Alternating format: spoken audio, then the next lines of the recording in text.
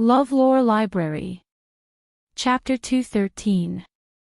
There are all kinds of novels that you can't find online. Qin Chuyu brought his friends into the palace with the permission of the crown princess sister-in-law. She had already arranged everything for him and wouldn't expose his identity. There were 3 main doors in the palace. The middle door was the largest and tallest one. Usually, only the Empress Dowager, and the Crown Prince were allowed to enter through the middle door. The officials went to court through the side doors. Qin Chuyu was a prince and the Crown Prince's younger brother, so he could also go through the middle door. Su Tsongtsong was 7 years younger than Qin Chuyu. He had never been to the palace, but he knew that his father went to court through the side door every day. When he entered through the middle door, he instantly felt that he could brag to his father when he went back. Little Jing Kong didn't understand this. He only felt that the palace was so big. Even the door was so big. It was like a giant monster with its mouth wide open. They walked into the monster's stomach. It was quite refreshing. The carriage drove all the way in and stopped outside the East Palace. The East Palace was the Crown Prince's bedroom. Normal princes weren't allowed to live in the East Palace, but Qin Chuyu was young. He could live wherever he wanted. The emperor didn't restrict him too much. Qin Chuyu jumped off the carriage first, followed by his 2 friends. Before picking up his friends, Qin Chuyu had already planned this trip with the help of the Crown Princess sister-in-law. They couldn't go to the Empress Dowager's bedroom, but they could play in the East Palace. Then, they could play hide-and-seek in the Imperial Garden and go boating in the Imperial Liquid Pond. The servants had also been instructed not to come out and be an eyesore. Qin Chuyu took the lead and walked on the small path in the East Palace. He said proudly, "What do you think?" "My. Ahem. The palace is very big, right? This is the East Palace, where the Crown Prince lives. However, the smartest, cutest, and smartest 7th Prince of the Zhao Nation also lives here. That's me, Qin Chuyu." Not far away, the servant who was sweeping the floor twitched his mouth. "7th Prince, you weren't so arrogant. Who taught you that?" "Achoo!" Little Jing Kong sneezed. The Eastern Palace was very big. There was a main hall, 2 side halls, and several small courtyards. One of the small courtyards was Qin Chuyu's personal space. The Crown Princess had people make a swing, a rock garden, and a wooden horse for him. Qin Chuyu was already tired of playing with them. Su Kanji also had these at home, and there were even more varieties than Qin Chuyu. The truth was that in order to prevent the princes from being distracted, there were actually fewer toys in the palace than there were among the commoners. Su Kanji was not too envious. Little Jing Kong was even less envious. The swing that his master made for him in the temple would swing from one end of the mountain to the other. There was also climbing. He and Jiao Jiao had climbed real mountains. What was so good about climbing a small fake mountain? "Let's build a house," Little Jing Kong said. Recently, Little Jing Kong was obsessed with architecture. Su Kanji nodded. Although he was 7 years old, he also wanted to play with mud. Qin Chuyu, who actually wanted to dig a fake mountain cave with his friends, said, "All right." Qin Chuyu went to the small woodshed to get 3 buckets and 3 small shovels. He happily went to dig mud. The palace servants' mouths twitched. Was it really appropriate for a prince to dig mud with others? "Why don't we report this to the Empress?" "This is too ridiculous," a young palace maid said. The young eunuch thought about it. The Crown Princess did not want them to interfere with the 7th Prince, but digging mud was indeed too ridiculous. If the Empress blamed them, the Crown Princess would be fine, but they, as servants, would be in trouble. With this thought, the young eunuch decided to go to Cunning Palace. After Consort Shu returned to the palace from the Ministry of Justice's prison, she immediately called a few eunuchs and had them boil a pot of glutinous rice soup according to Gu Jinyu's method. She also brought a bag of mortar that was usually used to build walls. After mixing the two evenly, Consort Shu ordered people to bring a few green bricks and paste them with glutinous rice mortar. To compare the effect, Consort Shu also had people use normal mortar to paste a few green bricks. When it dries, use a hammer to test it, Consort Shu said to the palace servants. Yes. The two young eunuchs responded and quickly brought over iron hammers. After the mortar and the green bricks dried, they used the hammers to fiercely smash the bricks. The result was that the glutinous rice mortar was more durable than normal mortar. No one knew if it had more long-term effects, but in terms of toughness, the glutinous rice mortar was far better than normal mortar. Consort Shu was not a lady of the boudoir. She had been in the palace for so many years. How could she not know how much benefit this mortar would bring to the Zhao kingdom? Not to mention the distant past, just the recent unrest at the border was caused by the heavy rain on the border walls. Many parts of the walls had collapsed. The Zhao kingdom's walls were too weak. They had to be rebuilt every few years. Even so, they were still prone to collapse. The Tujue were like tigers watching their prey and had disguised themselves as mounted bandits to invade. In the long run, the border would fall into greater danger. The Zhao kingdom was not a strong military power. The battle with the Qin kingdom a few years ago had greatly damaged the Zhao kingdom's strength. If they fought again, the price would be disastrous. The court was currently discussing how to quickly repair the walls. If they had this special mortar, then wouldn't they not have to worry about the walls collapsing? This contribution would not be less than the bellows. Consort Shu's heart faintly burned with excitement. She could not wait. Where is His Highness the Fifth Prince? Has he not found him yet? Where did he go? A eunuch said, His Highness the Fifth Prince left the palace. He said he had an appointment with a friend to recite poetry. He will probably return at night. Right now, Eunuch Li has already gone out to find His Highness the Fifth Prince. I just don't know. I don't know if he can find him. His Highness the Fifth Prince was the master. He could not report his whereabouts to the servants. Eunuch Li could only follow His Highness the Fifth Prince's usual route and try his luck. Consort Shu thought about it. It was the same whether he was present or not. It was fine as long as he did it. Where is His Majesty? Consort Shu asked. The eunuch said, in the supreme liquid pool.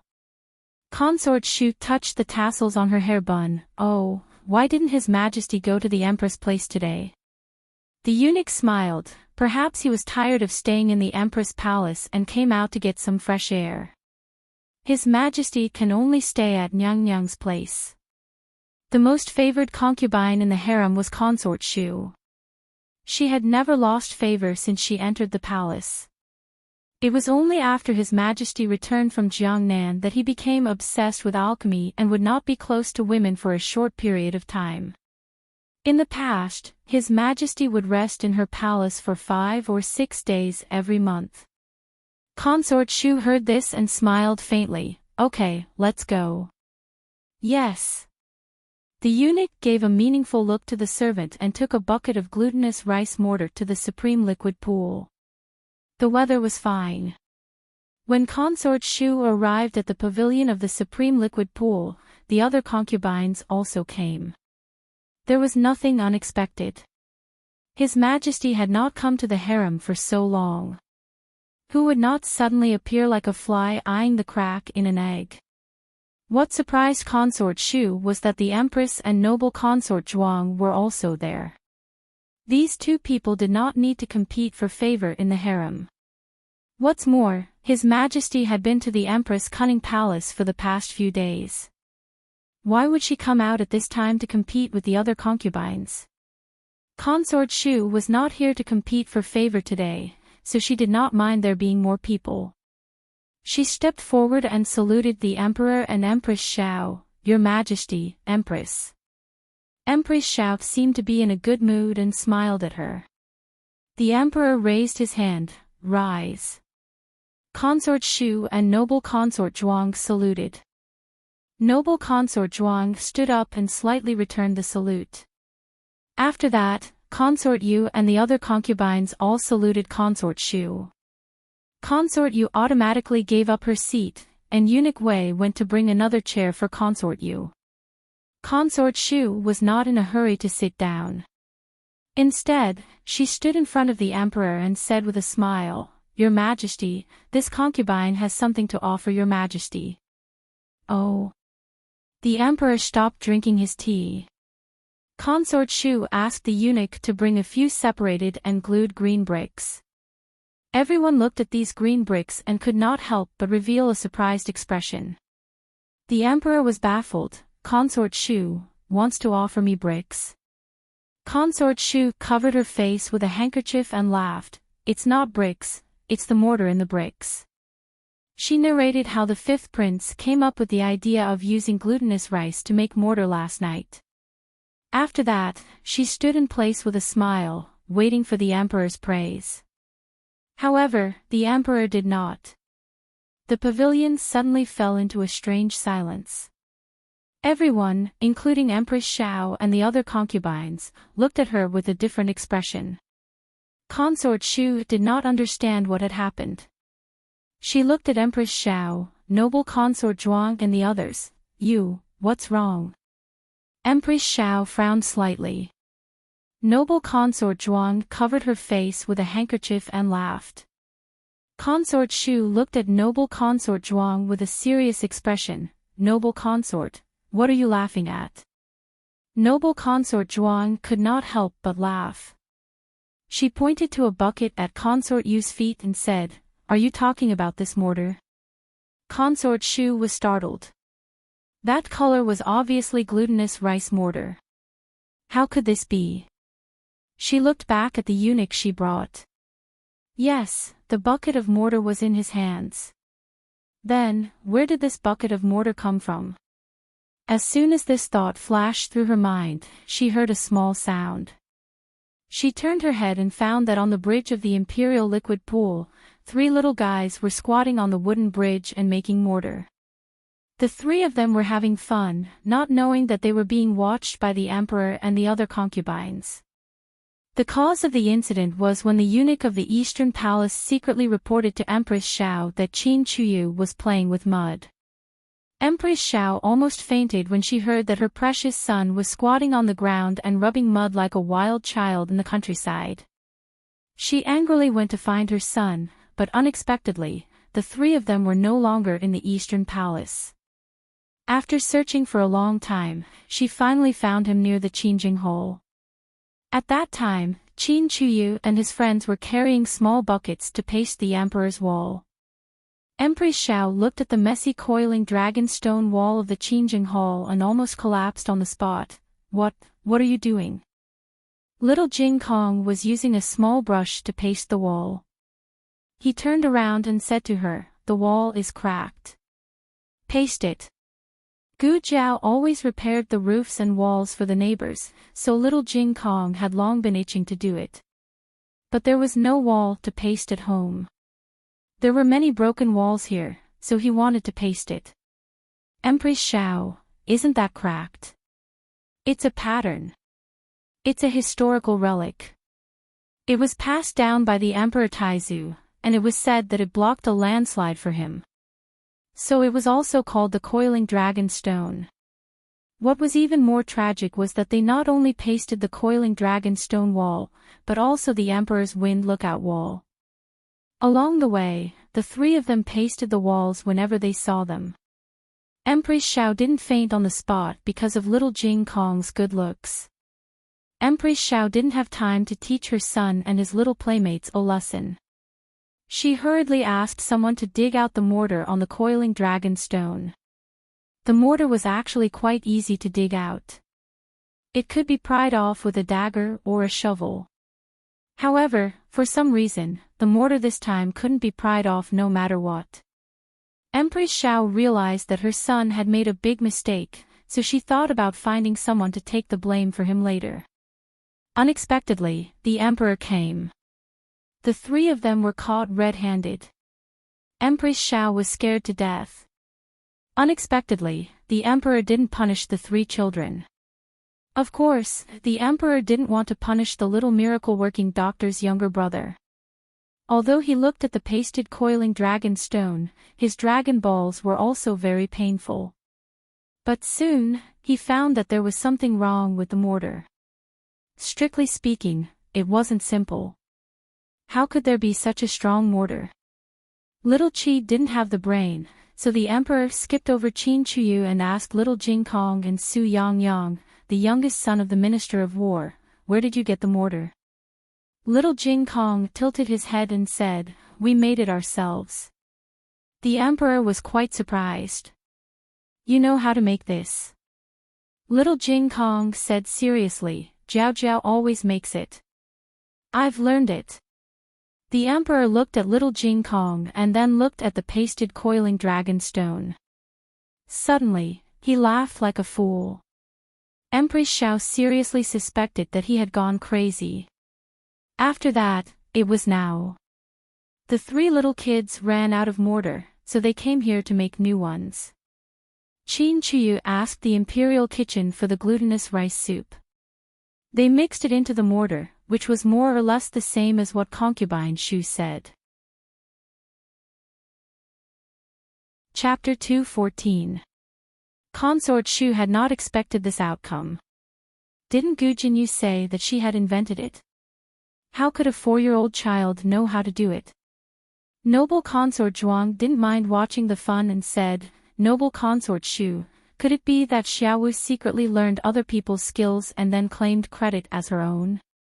Imperial concubine Shu felt guilty and her face turned red. What is Imperial concubine saying? How could little Five do such a thing?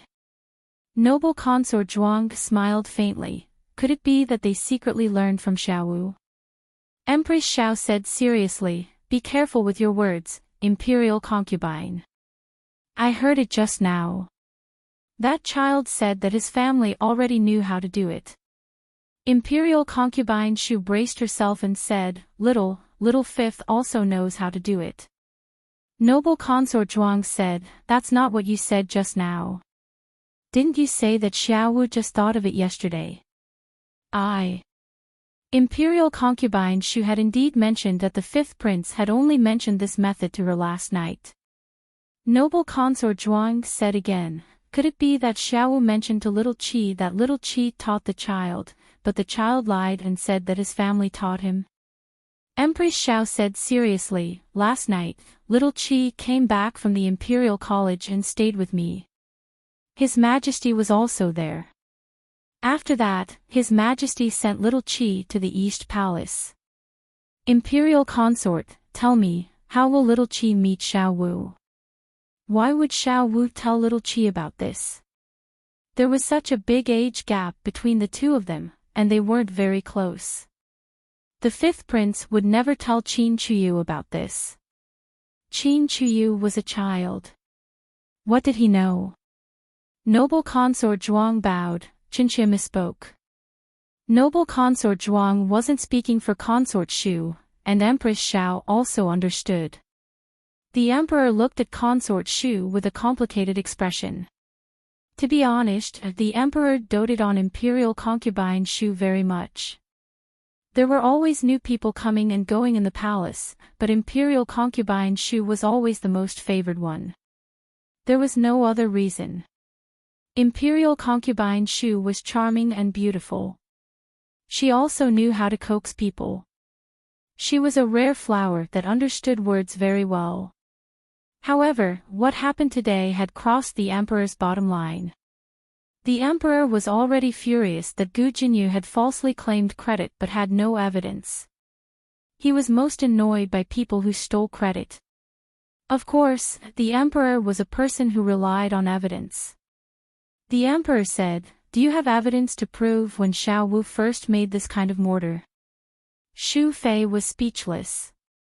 The emperor continued, he can't have imagined it out of thin air. You have to do it before you believe it, right? Concubine Shu was completely speechless. The emperor called Eunuch Wei over. Go and ask that child.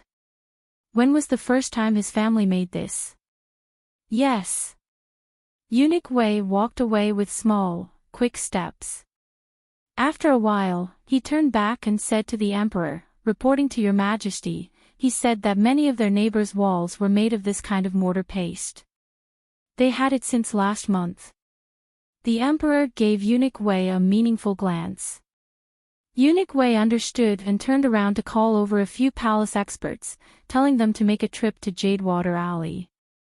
The imperial concubines had originally come to see the emperor, but now they were here to see Imperial Concubine Shu. Imperial Concubine Shu had been in the palace for many years, but she had never been so embarrassed. Gu Jinyu, Gu Jinyu, you really tricked me. Not long after, the palace experts returned to the palace.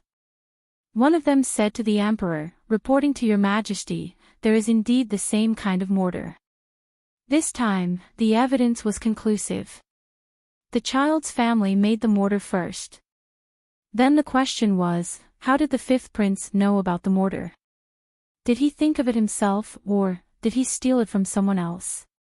Empress Xiao couldn't help but ask Concubine Shu, what exactly is going on? Concubine Shu was extremely regretful. If she had known earlier, she wouldn't have fallen for Gu Jinyu's trick and come to claim this credit. Now, how could she cover up her lie? It would have been fine if the fifth prince hadn't been involved, but he had. Noble consort Zhuang smiled faintly. Why don't we call the fifth prince over and ask him? No. She hadn't finished discussing with Xiao Wu yet. If she called Xiao Wu over at this juncture, wouldn't she be exposed on the spot? But what Concubine Shu was afraid of happened, Imperial father. Imperial mother. Why are you here? The fifth prince had returned to the palace and was rushing over with large strides. Imperial mother, I heard that you were looking for me for an urgent matter. He walked into the pavilion and saw Empress Xiao and the others seated. He cupped his hands and greeted them one by one. Imperial mother, you look terrible. The fifth prince looked at Concubine Shu strangely. Everyone was sitting, but Concubine Shu was standing in the middle of the pavilion, looking like she was being interrogated. The fifth prince frowned. What happened? Concubine Shu gave him a look. Empress Xiao pointed to a bucket of mortar and asked, Xiao Wu, do you recognize this? Concubine Shu desperately gave him a look. The fifth prince didn't see it. He looked at the mortar and asked with disgust, what is this dirty thing? How could everyone not understand what he meant when he said it was dirty? It turned out that he didn't even recognize mortar. Noble consort Zhuang covered her face and laughed. Xiao Wu, Concubine Shu said that you made this thing. The fifth prince was disgusted. Why would I make such a dirty thing? Noble consort Zhuang burst into laughter. The rest of the concubines also covered their mouths with their handkerchiefs. Empress Xiao put on the airs of the mother of the country and didn't laugh at all. Concubine Shu even wanted to die. What happened to the connection between mother and son? Can't there be a bit of tacit understanding? You can leave first. The emperor said to the fifth prince. This matter had nothing to do with him, so the emperor wouldn't vent his anger on him for the time being. The fifth prince didn't understand, but the emperor had given the order, so he could only leave silently. The emperor's cold gaze fell on Concubine Shu's face. What the hell is going on? Why don't you tell the truth? There were witnesses and material evidence. It was impossible for Concubine Shu to exonerate herself. After entering the palace for so many years, this was the first time she had been slapped in the face in public, and one of them was her son. Concubine Shu felt aggrieved and said with red eyes, Your Majesty, I didn't do it on purpose. I did it for a reason. Concubine Shu told him about her meeting Gu Jinyu in prison. Of course, she didn't say that Gu Jinyu wanted to give her credit. Instead, she said, "The princess knew that she had angered your majesty and was afraid that your majesty wouldn't believe her method, so she made me lie that it was little Five who thought of it. She said that she hoped to serve your majesty again. How would I know that she stole someone else's method?" Gu Jinyu again. She plagiarized the little miracle doctor's things again. This was great. He was worried that he couldn't find evidence for the bellows, but Mortar delivered the evidence to his door. The emperor looked at Concubine Shu. So, Concubine Shu was also deceived. From the beginning to the end, she was the only one who committed the crime of deceiving the emperor. What could Concubine Shu do? Admit that she almost deceived the emperor. In order to protect herself, Concubine Shu had to admit that Gu Jinyu deceived the emperor. Concubine Shu bit her lip and knelt down in front of everyone. She kowtowed and said, "Your Majesty, my niece committed a grave mistake. Your Majesty, please punish her." The emperor said, "Princess Hui stole someone else's work and falsely claimed credit for it. She deceived the emperor and committed treason. On account of Concubine Shu's pleading for her, I will strip her of her position as princess and revoke her title." Concubine Shu was stunned. This was on account of her. She couldn't even be a princess anymore. The crime of deceiving the emperor was actually very difficult to convict strictly. For example, Qin Chuyu would always lie that he didn't secretly eat candy. The third prince would lie that he had done his homework. These were all deceiving the emperor, but usually, they wouldn't be convicted. They would only be punished if there were serious consequences. The mortar incident clearly didn't cause serious consequences. The emperor had still stripped her of her title and position as princess because he wanted to use this as an excuse to make a fuss. Everyone couldn't help but think of the explosion at the Ministry of Works and the rumor that the bellows had not been invented by Gu Jinyu. If it was because of the bellows, then it made sense. Concubine Shu, oh Concubine Shu, so your niece wasn't as good as you said. She didn't know anything and stole someone else's work. She even modified it on her own and caused a disaster. If you didn't punish your niece, who would you punish? The concubines all looked at Concubine Shu with a different expression. This woman, who was so proud of her success, finally fell. Concubine Shu was fined a year's salary by the emperor and grounded for a month. Concubine Shu's face turned green. What was a slap in the face? This was it. The entire harem saw her as a joke.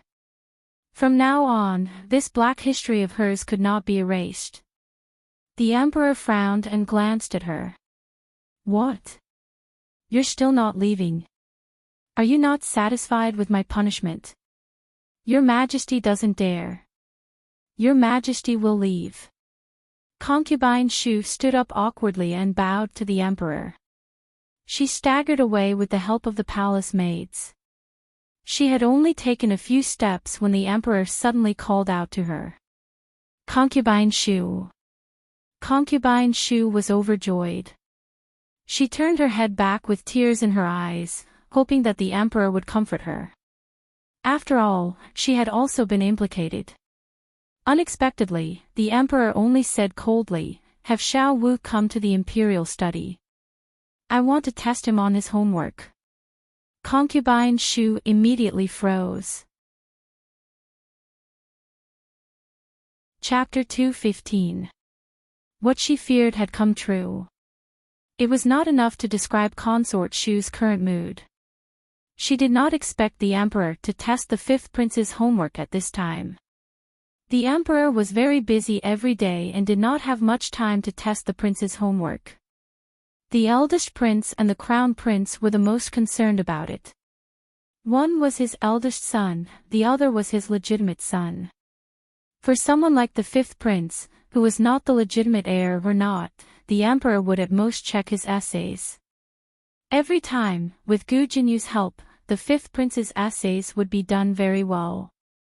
The emperor would occasionally call the fifth prince over and ask him questions about his essays. Gu Jinyu had taught the fifth prince these in advance. Although the fifth prince was not good in class, he was very talented in cheating. Gu Jinyu only needed to say that the emperor might test him on this later. If he answered this way, he would remember it. So, the fifth prince had never been exposed after asking Gu Jinyu to cheat for so many years. Consort Shu's heart was trembling. Your Majesty, she tried to stop all this, but the emperor was determined. On the other side, the three little kids had finished making the mortar and were carrying the small buckets to paste the wall. The emperor had no more fun watching them. He got up and returned to the imperial study. Empress Xiao, noble consort Zhuang, and the others got up to send him off. The emperor went to the imperial study. The fifth prince was also called over. He did not understand what had happened for the time being. He only felt that the palace servants' expressions were strange, and the emperor's expression was even stranger. Father. He entered the imperial study and bowed. At this time, the three little kids had already carried the small buckets and were huffing and puffing outside the imperial study to paste the wall. Eunuch Wei was really worried that the little kids would paste the emperor into the wall. He hurriedly asked someone to bring the bricks over. Not the wall, but the bricks were not bad. The few of them squatted down and used small brushes to slowly paste the bricks. Little Jing Kong was the most serious, but because he was too young, he did not control his strength well enough, so he was the worst at it. The second best was Su Kanji. He was not very good at it. Qin Chuyu was the only one who was truly good at hiding behind walls. At first, Qin Chuyu played along with his two friends, but after a while, he realized that he was the best at pasting and gradually found joy in pasting walls. I can be a painter in the future. Qin Chuyu said proudly. Little Jing Kong agreed wholeheartedly, that's right, you're the best. Su Kanji also nodded in agreement. Eunuch Wei's body trembled, and the horsetail whisk in his hand fell out of fright. Little ancestor, you're a prince. Is your dream to be a painter? Can't you be a little more mature? In the royal study, the fifth prince's shock was no less than Eunuch Wei's. However, his shock did not come from his brother, who was going to be a tile painter, but from the emperor's soul interrogation. The emperor recited a passage from Mencius. It is not that the city walls are not high, the pond is not deep, the military revolution is not firm, the rice grains are not plentiful, the land is not as good as the people. What's behind it? The fifth prince said, It's. Little Jing Kong shook his head and pasted bricks. As the saying goes, the people of the country don't use the boundary of the border, the country doesn't use the dangers of the mountains and rivers, the world doesn't use the advantages of the military revolution. A just cause enjoys much support, while an unjust cause enjoys little support. With little support, one's relatives will support him, with much support, the world will follow. With the world's support, one's relatives will support him, therefore, if a gentleman does not fight, he will definitely win. The 4-year-old's voice was crisp and a little childish. The entire royal study fell silent. The emperor glared at the fifth prince and said, It's easy for a man to speak. The fifth prince couldn't answer. Little Jing Kong said, You can't blame me. The emperor said, I'm only concerned about the country. Little Jing Kong said, You can't listen to me wholeheartedly. He wasn't competing with the fifth prince for an answer. He just heard it and said it out loud. Just like when he listened to music, he would hum the next line when he heard the first line. That was all. The emperor was furious. He pointed outside the window and said, Listen, listen, listen. You're worse than a 4-year-old. Qin Chuyu asked little Jing Kong strangely, What were you reciting just now? Little Jing Kong spread his hands, I don't know. I heard it from the big brothers in the Imperial College. The 4 books and 5 classics were compulsory for the Imperial examinations. Students in the Imperial College often recited them, so little Jing Kong memorized it after hearing it a lot. Qin Chuyu said, "Why can't I remember it?" The emperor gave the 5th prince a few more arithmetic problems, but the 5th prince didn't know any of them. The emperor was furious. "Aren't these the problems you did before? You just changed the numbers." The 5th prince trembled in fear and didn't even dare to breathe loudly. It was basically confirmed that the 5th prince had faked his knowledge. If it wasn't for Imperial concubine Shu making such a fuss, the emperor would not have suspected the 5th prince. If he dared to take credit for the 5th prince, then was his previous knowledge also adulterated? "Who did your homework in the past?" the emperor asked in a low voice. At first, the 5th prince wanted to clench his teeth, but he couldn't withstand his father's pressure. He stammered, "Cousin." The emperor was furious. It was Gu Jinyu again. The emperor was so angry that he laughed. He had been wondering where Gu Jinyu had learned her ability to claim credit for herself at the drop of a hat. Now, it seemed that she had been influenced by others since she was young. Her talents had been taken away by others, so she had taken other people's things. What was this called? A crooked stick will have a crooked shadow. The emperor suddenly felt terrible about the good things that concubine Shu had. But his son was his biological son, so he couldn't really leave him alone. After the 3rd prince was conferred the title of Rui Wang, the eldest prince was also conferred the title of Prince Ning. The 4th prince and the 5th prince weren't young anymore. There were officials in the court who wrote that it was time for them to be conferred the title of prince. Just this morning, he had already drafted the titles for his 2 sons. But now, the emperor felt that it wasn't enough. Actually, the 4th prince's knowledge wasn't fake. The emperor was just hurt by the 5th prince, so he suddenly became suspicious of the 4th prince. Should he test the 4th prince's knowledge? Or even if he passed the test, should he test his character? The emperor thought about it 1,000 times, but in the end, he only said one thing: the matter of conferring the title of prince could be discussed later. Hence, the 4th prince, who didn't do anything, was implicated and had no chance of being conferred the title of prince. The 4th prince was really annoyed. Who did he offend? Where could he go to reason with him? Little Jing Kong spent a beautiful afternoon in the palace. In order not to expose his identity, Qin Chuyu didn't say that he was staying in the palace. He only said that he would go back with his father later. A child wouldn't be so suspicious. "Then, see you tomorrow." Little Jing Kong said goodbye to Qin Chuyu, got into the Su family's carriage with Su Tangtang, and left the palace. When the Su family's carriage sent little Jing Kong back to the medical center, it was already a little late. There weren't many patients in the medical center today, so Gu Jiao waited for little Jing Kong in the lobby. Little Jing Kong was actually very tired. Su Tangtang had already fallen asleep on the bed. Little Jing Kong's eyelids were fighting, but he forced himself not to fall asleep. The carriage arrived at the medical center. Gu Jiao would take a look at every carriage that stopped in front of the medical center. This time was no exception. She saw that it was the Su family's carriage, so she got up and walked out. Little Jing Kong didn't jump down, so she could guess what was going on. She got into the carriage and held little Jing Kong in her arms. Little Jing Kong was pecking at the rice like a jiao jiao. As he pecked, he felt that his body was light. He looked at Gu Jiao in a daze and called out softly, "Jiao Jiao." "Yes, it's me." Gu Jiao hugged him with one hand and held the back of his head with the other.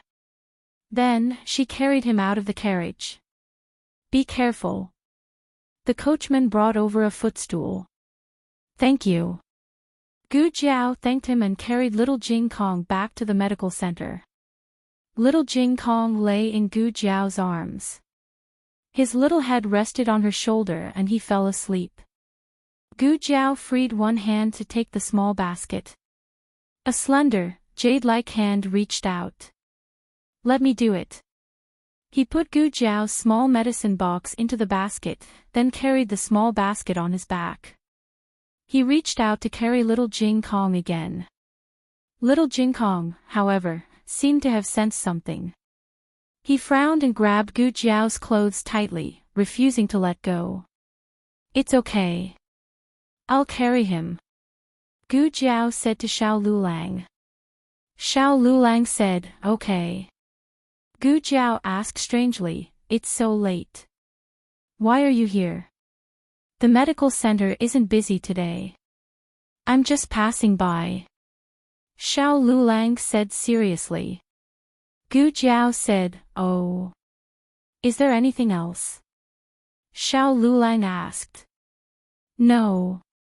Let's go home," Gu Jiao said briskly. "Okay." Xiao Lulang responded, but soon felt that something was wrong. Home. Since when did he recognize that place as his home? Gu Jiao stepped out of the door and found that Xiao Lulang didn't follow her. She looked back at him and asked, "Aren't you going home?" Xiao Lulang opened his mouth and said, "I'm going home." Xiao Lulang walked out with his crutch. Gu Jiao waited for him to come over, then walked side by side with him to Clearwater Alley. The street was noisy, and people were coming and going. Xiao Lulang walked to the outside and blocked the pedestrians who might bump into him. As he walked, he silently looked at her beside him. When he first met her, she was just a silly girl. Now, she was slim and elegant. Her face was still the same, but it was as if she had changed into another person. He had said that he would leave. However, she didn't know when it started. Perhaps it started from the moment she insisted that he go to Tianxiang Academy, or perhaps it was from the moment she wanted to send him to the county examinations regardless of everything. Step by step, she had walked to this day. He couldn't do such a childish thing like asking for a gift again. He couldn't have a heart, he couldn't have a home, he couldn't have any more worries. Creak, Gu Jiao pushed open the door to the courtyard.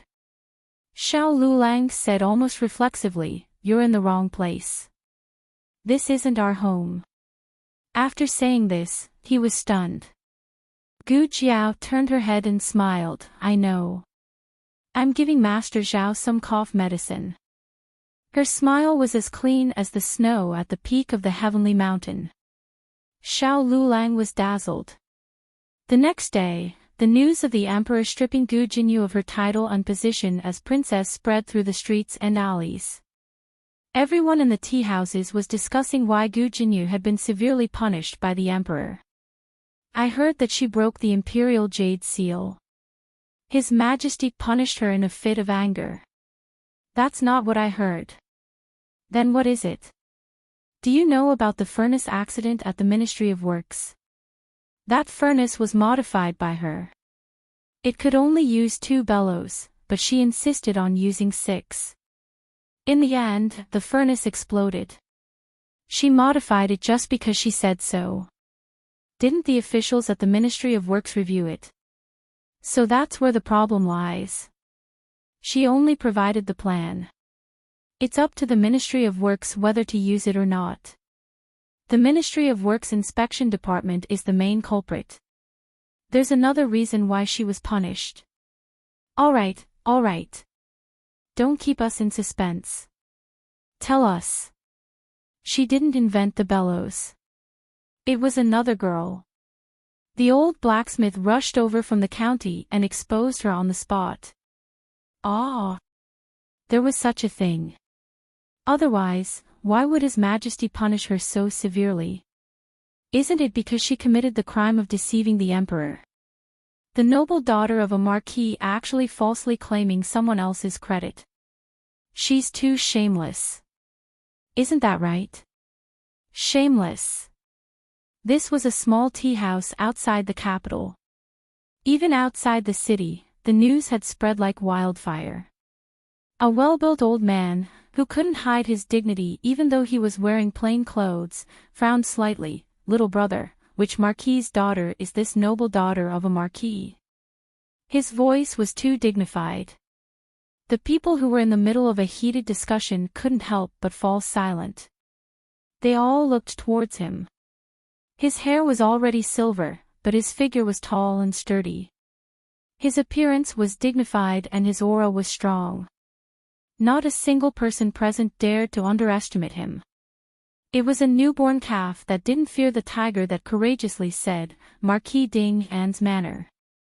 The dignified old man sternly said, "Are you certain that you didn't make a mistake?" The young boy trembled in fear from his aura. No mistake. It's Ding and Marquis's manor. It spread throughout the capital. If you don't believe me, go ask. Marquis Ding An's daughter invented the bellows and was conferred the title of Junju. She hadn't been free for a few days when the bellows had an accident. Many people were injured. The dignified old man's gaze turned cold. Chapter 2:16. The business of the medical center was only deserted for a day, but the next day, there were more people. Fortunately, the patients who were treated here earlier were discharged from the hospital one after another. Jiang Shi was still being treated. He was the most serious patient in the accident. Just a few days ago, he successfully passed the critical period. His current condition was good, and new improvements could be seen every day. His voice was also gradually recovering, and he could occasionally speak a few words in a hoarse voice. Gu Jiao already learned that his name was Jiang Shi, from Yushin County. He was 21 years old this year, and his younger sister, Jiang Li, was 8 years old this year. There was a famine in their village. Their parents and family members starved to death, leaving only him and his sister. The two of them were bought by a merchant and sold many times. In fact, it was better for both of them to be separated, but Jiang Shi didn't want to be separated from his sister. It was also a coincidence that the two of them were sold to the capital. He worked as an illegal worker for the Ministry of Works. The salary for working as an illegal worker was not much, but it was barely enough to give his sister a bite to eat. From Jiang Shi's mouth, Gu Jiao also learned that there were many illegal workers like him. It was lucky to be able to work as an illegal worker for the imperial court. Some people were not bought by the corrupt officials of the imperial court, but were sold to some black-hearted small workshops, which was really miserable. This kind of illegal worker didn't have a household registration or travel permit in the capital. Although the imperial court paid for their treatment and gave them a little salary, they all had to leave the capital after they recovered. Gu Jiao gave Jiang Shi today's infusion. Jiang Li was not in the ward, so she went to the lobby to help. The little girl was already familiar with the people in the medical center. She understood that the people here would not hurt her, so she gradually let down her guard. When there were many people, she would help. Today, she was helping to pack the medicine. Her hands and feet were not very nimble, but she did it very carefully. While Gu Jiao was observing little Jiang Li, Dr. Song suddenly came over and said with a smile, "The little girl works very hard. She can recognize a lot of medicinal materials. She is much better than me." While they were talking, a carriage came outside the door. The 4 accompanying bodyguards were all riding tall horses.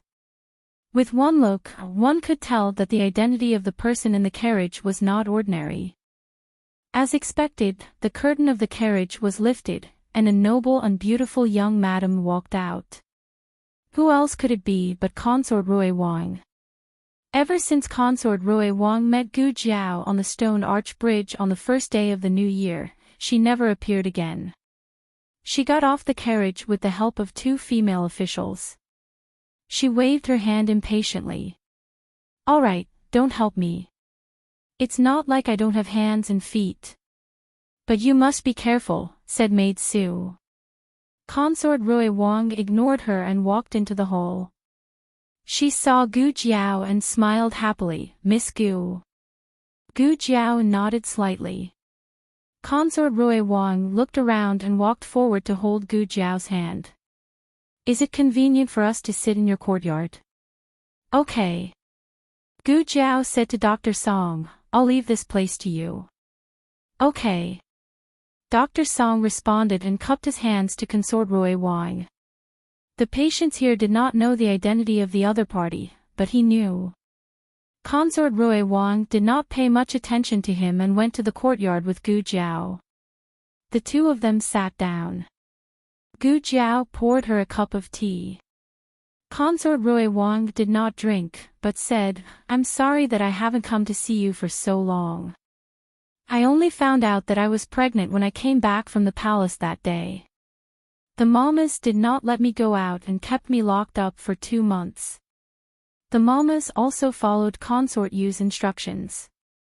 The fetus had to wait for 3 months before it could be announced to the public and be allowed to go out. Congratulations. Gu Jiao said. Consort Rui Wang's face flashed with a touch of shyness. His Highness and I have been married for a few years. This is my first child.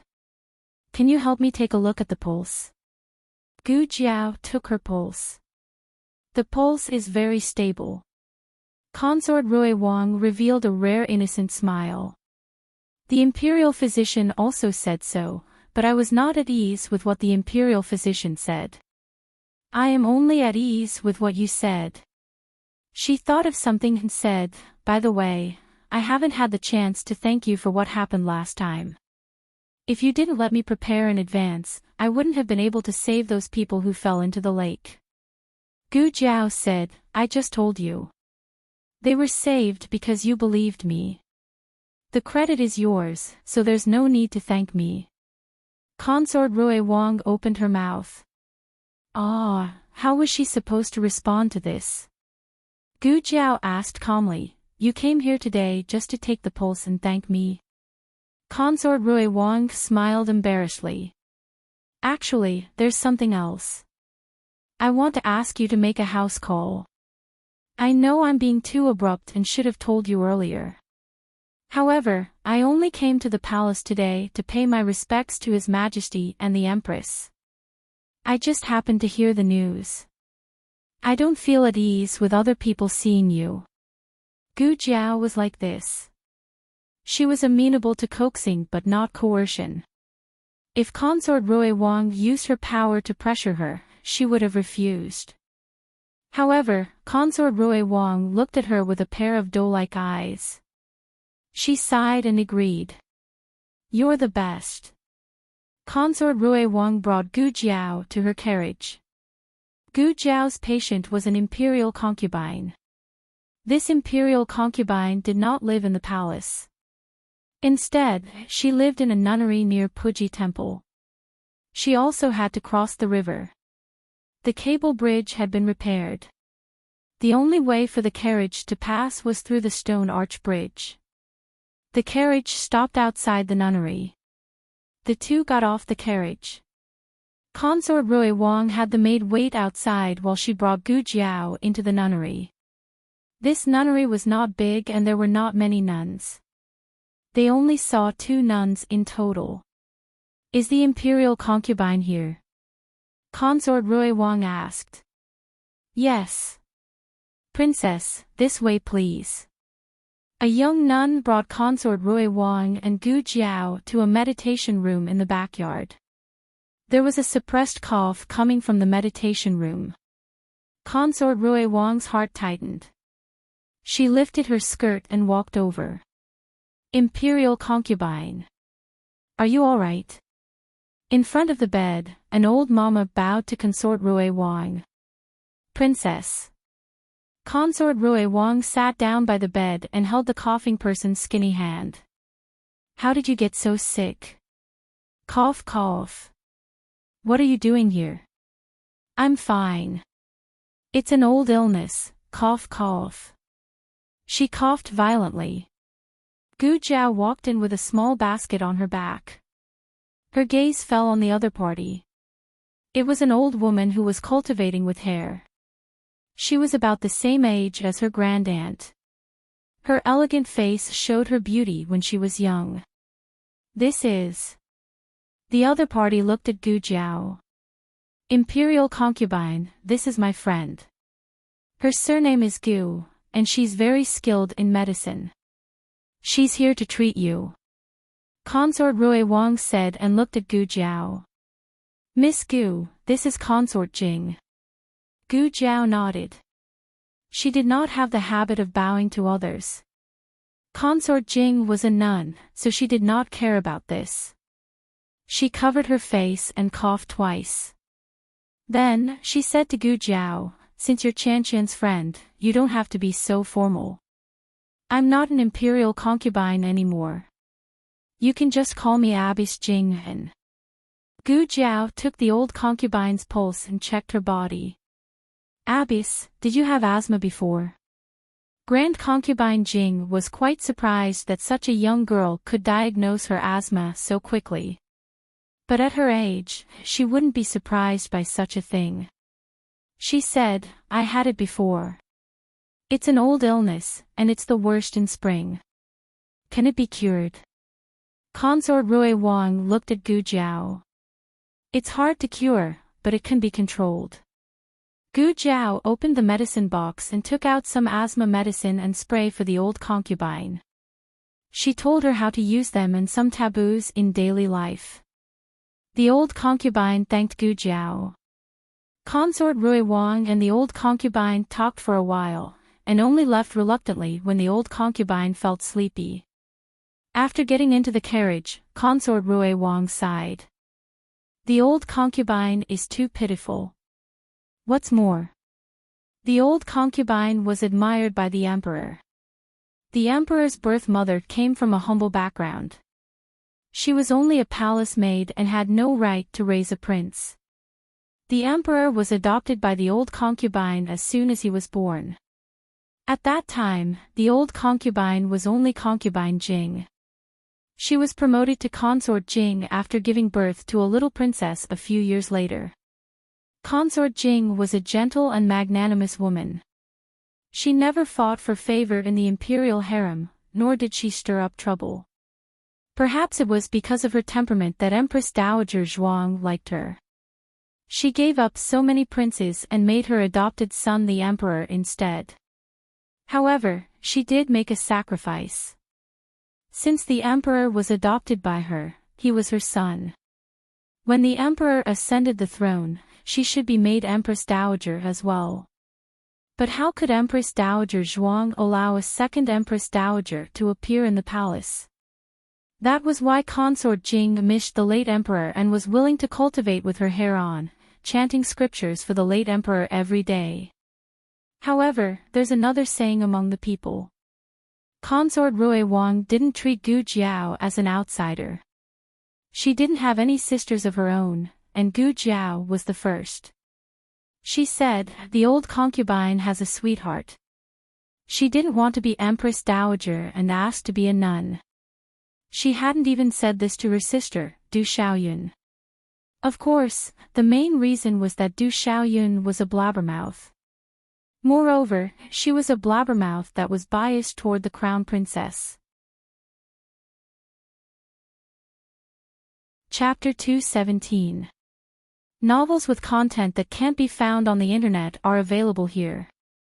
Before Consort Rui Wang got married, she also had many friends. However, after she got married, they became estranged. After she became the princess, those people no longer treated her as an ordinary friend. Miss Gu was so nice. They didn't treat her with fear and alienation just because she was the princess. In fact, she didn't understand how Gu Jiao did it. It seemed that she was always calm and nothing could make her have a big reaction. It was comfortable to get along with such a person. Consort Rui Wang sent the patient back to the medical center and paid the consultation fee before leaving. In the afternoon, the medical center received another visit. It was a patient who had been treated here before. He had been stitched up and it was time to remove the stitches. Dr. Song and the others were busy. Gu Jiao asked for the address and got on the medical center's carriage to go there.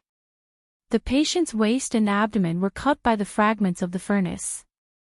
He had more than 20 stitches. The initial recovery was good. However, he accidentally fell down when he got out of bed to go to the toilet and tore another part of the wound. This time, the recovery was good. Gu Jiao removed the stitches for him. Do I need to take any medicine or apply any medicine? The patient asked. Gu Jiao shook her head. No, it's fine. The diet is light. The patient thanked her excitedly. Thank you, Miss Gu. This patient was a regular craftsman invited by the Ministry of Works. He was a local in the capital. After he recovered, he could return to the Ministry of Works. Gu Jiao thought of Jiang Shi and little Jiang Li who were homeless in the medical center. However, she didn't think for too long. Gu Jiao got on the carriage. Xiao Sanzi drove the carriage and suddenly said, Miss Gu, it's so lively over there. Gu Jiao was a very cold person, but she also liked to be lively. This was a very contradictory trait. She lifted the curtain and took a look. She seemed to understand why it was so lively. It's the Qingfeng gang. Ah, is that the Cool Breeze gang?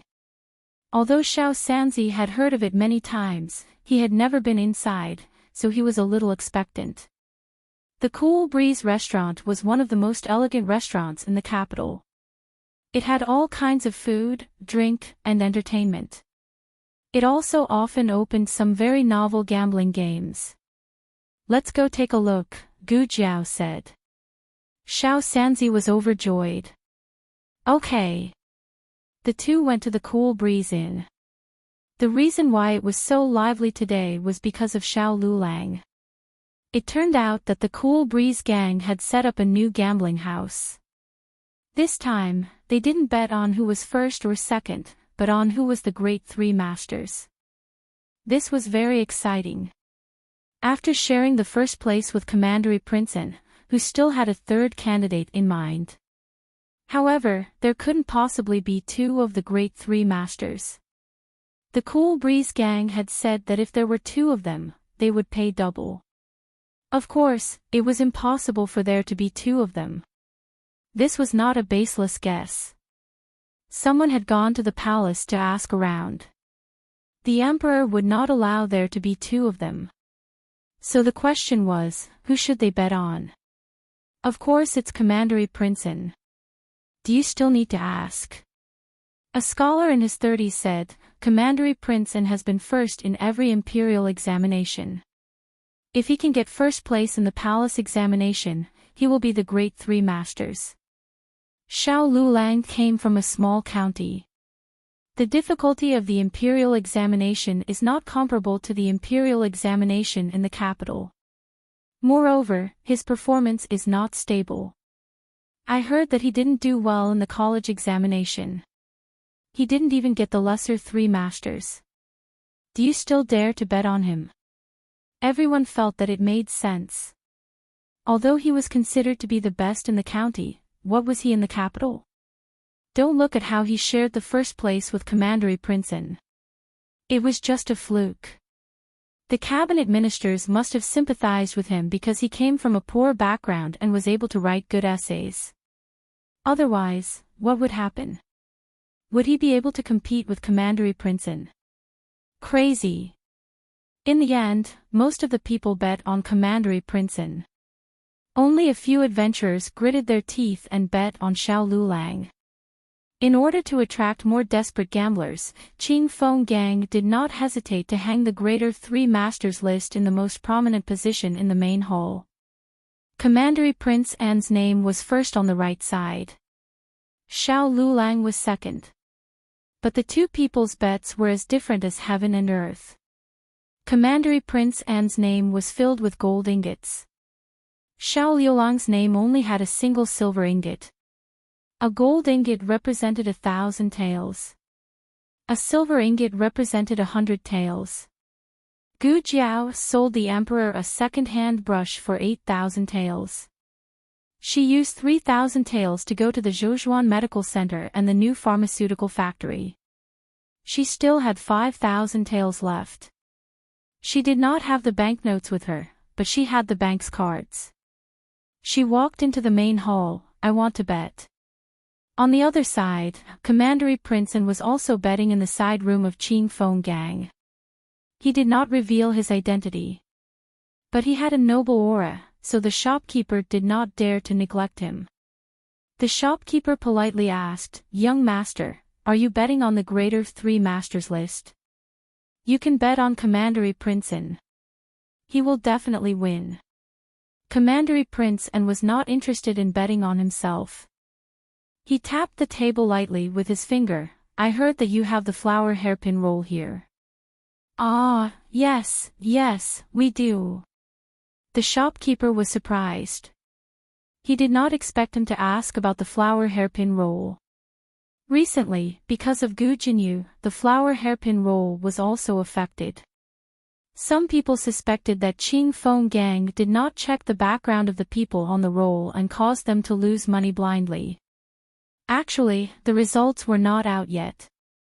But everyone thought that Gu Jinyu had no chance. Those who bet on her regretted it so much that their intestines turned green. Now, Zhuang Yueshi was far ahead of the other competitors on the flower hairpin roll. The shopkeeper thought that he had also bet on Zhuang Yueshi. Commandery Princeton took out a thick stack of banknotes and placed it on the table. He said lightly, "All on eldest Miss Gu." The shopkeeper was dumbfounded. Commandery Princeton placed his bet on Gu Jiao.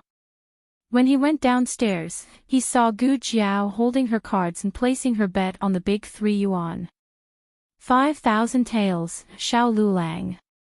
Commandery Princeton, who was shot in the heart, after placing her bet on her husband, Gu Jiao saw a string of shiny gold ingots under her husband's name. She left with satisfaction.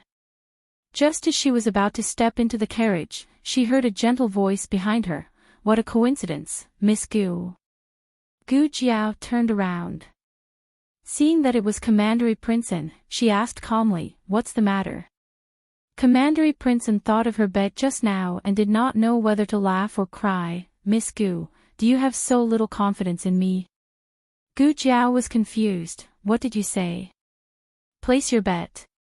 Commandery Princeton pointed at the big 3 yuan list in the hall. "Oh." Gu Jiao thought for a while and said, "If you have confidence in yourself, you can place your bet." "I have already placed all my money." Commandery Princeton. "That's not what I meant." "Forget it, I don't know what I mean either. If there's nothing else, I'll leave first. Goodbye." Gu Jiao turned around and was about to get into the carriage. "Wait." Commandery Princeton stopped her.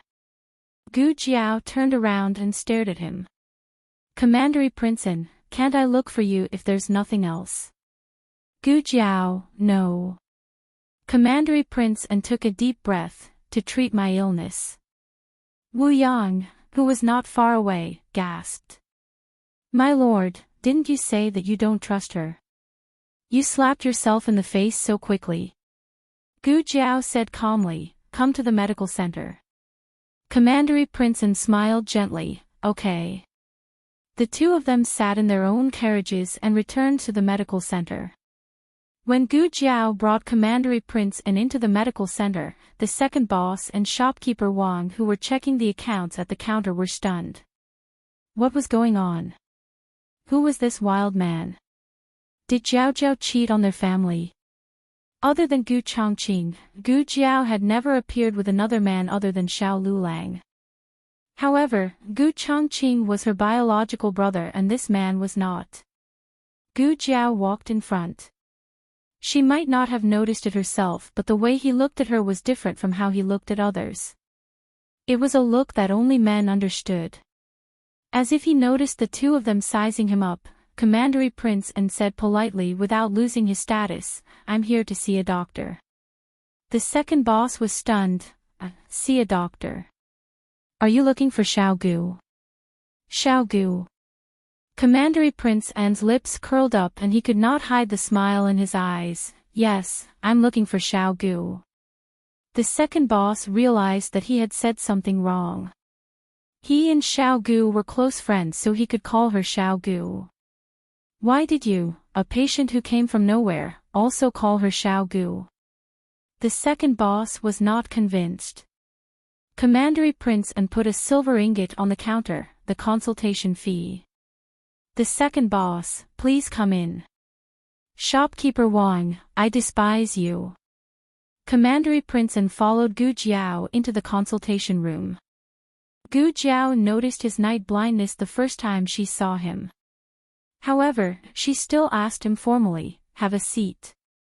Where do you feel uncomfortable? Commandery Princess An sat down, my eyes. Gu Jiao looked at him and signaled him to continue. Commandery Prince An hesitated and finally told the truth, I can't see at night. Gu Jiao asked again, other than not being able to see, do you feel any other discomfort? No. Commandery Prince An shook his head. How long have you been in this condition? Gu Jiao asked. Commandery Prince An thought for a while. It slowly appeared the second year after I went to Qin State. The doctor saw me and said that I should have been poisoned. However, he never found out what kind of poison it was. This has nothing to do with poisoning. Gu Jiao asked about his vision again. Commandery Prince An said, it's too far.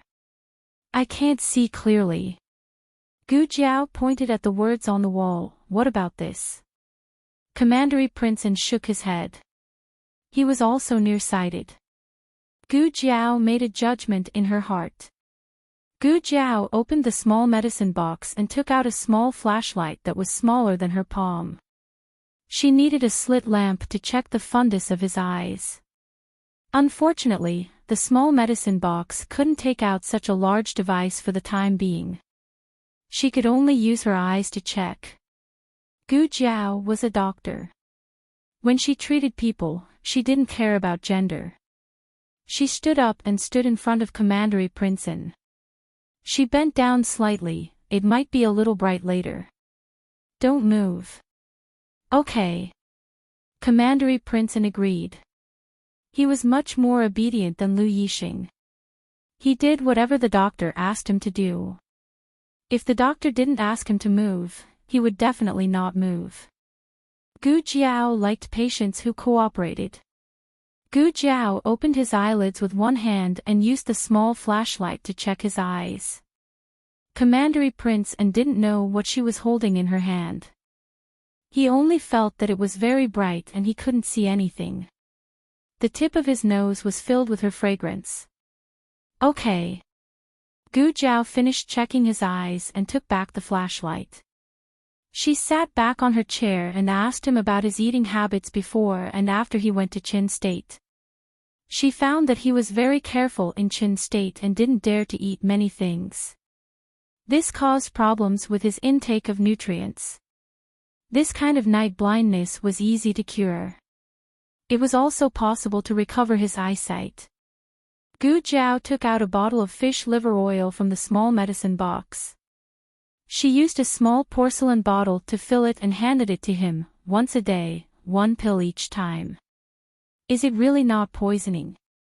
Commandery Prince An took the small porcelain bottle and asked in disbelief. It was not strange that he was so careful. When he was 8 years old, he was sent to Qin State as a hostage. Many people wanted him to die. It was not the first time he was poisoned. It's not poisoning. Gu Jiao confirmed. Commandery Prince An suddenly realized that it was not poisoning. He was wondering why they couldn't find the murderer. They even killed 2 hostages by mistake. Today, the Imperial College was dismissed early. Little Jing Kong was taken away by Lu Quan again. At night, the old chancellor was going to teach little Jing Kong a foreign language. Xiao Lulang went to the clinic. When he went in, he faintly felt that there was something wrong with the way everyone looked at him, especially the second boss and shopkeeper Wang. Their eyes were full of sympathy and awkwardness. They didn't dare to look at him. Xiao Lulang was used to all kinds of gazes after his leg injury. He didn't mind it and walked towards Gu Jiao's courtyard. The second boss whispered, "Do you think we should tell her that little Gu is in the clinic?" Shopkeeper Wang, "That's not the main point, right? The main point was that they had been in there for a long time and hadn't come out yet. Was Miss Gu taking so long to see a doctor?" Of course, it wasn't to the extent of saying that they were doing something shameful. Gu Jiao had her own courtyard. If they really wanted to do something, they should go to the small courtyard. However, it was rare to see her treating a patient for so long. Not to mention that the man didn't look sick at all. Moreover, he was too good-looking. The second boss thought, "I know little Gu the best. She must have been tempted by him again, just like how she treated Xiao Lulang in the past." When Xiao Lulang was unconscious, little Gu had been drooling over him in the side room for a long time. Humph, don't think he didn't know. To get to the small courtyard, he had to pass by the clinic. Just as Xiao Lulang reached the door of the consultation room, he saw the door open from the inside. It was Royal Prince, and Xiao Lulang stopped in his tracks. Coincidentally, at this moment, the medicine box fell from the table. Gu Jiao reached out to grab the medicine box, but her waist almost hit the table. Royal Prince strode forward and reached out to block her soft waist and the sharp corner of the table. He didn't actually touch her. Gu Jiao dodged. She wasn't that careless. However, from Xiao Liulang's point of view, it looked like his hand had supported her waist. Xiao Liulang's eyes darkened. Chapter 218. Oh. You're here.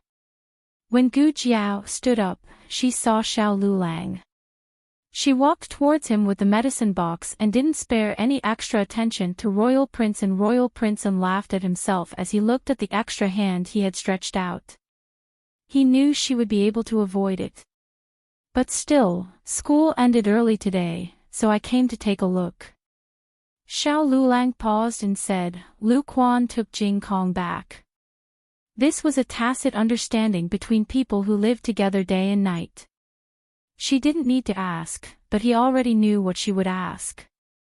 Gu Jiao smiled, "I don't have anything to do here. I can go back after packing up." Xiao Lulang, "How is Jiangshi?" Gu Jiao, "He's recovering well." Xiao Lulang, "I saw little Jiangli just now. She's helping to get medicine. She's quite smart. A certain someone talked too much today." Gu Jiao didn't think too much about it and went back to the courtyard to pack up. Royal Prince looked at Xiao Lulang with a smile. His eyes were full of affirmation and support. "You did well in the general examination. The court examination is as difficult as the general examination. Do well. I'll think of a way to send your exam paper to His Majesty." All tribute scholars were qualified to participate in the court examination. There were a total of 210 people, but less than 30 exam papers were presented to the emperor. It seemed that the power of the court examination was in the emperor's hands, but in reality, the first step was still controlled by the cabinet. For the examinees, it wasn't enough to just be capable. They had to have a strong background. Otherwise, the exam paper wouldn't reach the emperor's hands. The Grand Secretary of the cabinet was surnamed Yuan, but he was old. Most of the power in the cabinet was now in the hands of Grand Tutor Zhuang. The reason why Commandery Prince extended an olive branch to Xiao Lulang was because he had his eyes on Xiao Lulang from the beginning. Secondly, he was confident that even if he sent Xiao Liulang's exam paper to the emperor, he would still be the top scorer. As for whether there was a third reason, such as showing off his status and superiority in front of Gu Jiao, no one knew. Gu Jiao walked over with a small basket on her back. "What are you talking about?" "Nothing." Xiao Lulang glanced at Royal Prince expressionlessly, not showing any gratitude. He turned to Gu Jiao and said, "Let's go." "Okay." Gu Jiao nodded and left the clinic with him. In the evening, Feng Lin came over. He came alone without Lin Qingye. Ever since he and Lin Qingye started living together, Feng Lin rarely went out alone. Today, it was because Steward Zhou had arranged a blind date for Lin Qingye. Feng Lin came to talk to Xiao Lulang about his parents' case in Song County. There had been progress in the case. After Elder Feng's student received Xiao Lulang's letter, he immediately asked for the case of Feng Lin's parents and personally interrogated Feng Lin's relatives. When had the relatives in the countryside ever seen such a powerful official? In their hearts, the county magistrate was the sky. However, even the county magistrate could only stand on the side and pour tea for the other party. Without much effort, Feng Lin's relatives confessed. This matter had nothing to do with Feng Lin's parents. The two elders' innocence was cleared, and Feng Lin's innocence was cleared. "Lulang, did you hear me?" In the study, Feng Lin waved his hand in front of Xiao Lulang's face. "Yes, I heard you." Xiao Lulang said absent-mindedly. "Why do I feel like you're not in the right state?" Feng Lin still had to rush back to study and prepare for the court examination next month, so he didn't stay for too long. When he left the courtyard, he met the old chancellor coming from next door. He thought for a moment and told Liulang's son-in-law that something was wrong with Lulang. "I don't know what's wrong with him. I've been reunited with him for so long, but I've never seen him like this." The old chancellor went to Xiao Lulang's study. "You're here." Xiao Lulang greeted, but he was not in a good mood.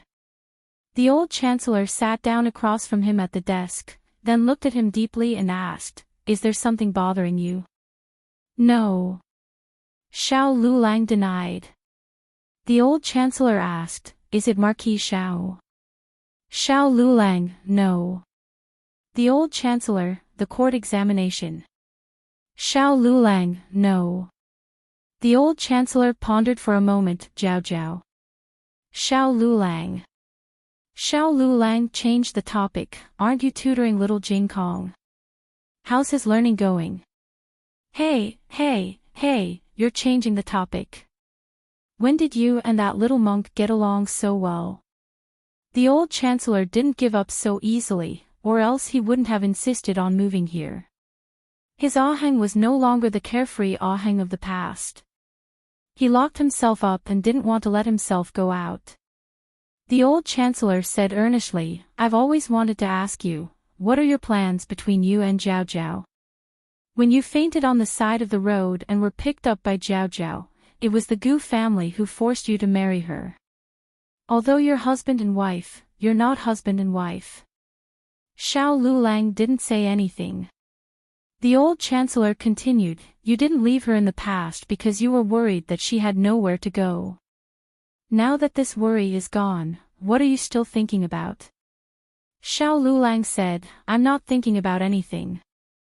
The old chancellor said again, "Then let me ask you again, why did you come to the capital? You don't want to come back to this place for the rest of your life, right?"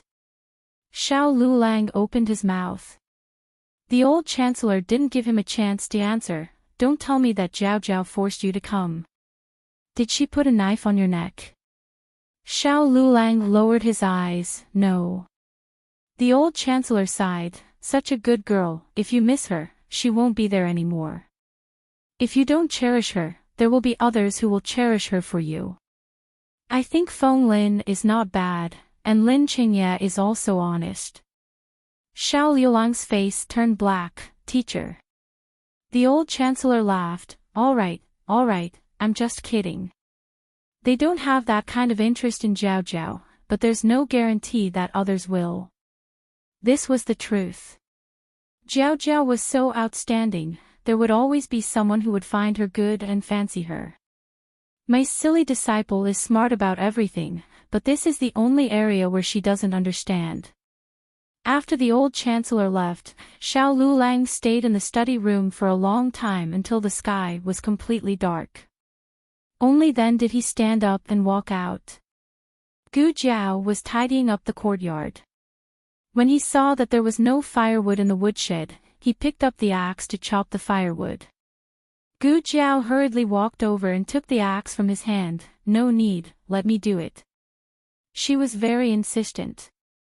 Xiao Lulang went to the well to fetch water again, but she stopped him. Xiao Liulang's gaze landed on her hand that was carrying the water bucket. Her hand was slender, but it wasn't as delicate as a lady's. There were thin calluses on her palm, and there were knife marks on the web between her thumb and index finger. All the hardships she had suffered were on these hands. Xiao Lulang suddenly felt upset. "What's wrong with you?" Gu Jiao asked him. "Jiao Jiao, Jiao Jiao." Little Jing Kong ran over with a piece of homework in his hand. "Granduncle gave me a question, I finished it." Gu Jiao took it and looked at it. Although she couldn't understand it, the words were better than before. "Great," Gu Jiao praised. Little Jing Kong didn't leave with his hands behind his back. "What's wrong?" Gu Jiao asked. Little Jing Kong said cutely, "I want to eat sugar-coated haws." Gu Jiao nodded. "Okay, I'll go buy it for you." Xiao Lulang said, "I'm going to buy something too." Gu Jiao smiled. "Then let's go together." Little Jing Kong jumped. "I want to go too." Gu Jiao said softly, "Go to bed early, you still have to go to school tomorrow. I'll save the sugar-coated haws for you tomorrow morning." Little Jing Kong. "Okay." It was so troublesome to be a kid, it felt so much better. Gu Jiao and Xiao Lulang went out. "What do you want to buy?" Gu Jiao asked on the way. Books," Xiao Lulang said. Gu Jiao thought for a while. "It's not far, we'll pass by the study when we buy the sugar-coated haws." Xiao Lulang, "Okay." The night in March was not that cold, but the cold wind still felt a little chilly. Xiao Lulang glanced at Gu Jiao discreetly. She didn't seem cold. The two soon arrived at the entrance of the study. Gu Jiao said regretfully, "It's closed. What books do you want to buy?" "I'll buy them for you tomorrow." Xiao Lulang said casually, "It's not urgent, I'll buy them after school tomorrow." "Okay." The two continued to walk forward. They didn't know why they were so lucky today. The study was closed, and the sugar-coated haws stall was also closed. Gu Jiao's face was full of bitterness and hatred. Xiao Lulang looked at the street opposite the alley. He also likes to eat fried fruits, they sell them over there. Gu Jiao had eaten fried fruits in her previous life, but it was fried flour and somewhat like fried dough sticks. The fried fruits in the capital were mixed with glutinous rice and stuffing. Not only little Jing Kong liked it, Gu Yan and Gu Shaoshan also liked it. But Gu Yan couldn't eat it. Gu Jiao decided to buy some fried fruits. Gu Jiao was the only one who felt that they were unlucky tonight, but Xiao Liulang's face darkened when he saw the fried fruit stall. The capital was so big, why was he everywhere? The fried fruit stall had 2 tables, and Zhuang Yueshi and Princeton were sitting at one of the tables. Princeton also saw Xiao Lulang and Gu Jiao. He smiled warmly at them. "What a coincidence, you're also here to eat the food. His food has been cooked for many years, and it tastes good. You're from other places, so you haven't eaten it, right?" Xiao Lulang thought, "I've been eating it since I was young." Xiao Liulang's mood suddenly became irritable. The women's school was next to the medical center. Zhuang Yueshi had seen Gu Jiao before, so she knew that Gu Jiao was probably the female doctor of the Miracle Hands Hall. But they didn't pretend. She asked Princeton, "Brother, do you know her?" Princeton introduced, "Miss Gu is my classmate." Strictly speaking, the introduction of the couple should be my classmate and his wife. But Commandery Princeton automatically ignored something. Hearing that it was her brother's classmate, Zhuang Yuexi's expression cleared up. Soon, she asked again, which Miss Gu? Prince An's gaze fell on Gu Jiao, Ding and Marquis Fu's daughter. Ding and Marquis Fu only had 2 daughters, one was Gu Jinyu, and the other was the real daughter who grew up in the countryside. Was it this girl in front of them? She really looked. Zhuang Yuexi saw the red birthmark on Gu Jiao's left cheek and swallowed her question. She wasn't as arrogant as Zhuang Mangdai. Since her brother admitted that they were classmates, then she would treat them with respect. Come and sit, we still have to wait for a long time. Prince An said to the 2. There was another table, but it was full. There was only an empty seat beside them. The 2 walked over and sat down. Gu Jiao sat next to Zhuang Yuexi, while Xiao Lulang sat next to Prince An. But this seat made Prince An and Gu Jiao face each other, while Zhuang Yuexi and Xiao Lulang face each other. Zhuang Yuexi only had her brother in her eyes, so she didn't stare at Xiao Lulang. But Prince An kept staring at Gu Jiao. Xiao Lulang frowned. What was wrong with him? Why did he come to buy fried fruits? There were many people buying fried fruits, so they waited for 15 minutes before it was their turn. During this time, Prince An and Zhuang Yuexi's fried fruits were ready, but Prince An gave it to someone else. Xiao Liulang's face darkened. Prince An exchanged a few words with the 2, mostly asking questions like, why did you come out to eat so late? How did you come here? Is it far? Do you need me to send you back? Zhuang Yuexi didn't notice her brother's special treatment of Gu Jiao and thought her brother was caring for his classmate. But Xiao Lulang knew that he wasn't that close to Prince An. After a while, Prince An talked about an astronomy book he read in Qin country. Gu Jiao was interested. When she was interested, her eyes would brighten and shine like stars. Xiao Lulang felt suffocated. Their fried fruits were ready, so Prince An paid for them. No need. Xiao Lulang put the copper coins on the table coldly, we'll buy it ourselves. Prince An spread his hands and smiled. Xiao Lulang and Gu Jiao left. Prince An and Zhuang Yuexi also planned to get on the carriage and return home. At this moment, a dragon and lion dance troupe suddenly appeared on the street. It was a courtesan from a brothel. The entire Chang'an Avenue was in an uproar. The crowd swarmed over and was about to drown them. Gu Jiao grabbed Xiao Liulang's wrist and dragged him through the crowd. Gu Jiao didn't stop until they entered Jadewater Alley. Then, she heard a low laugh. Gu Jiao's body stiffened and she turned around. She saw that the person she was dragging wasn't Xiao Lulang, but Prince An. Gu Jiao, on the other side, Xiao Liulang's handsome face turned cold. That girl actually ran away with another man right in front of him. Chapter 219. The novel will be updated faster. All the novels that can't be found on the internet will be available here. This was the first time something like this had happened since the beginning of time. Even Zhuang Yuexi was stunned. What was going on? Why did her brother leave her behind and run away with another woman?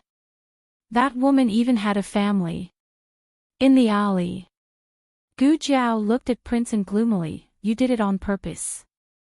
You even imitated his walk. Prince An laughed. Yes, I did it on purpose.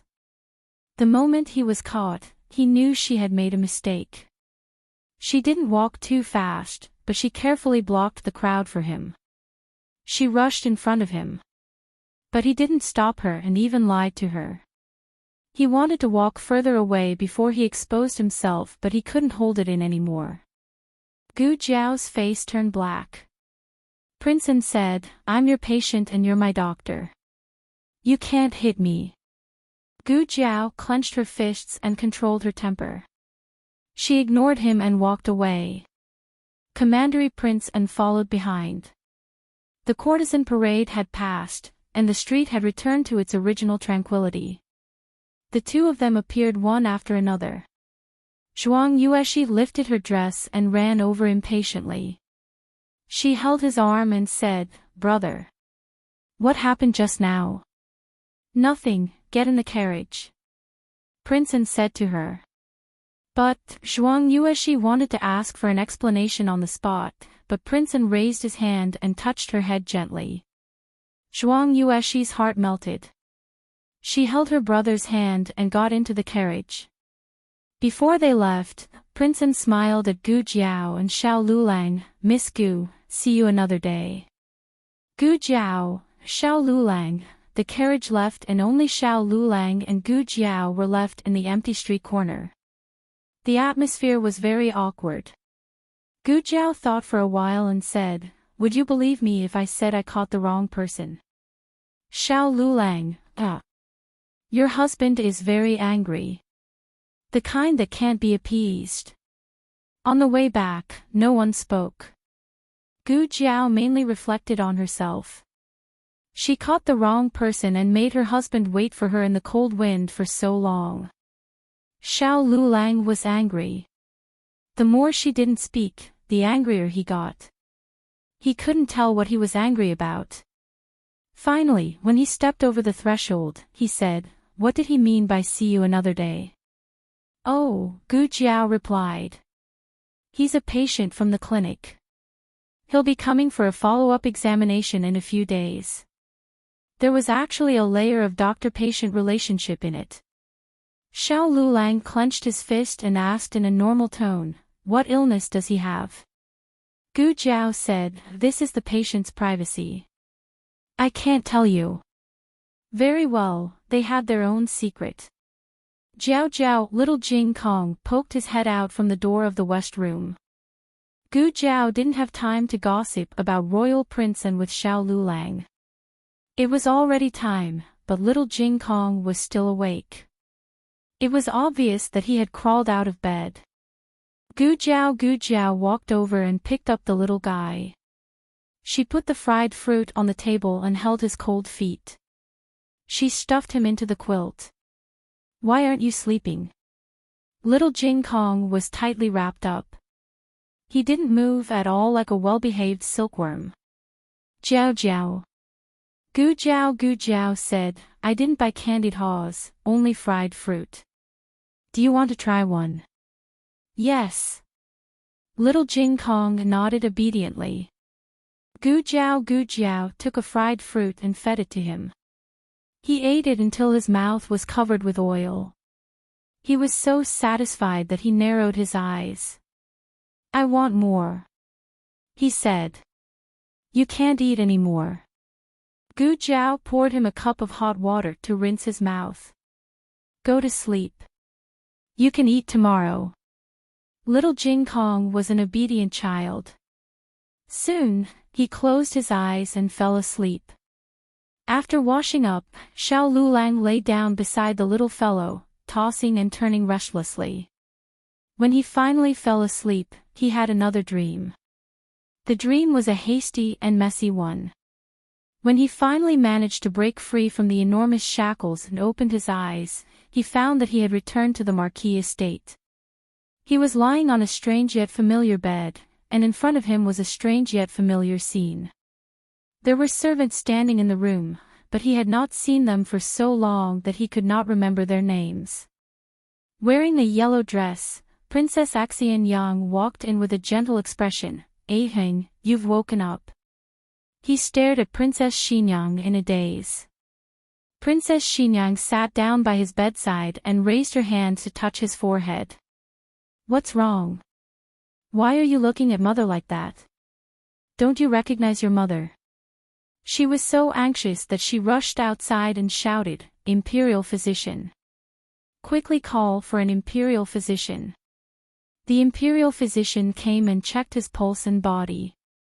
He said to Princess Xinyang, "Replying to your highness, the young marquis is fine. He should have been frightened, which is why he's like this." Princess Xinyang's eyes were filled with worry. Aheng, are you all right? Don't scare me. I already told you not to go to the court exam. What's so good about the court exam? If you want to become an official, Mother will help you. You don't need to take the imperial exam. Court exam. He stared blankly at the room full of people. I've already passed the court exam. Princess Xinyang said, you passed. You had a conflict with someone during the court exam and accidentally fell. You've already been unconscious for many days. Without the fire from 4 years ago, he had grown up safely until now. Where's Jiao Jiao? He asked. Who's Jiao Jiao? Princess Xinyang asked, you're already married to Lin Lang. Don't fall in love with some other girl outside. Lin Lang will be sad. Jiao Jiao. He lifted the blankets and got out of bed. My legs. He looked at his legs in disbelief. He could walk without any injuries. That's right, there was no fire. Naturally, he did not wander among the people. He was not injured. Princess Xinyang shouted, put on some clothes. It's cold outside. He quickly went to buy Shui Lane. He arrived at his and Gu Jiao's home, but when he pushed open the door, it was empty. There was nothing inside. His heart sank. He knocked on the old chancellor's door. The one who opened the door was not the old chancellor. Instead, it was an unfamiliar man. He then went to Uncle Zhao's home. Uncle Zhao, it's me, Lu Lang. Uncle Zhao and Aunt Zhao looked at him with confusion. Who are you? He then went to the house next door. Aunt Zhang, it's me. I'm Lu Lang. Aunt Zhang's face was filled with confusion. He had never been here before. Nobody recognized him. He only felt his entire body turn cold. He remembered the medical clinic and hurriedly rushed over. The Miracle Hand Hall was still there, but the people in the Miracle Hand Hall did not recognize him. Finally, he saw that familiar little figure in the main hall. He quickly walked towards her. Just as he was about to call her Jiao Jiao, she looked at him with an extremely strange gaze and said to the doctor beside her, there's a patient. Take care of him. She walked past him and did not turn her head back once. An indescribable feeling of suffocation suddenly surged from the bottom of his heart, as if something was strangling his heart. This feeling was really uncomfortable. He forced himself to wake up. Then, he realized that it was a dream. He did not return to the Marquis's mansion. He was still at home in Bai Shui Lane. Beside him was the little Jing Kong who was snoring. The little Jing Kong was lying on his back with one of his little feet on his chest. No wonder he felt so uncomfortable in his dream. Was it because this little thing used its foot to press down on him? Xiao Lulang removed the little thing's foot. In the latter half of the night, he did not fall asleep again. As soon as he closed his eyes, he felt as if his heart was being strangled, just like when Gu Jiao did not recognize him anymore. This feeling was strange and uncontrollable. He could not suppress it even if he wanted to. The next day, when Gu Jiao woke up early, Xiao Lulang was already gone. Little Jing Kong was sleeping soundly. He did not know when his bad brother-in-law left. Lu Quan heard the noise and came over to knock on the courtyard door. Jiao Nyang, it's me. Gu Jiao opened the door for him. Uncle Lu, it's so early. Lu Quan smiled and said, Lu Lang came to find me. He said that he had something to do and went out first. I'll send Gu Yan and the others to school in a while. I've also made breakfast. I'll bring it over now. Oh, he was gone. His family had arranged it clearly. Gu Jiao did not think much of it, thank you. In fact, she could send them, but Lu Quan would drive. The three little men could take the carriage to school. After they went to school, Gu Jiao went to the medical center. Today, another 2 critically ill patients were discharged. It was a joyous day. Then, she did not see Xiao Lulang early in the morning. she felt that something was missing. On the other side, Marquis Gu also planned to go out. Ever since Yao Shi moved to Jadewater Lane, she was not willing to move back. With Gu Jiao blocking her, he could not beat her in a fight or steal her away. Yao Shi had listened to him in the past, but ever since she had Gu Jiao, he felt that his position in Yao Shi's heart had plummeted. This could not go on. He had to find Yao Shi alone. He had calculated the time that Gu Jiao would go to the medical center. However, he had to go to the yamen at this time. After some hesitation, he decided to skip work. Putting aside his ability to handle matters, his attitude as an official was not bad. This was the first time in his career that he skipped work. However, for his wife, he was willing to risk it all. At the same time, he thought about it. After he brought Yao Shi back, he could go to the Ministry of Justice to see Jin Yu. Jin Yu had been locked up for so long. He must have suffered a lot. He set out with great ambition. However, as soon as he opened the door, he paused. Outside the door stood an old man in plain clothes. His figure was bigger and taller than him. His hair was silver, but he was hale and hearty. The bundle in Marquis Gu's hand fell to the ground. This was the gift he had prepared for Yao Shi. "Father, father, father, why did you come back?" He was so nervous that he stuttered. The old Marquis's sharp gaze fell on Marquis Gu's face. "Shouldn't you be at the yamen at this time?" There was no morning court today, but the yamen was not on holiday. Marquis Gu broke out in a cold sweat, was just about to go. The old Marquis looked at the jewelry scattered on the ground. "You brought these things?" Marquis Gu went from stuttering to mute. Did his luck have to be this bad? The first time he skipped work, he was caught by his own father. The old Marquis had heard a basket of rumors about Marquis Ding, and on the way back to the capital, he was in a fit of anger. For Marquis Gu to be caught at this time was no different from sending himself to his death. Marquis Gu took a step back and raised his arm to block his face. "My face is just fine." Marquis Gu had already set up a family. The old Marquis usually did not beat him unless he could not hold back.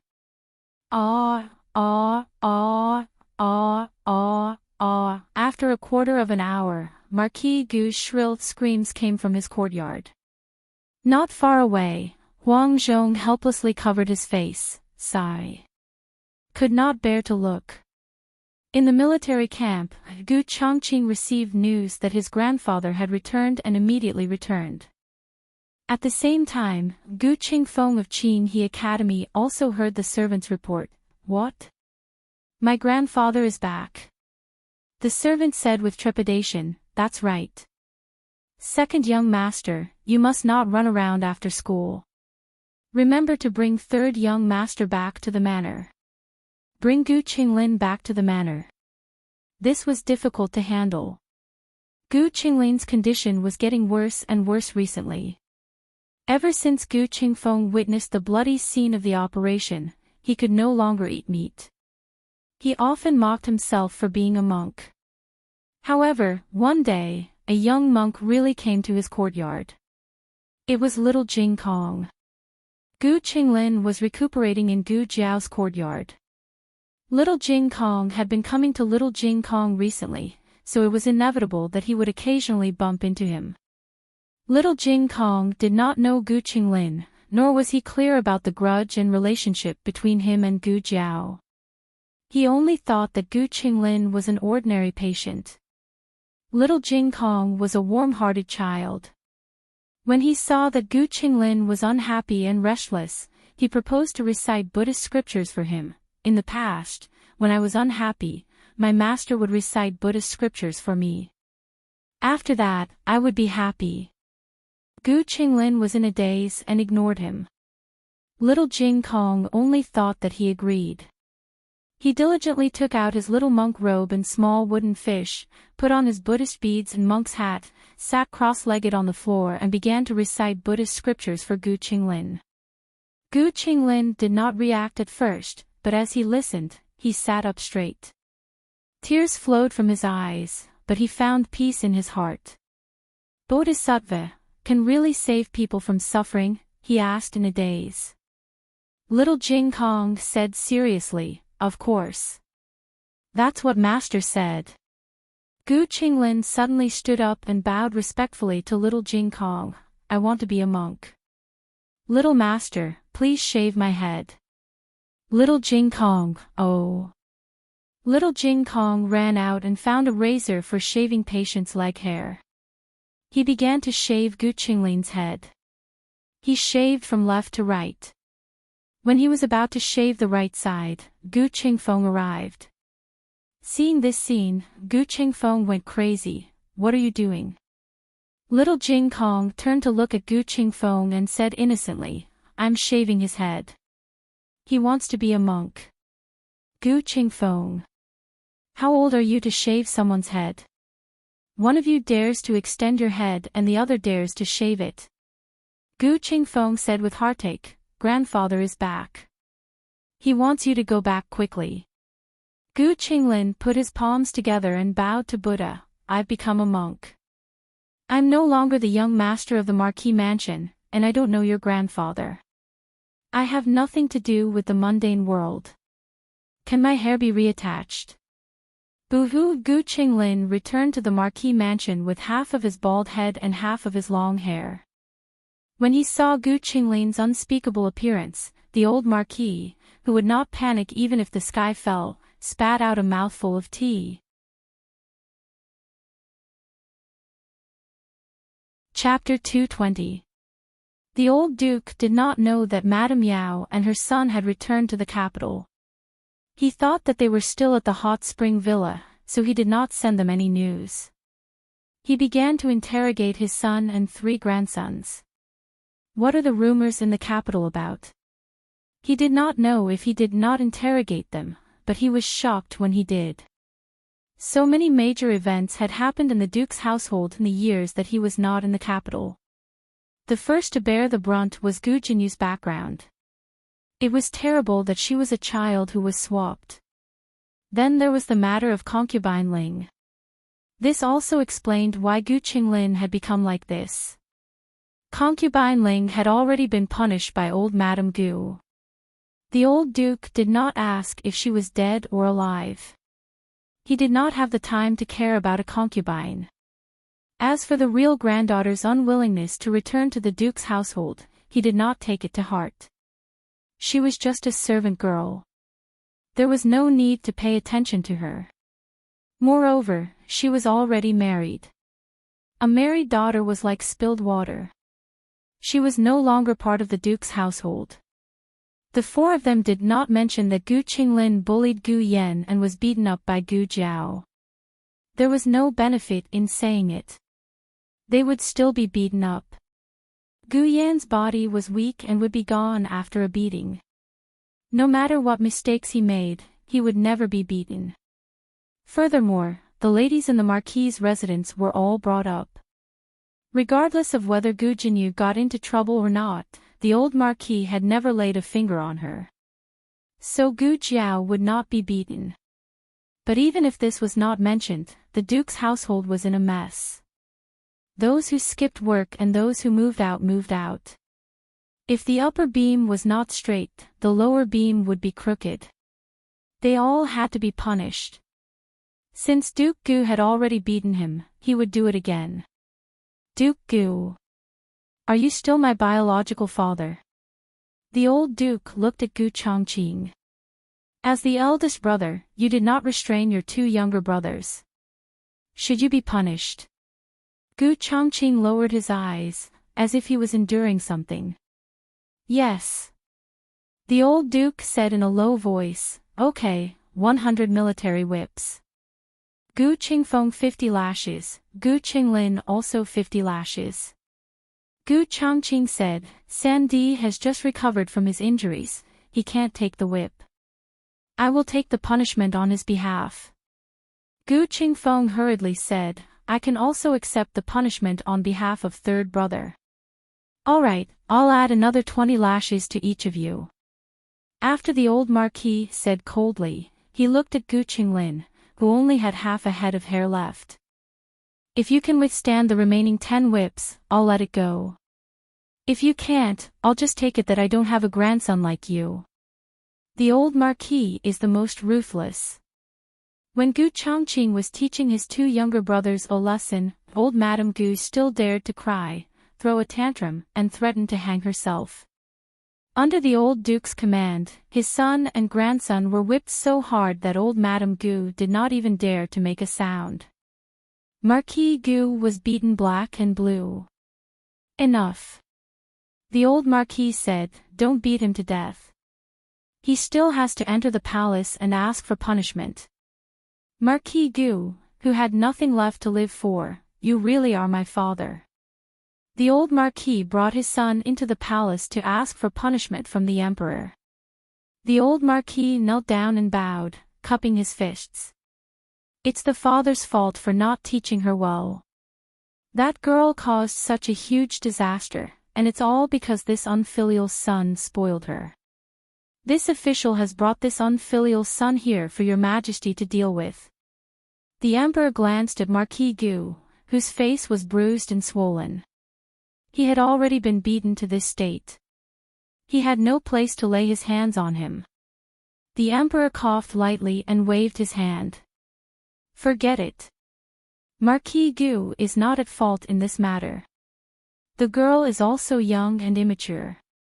Just discipline her in the future. As for the reason for Gu Jinyu's punishment, the official explanation given was still that she had broken the imperial jade seal and had also committed the crime of deceiving the emperor. As for whether it was the bellows deceiving the emperor or the glutinous rice mortar deceiving the emperor, the officials did not specify in detail. But the more it was like this, the easier it was to achieve the effect of killing 2 birds with 1 stone.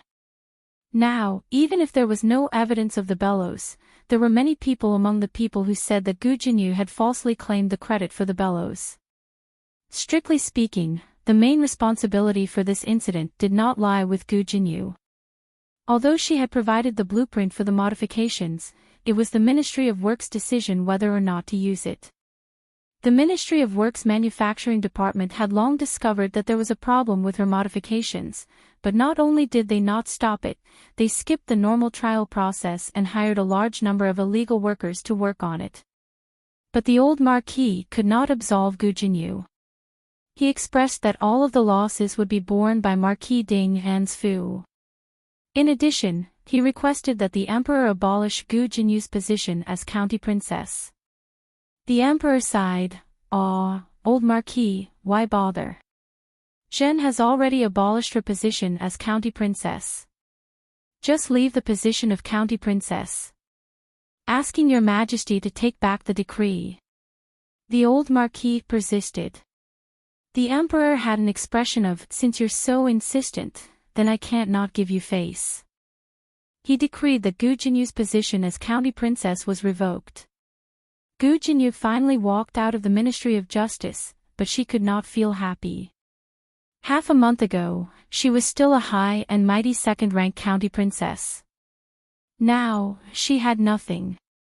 Falling on flat ground did not hurt. Falling from a high place hurt. Gu Jinyu returned to the Marquis Fu. She first returned to her courtyard to take a comfortable hot bath. After changing into clean clothes and tidying her appearance, she went to the parlor to pay respects to Marquis Gu. She choked with sobs, her eyes slightly red. "Grandfather, Jin Yu knows her wrongs. Jin Yu is willing to go kneel in the ancestral hall as punishment." "No need," the old Marquis said. Gu Jinyu's heart leaped with joy. Grandfather was not willing to punish her by kneeling. Grandfather still doted on her. The next second, she heard the old Marquis coldly say, "You are not a member of the Gu family. You do not have the right to kneel to the Gu family's ancestors. Also, in the future, do not call me grandfather." Gu Jinyu froze in place. The old Marquis had always been a strict and violent family head. He did not show any mercy when beating his children and grandchildren, except for Gu Yan and Gu Jinyu. Gu Jinyu had always believed that grandfather doted on them, but now, she inexplicably felt that grandfather did not care about them at all. Gu Jinyu was wrong. It was not that the old Marquis did not care about them, but he simply did not care about her. The old Marquis doted on Gu Yan. Otherwise, he would not have given Gu Yan 2 secret guards. Even Gu Qingfeng and Gu Qinglin did not have them. The old Marquis was a classic example of favoring boys over girls. He did not dote on his biological granddaughter, much less his biological granddaughter. After settling the matters in the residence, the old Marquis once again entered the palace. The news of the old Marquis's return to the capital quickly swept through the capital. Almost everyone knew that the once all-powerful old general had returned. But so what if he had returned? He had long handed over his military power, and the Gu family army had also been incorporated into someone else's command. Gu Jiao had always paid no attention to outside matters. She did not know that the old Marquis had returned. She was checking the medicine sent from the factory. This was the second batch of medicine custom-made for the military camp. She checked a few bottles. There was no problem with the quality. I don't have anything to do today. I'll deliver it. She also wanted to deliver something to Xuanning Xiang's brother-in-law, Zhou Erzwang. Because she was delivering the medicine, Gu Jiao was able to enter the military camp. The soldiers had just finished practicing martial arts and were currently sitting in an open space to rest. The air was filled with the smell of sweat and weapons. It was a smell that she was familiar with from her previous life. Gu Jiao did not look at it too much.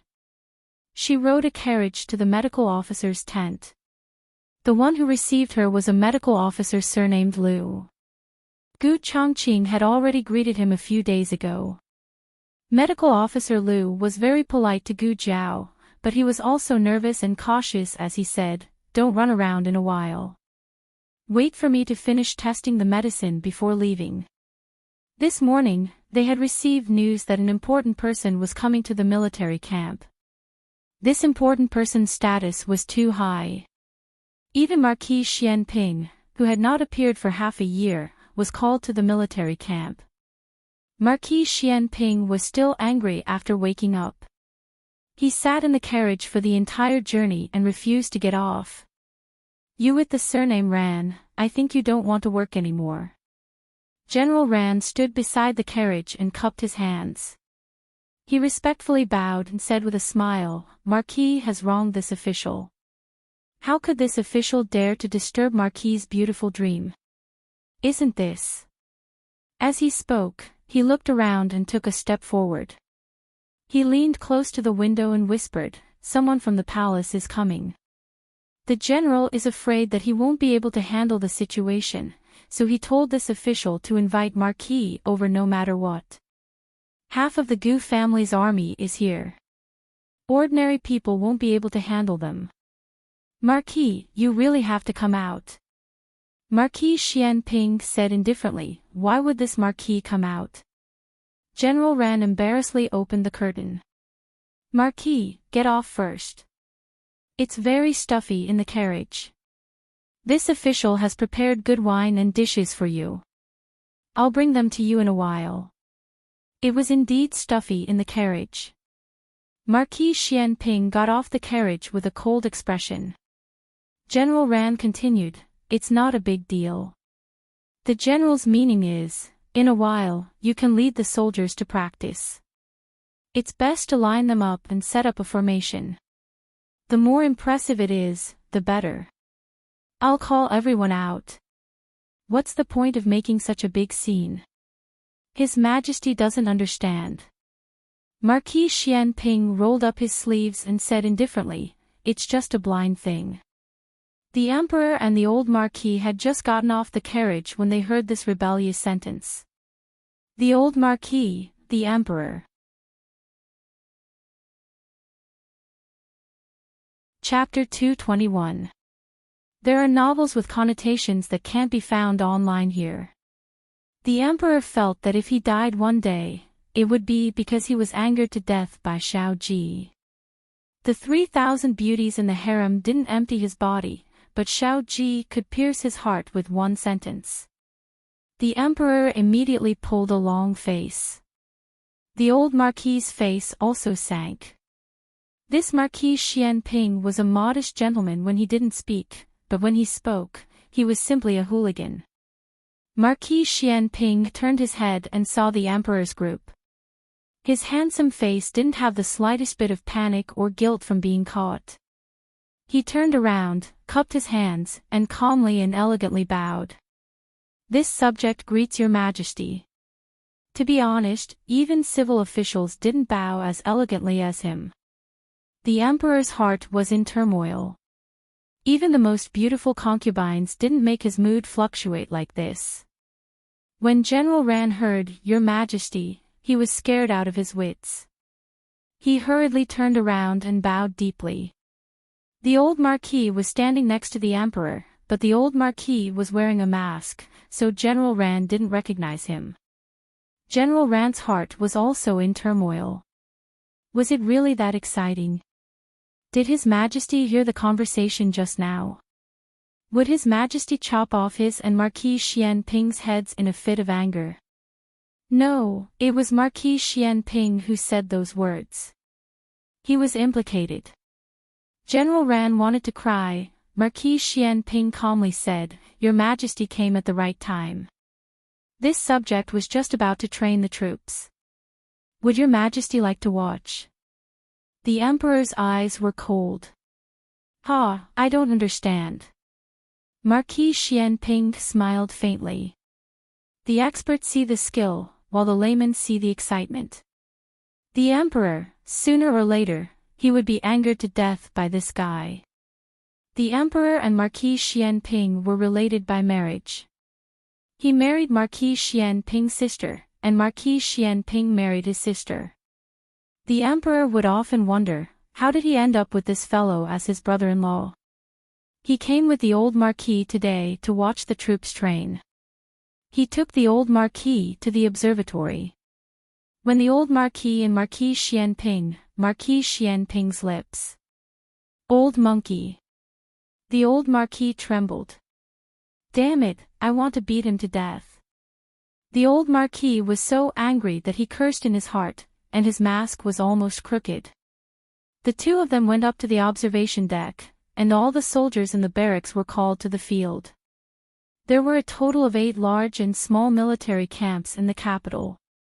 The original Gu clan army had been assigned to different military camps. Among them, the Tiger Mountain camp had the most Gu clan army. Hushan Barracks was the territory of the great general of flying cavalry.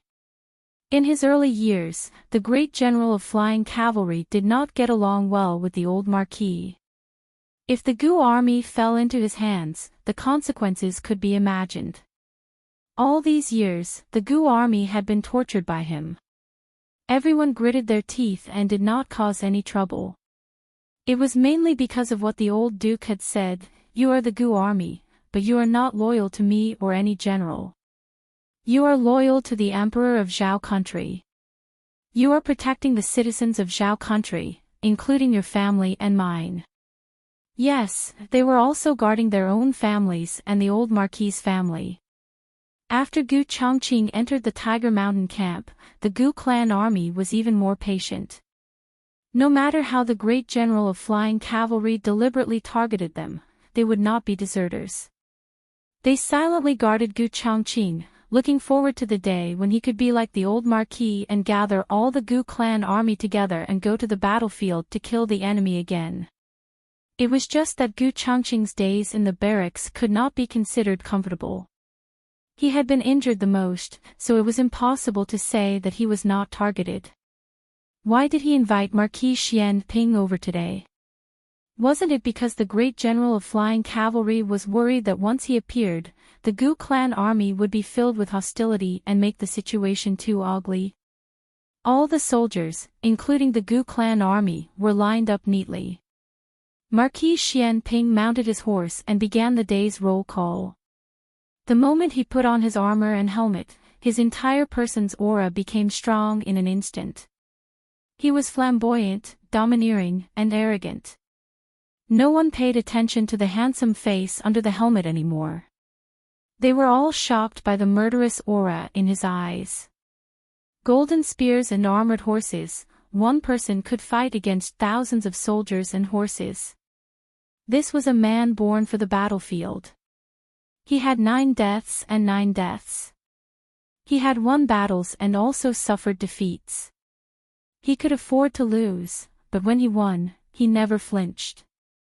The emperor's blood boiled as he watched, and he wished he could go to war. Alas, forget it, I won't punish him. The old marquis looked at the Gu clan army that he had brought up single-handedly with a complicated expression. The emperor forcibly withdrew his attention, which had been attracted by Marquis Xianping, and turned to ask the old marquis, "Does the old marquis regret that I handed them over to the great general of flying cavalry?" It was not that the Gu clan army was smooth sailing in other barracks and was not rejected by others. It was just that it was the most serious under the command of the great general of flying cavalry. Even Gu Chongqing had suffered many losses and sufferings. The old marquis sighed and said, "They are the sons of Zhao country. The sufferings they suffered today were for your majesty's great cause. I have no regrets, and they have no regrets." Only when they were assigned to the great general of flying cavalry, who was the most difficult to deal with, could it show that the emperor was deliberately making things difficult for the old marquis. Only then would the old marquis have enough reason to be bitterly disappointed with his majesty. If he broke off with his majesty, no one would suspect that he continued to secretly work for his majesty. The emperor also sighed and said, "Then I will find an opportunity to transfer Chongqing to the front of the emperor. I heard that he was accidentally injured during training last year. This kind of situation is not uncommon." Even if he knew that Gu Chongqing would not complain to Marquis Gu, the emperor did not deliberately gloss over things. A trace of complexity flashed through the old marquis's eyes. The battlefield is far crueler than the barracks. If he can't even withstand this setback, how can he lead troops to war in the future? Your Majesty and I are well aware that the war will definitely start. Yes, there would be a war. That day would come sooner or later. Now, every additional bit of training would increase the possibility of survival on the battlefield. No matter how much the great general of flying cavalry targeted Gu Chongqing, he would not brazenly take his life. The enemy was the one who would not show mercy. At this point, the emperor could not say anything more. After the training was over, the emperor and the old marquis walked down from the observation platform. Thinking of something, the emperor said to the old marquis, "By the way, there is something I forgot to congratulate the old marquis. Chongqing has broken through to the 13th level." These words were said without rhyme or reason, but the old marquis immediately understood. That was the 18 Arhats formation he had set up in the cave behind the mountain in his early years. There were 18 levels in total, and each level was more dangerous and difficult than the last. So far, the best result was Gu Chongqing. He had broken through to the 13th level last month. The nephew of the great general of flying cavalry was close behind and had broken through to the 12th level. It was said that he had been practicing well recently and was planning to break through to the 13th level as well. There were some slight changes made inside and increased the difficulty. "Does the old marquis want to take a look?" the emperor asked.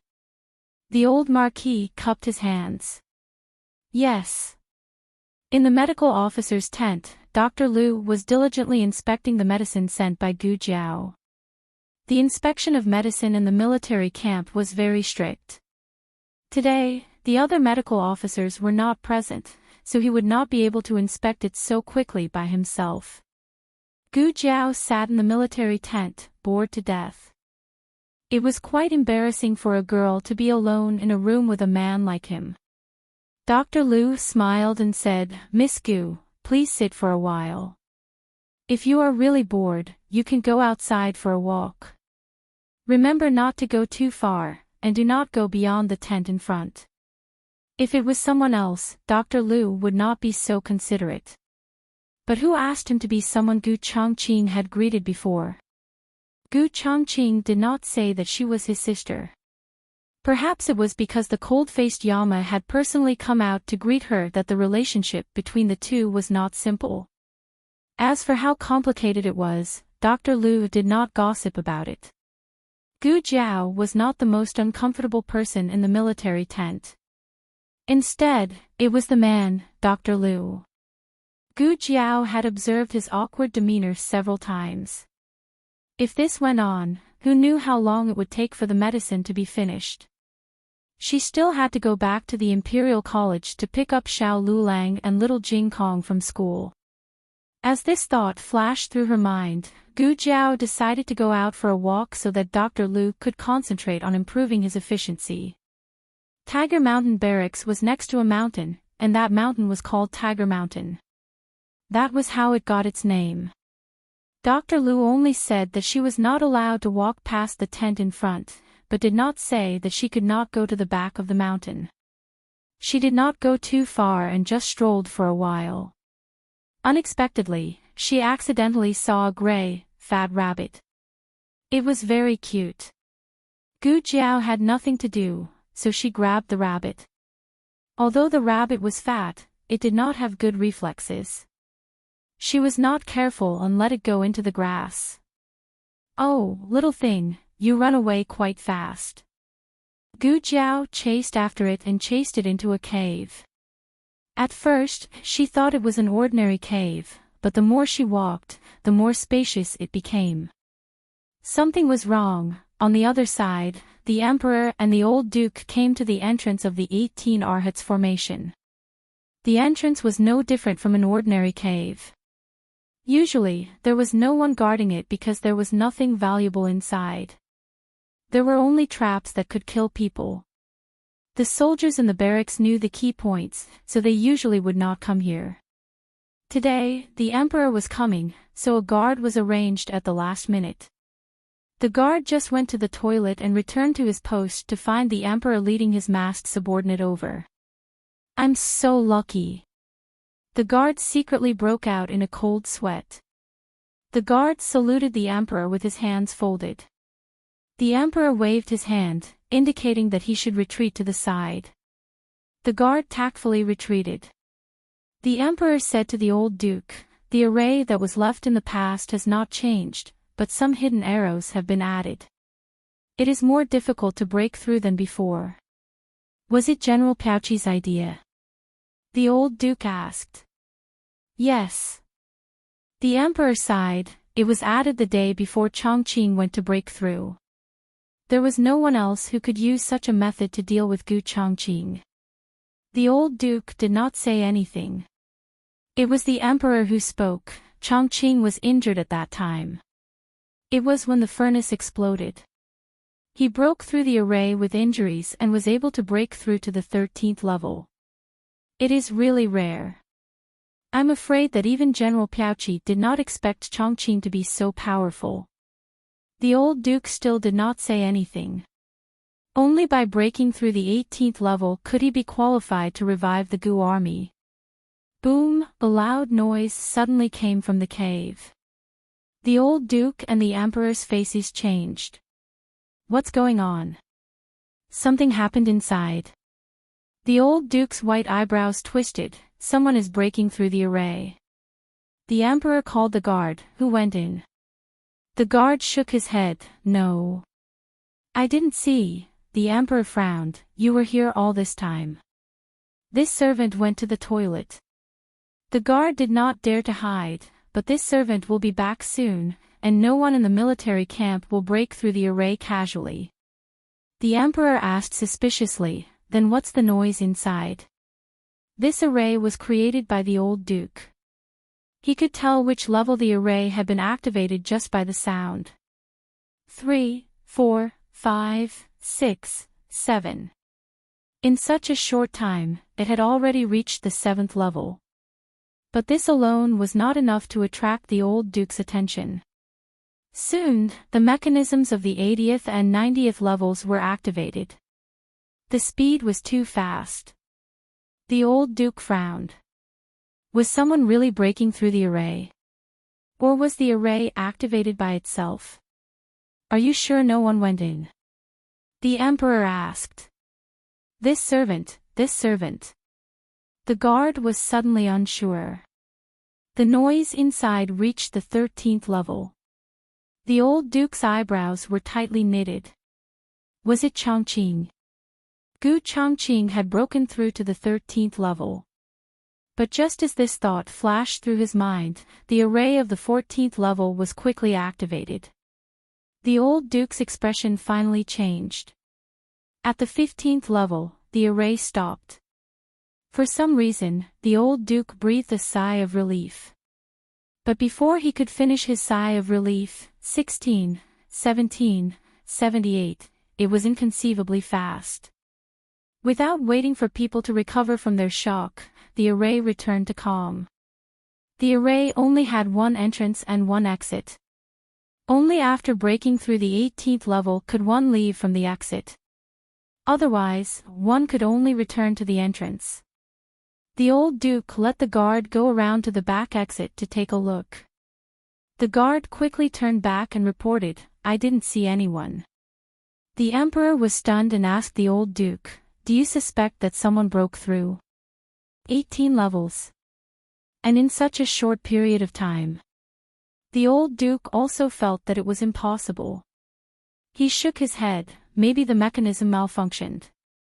I'll get someone to fix it later.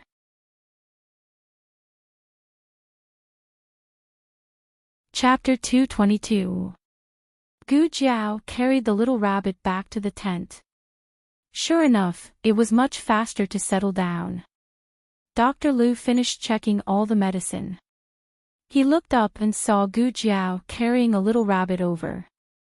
He couldn't help but be surprised. Where did this rabbit come from? I picked it up from the back of the mountain. Gu Jiao said. Back of the mountain. Dr. Lu thought to himself. She couldn't have gone there, right? What's wrong with you? Gu Jiao felt that Dr. Lu was looking at her strangely. You didn't enter any cave, right? Dr. Lu asked carefully. I can't enter. Gu Jiao asked strangely. Dr. Lu said, of course you can't enter. You'll die if you enter. Gu Jiao stroked the rabbit and said calmly, oh, then I didn't enter. Dr. Lu, did you enter or not? Forget it, she probably didn't enter. Otherwise, how could she have come out alive with such powerful traps? Dr. Lu settled the remaining payment for Gu Jiao and told Gu Jiao that if the response to this batch of medicine was good, then there would be an order for another 1,000 bottles. The demand for the medicine in the military camp was huge. As long as Gu Jiao firmly grasped this order, the medicine factory would soon be able to recoup their costs. Gu Jiao thanked him and carried the little rabbit out of the military camp. Xiao Sanzi saw the little rabbit in her arms and became interested. Miss Gu, where did this little rabbit come from? It's so cute. It's really cute. Gu Jiao nodded, I'll braise it tonight. Xiao Sanzi, fat rabbit. In the end, Gu Jiao didn't succeed in eating the rabbit meat because little Jiangli took a fancy to this fat rabbit. The little girl was introverted and didn't talk much. However, she was diligent and ate, so everyone in the medical hall liked her. This is for you. Gu Jiao passed the little rabbit to little Jiangli. Can I really raise a rabbit? Little Jiangli had never raised anything in her life. She and her brother couldn't afford it. Yes. Gu Jiao nodded. But you have to clean it up yourself. I will. Who do I belong to? Little Jiangli nodded his head like he was pounding garlic, and hugged the little fat rabbit tightly in his arms. It was her first pet, and she liked it very much. Thank you, Sister Gu. Gu Jiao handed the remaining payment of the golden sore medicine to shopkeeper Wang and then went to the Imperial College to pick up Xiao Lulang and little Jing Kong from school. The first to come out was little Jing Kong.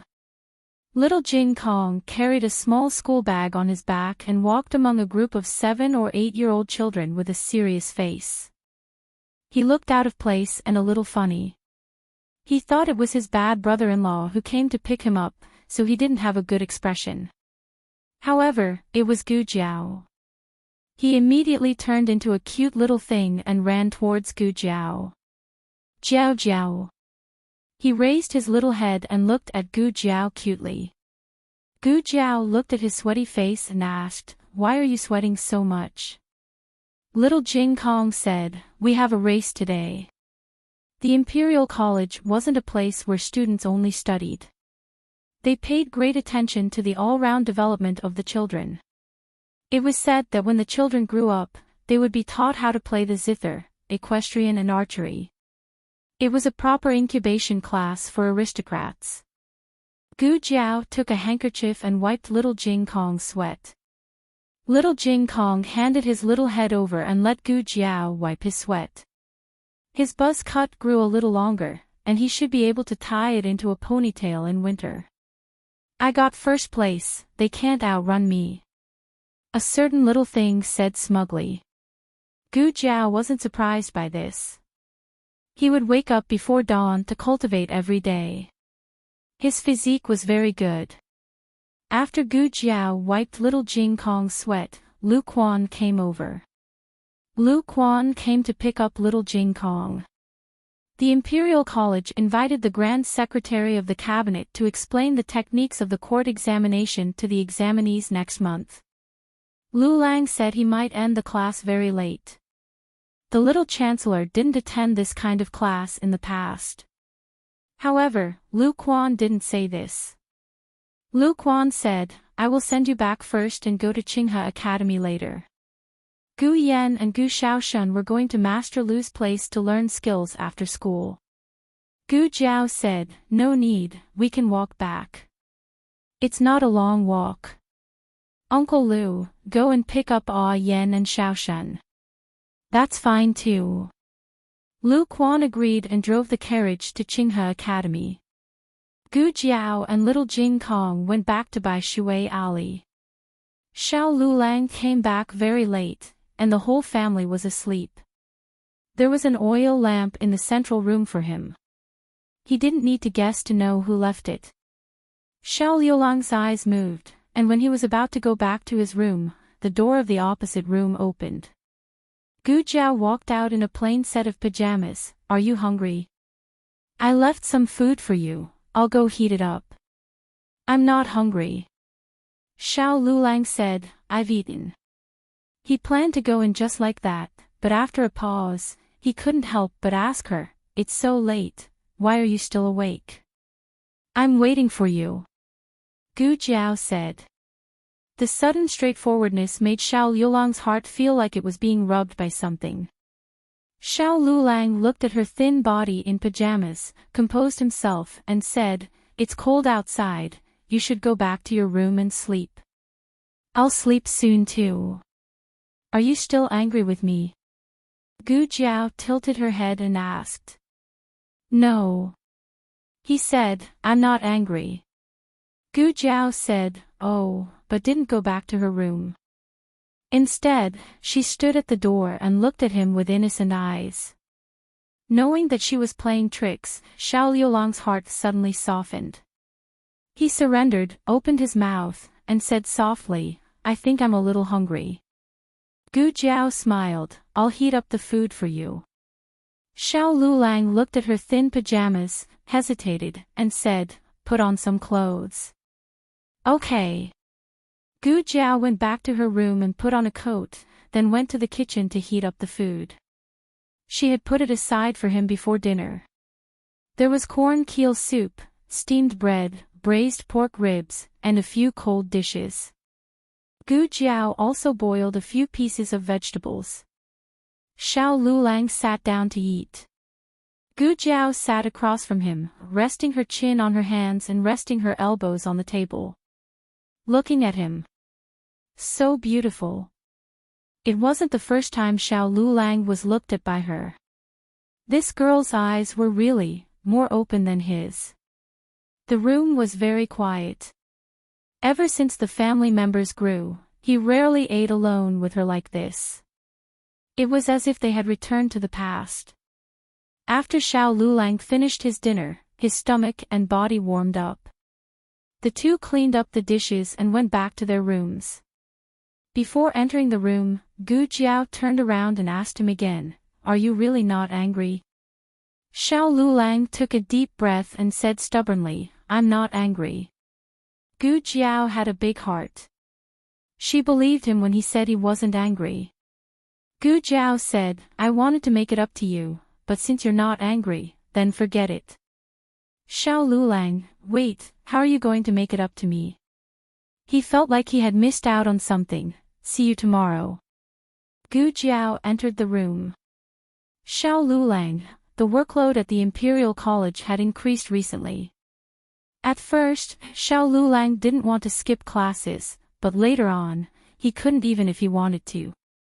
The emperor attached great importance to the court examinations and sent many ministers to pass on knowledge to the examinees. Even though the court examinations didn't eliminate people and only examinees entered as grand scholars, who would want to be a grand scholar. They were all aiming to become grand scholars. As the court examinations approached, the atmosphere at the Imperial College became tense again. At the medical hall, the last critically ill patient wrapped in red cloth was discharged. Now, only Jiang Shi was left in the miracle hall. His condition was serious and he would probably need another 2 to 3 months of treatment. Gu Jiao went to give Jiang Shi an 4 drip. Just as she finished, she heard an unusual commotion outside the medical hall. Gu Jiao thought it was a medical dispute, but when she went downstairs, she realized it wasn't. "Why are there so many people here?" Gu Jiao asked as she looked at the crowd at the entrance. The second boss sent Xiao Sanzi to find out. Xiao Sanzi quickly returned. I heard that the Crown Princess is giving a lecture at the women's school. Even students who aren't from there can attend. These people are here for no reason. They want to attend the Crown Princess's lecture. As it turned out, the Crown Princess had been grounded by the Emperor because of the chain bridge incident. Now that the order had been lifted, in order to save the Imperial House's face and to increase the Imperial House's reputation among the people, this was the cause of today's commotion. The heat of the chain bridge incident had already passed. Recently, there were rumors that the Crown Princess paternal family had used the Crown Princess's name to block the bridge and burn incense. It had nothing to do with the Crown Princess. The Crown Princess had been implicated by her paternal family. The opinions of the people were mixed. Some felt sorry for the Crown Princess, while others felt that the rumors could not be trusted. But no matter what, the Crown Princess was giving a lecture. Most people were not willing to give up this chance to meet the Crown Princess. After all, this was likely the only time they would see her in their lives. The Crown Princess's lecture hall was full. She was teaching chess. The Crown Princess was not the only one sent to teach at the women's school. There was also the Rui Wang's consort, Du Qianqian.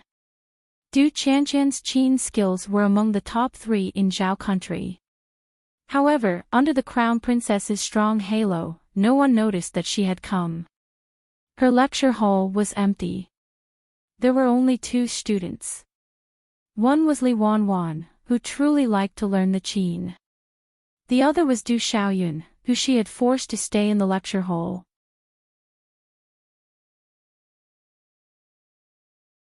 Chapter 223. Du Xiaoyun wanted to slip away.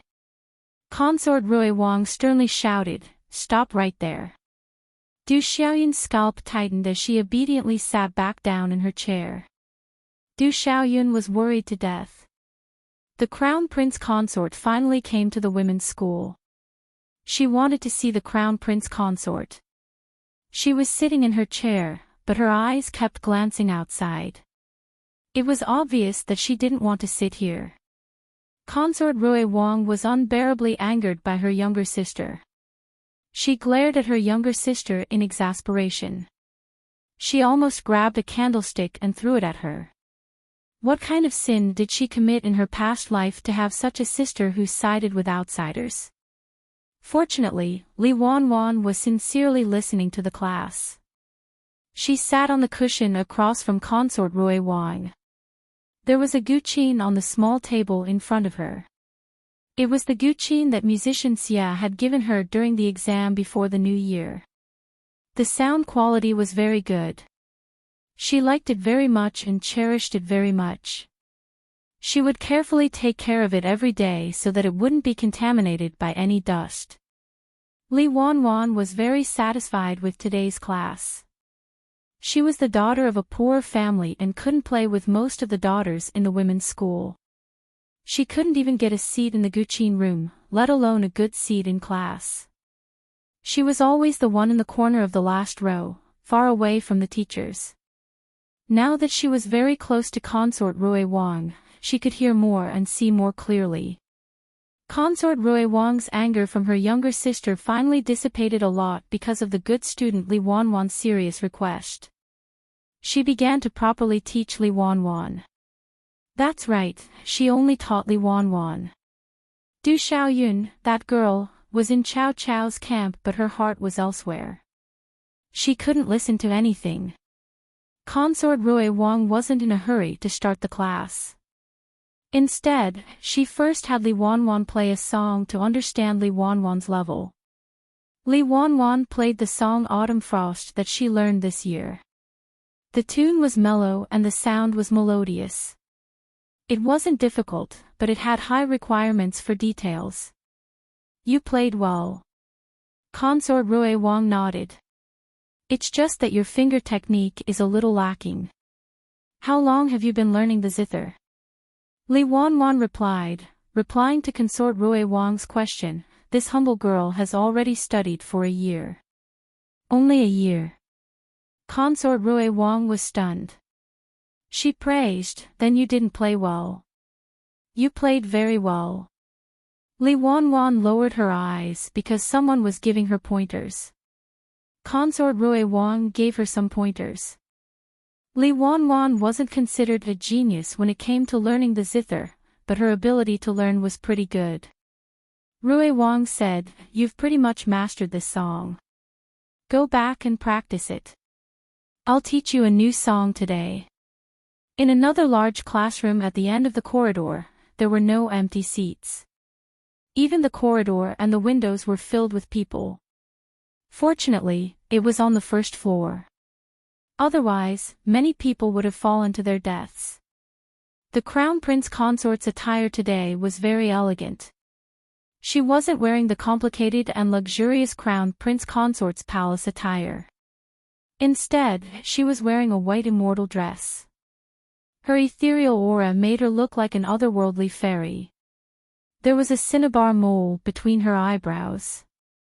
It didn't make her look coquettish. Instead, it made her look even more beautiful and beautiful. When she sat there, she looked like a master's landscape painting. The classroom was very quiet. No one dared to make a sound for fear of disturbing her. There was a wall-mounted chessboard in the classroom.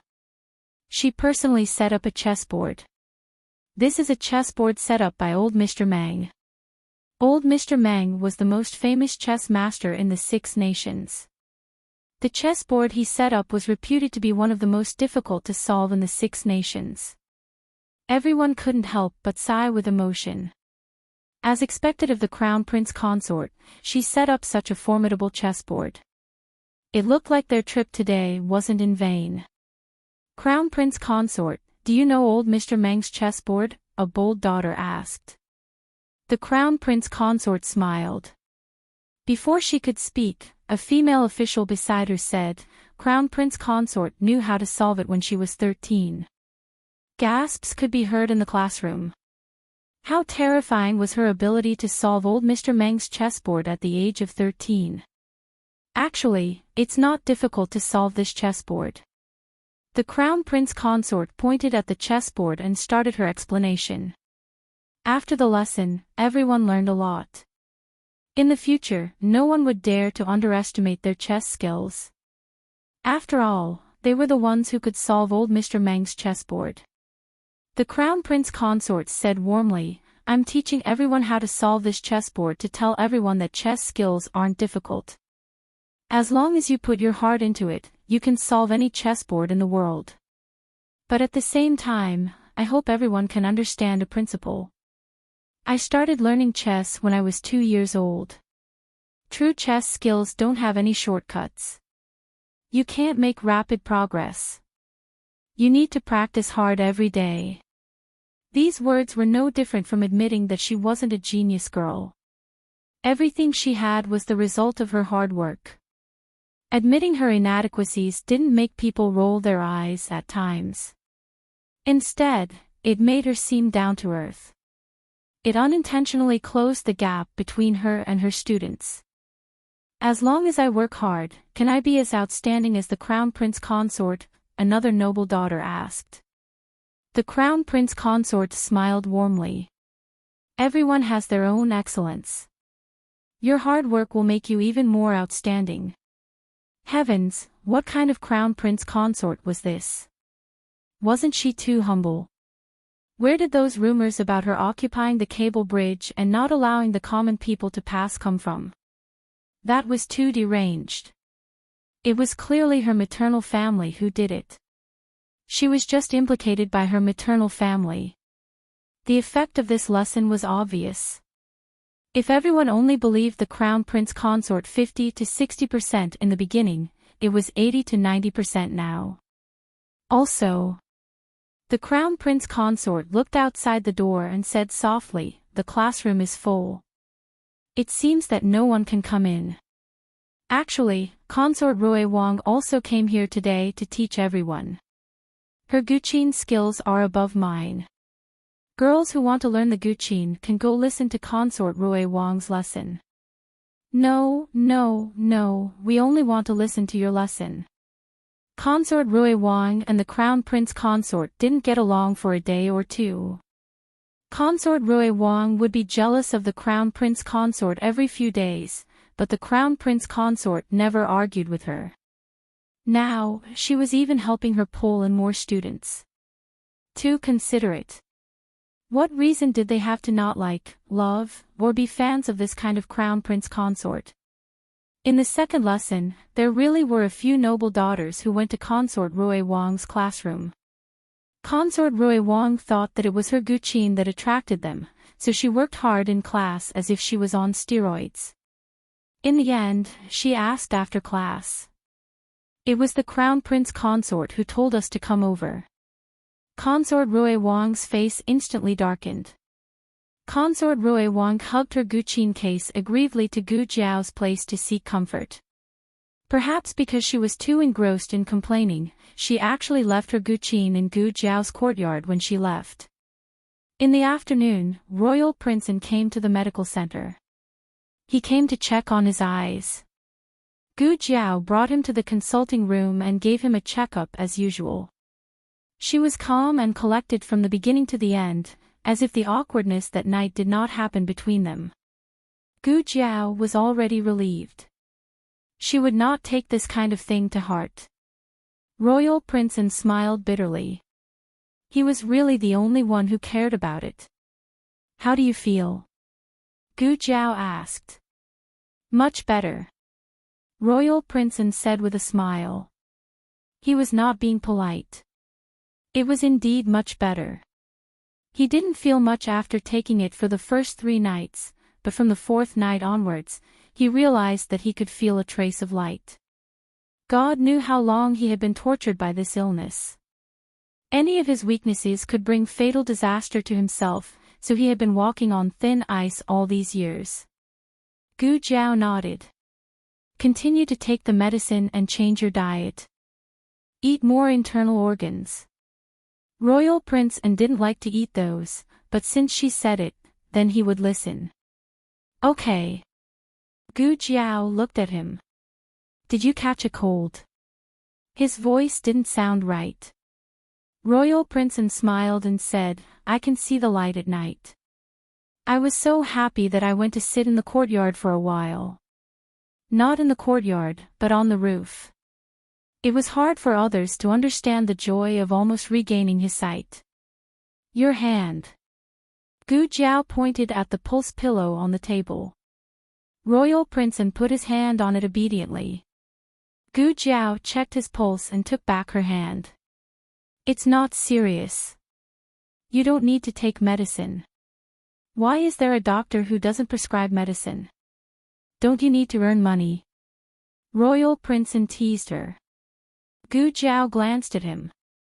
The consultation fee is 10 taels. Royal Princeton laughed. Okay. Not to mention 10 taels, he was willing to give 100 taels. Zhuang Yueshi came out of the girls' school after class and saw her brother's carriage parked in front of the medical center. She frowned. Did her brother come to pick her up, or why did he park the carriage over there? Zhuang Yueshi didn't wait for Zhuang Mengdai. She went to the medical center alone. The medical center was busy at the moment and there was no extra staff to serve her. She walked in and heard her brother's voice. She came to the consultation room and opened the half-closed door. She looked through the gap and saw Royal Prince and smile after being extorted for 10 taels.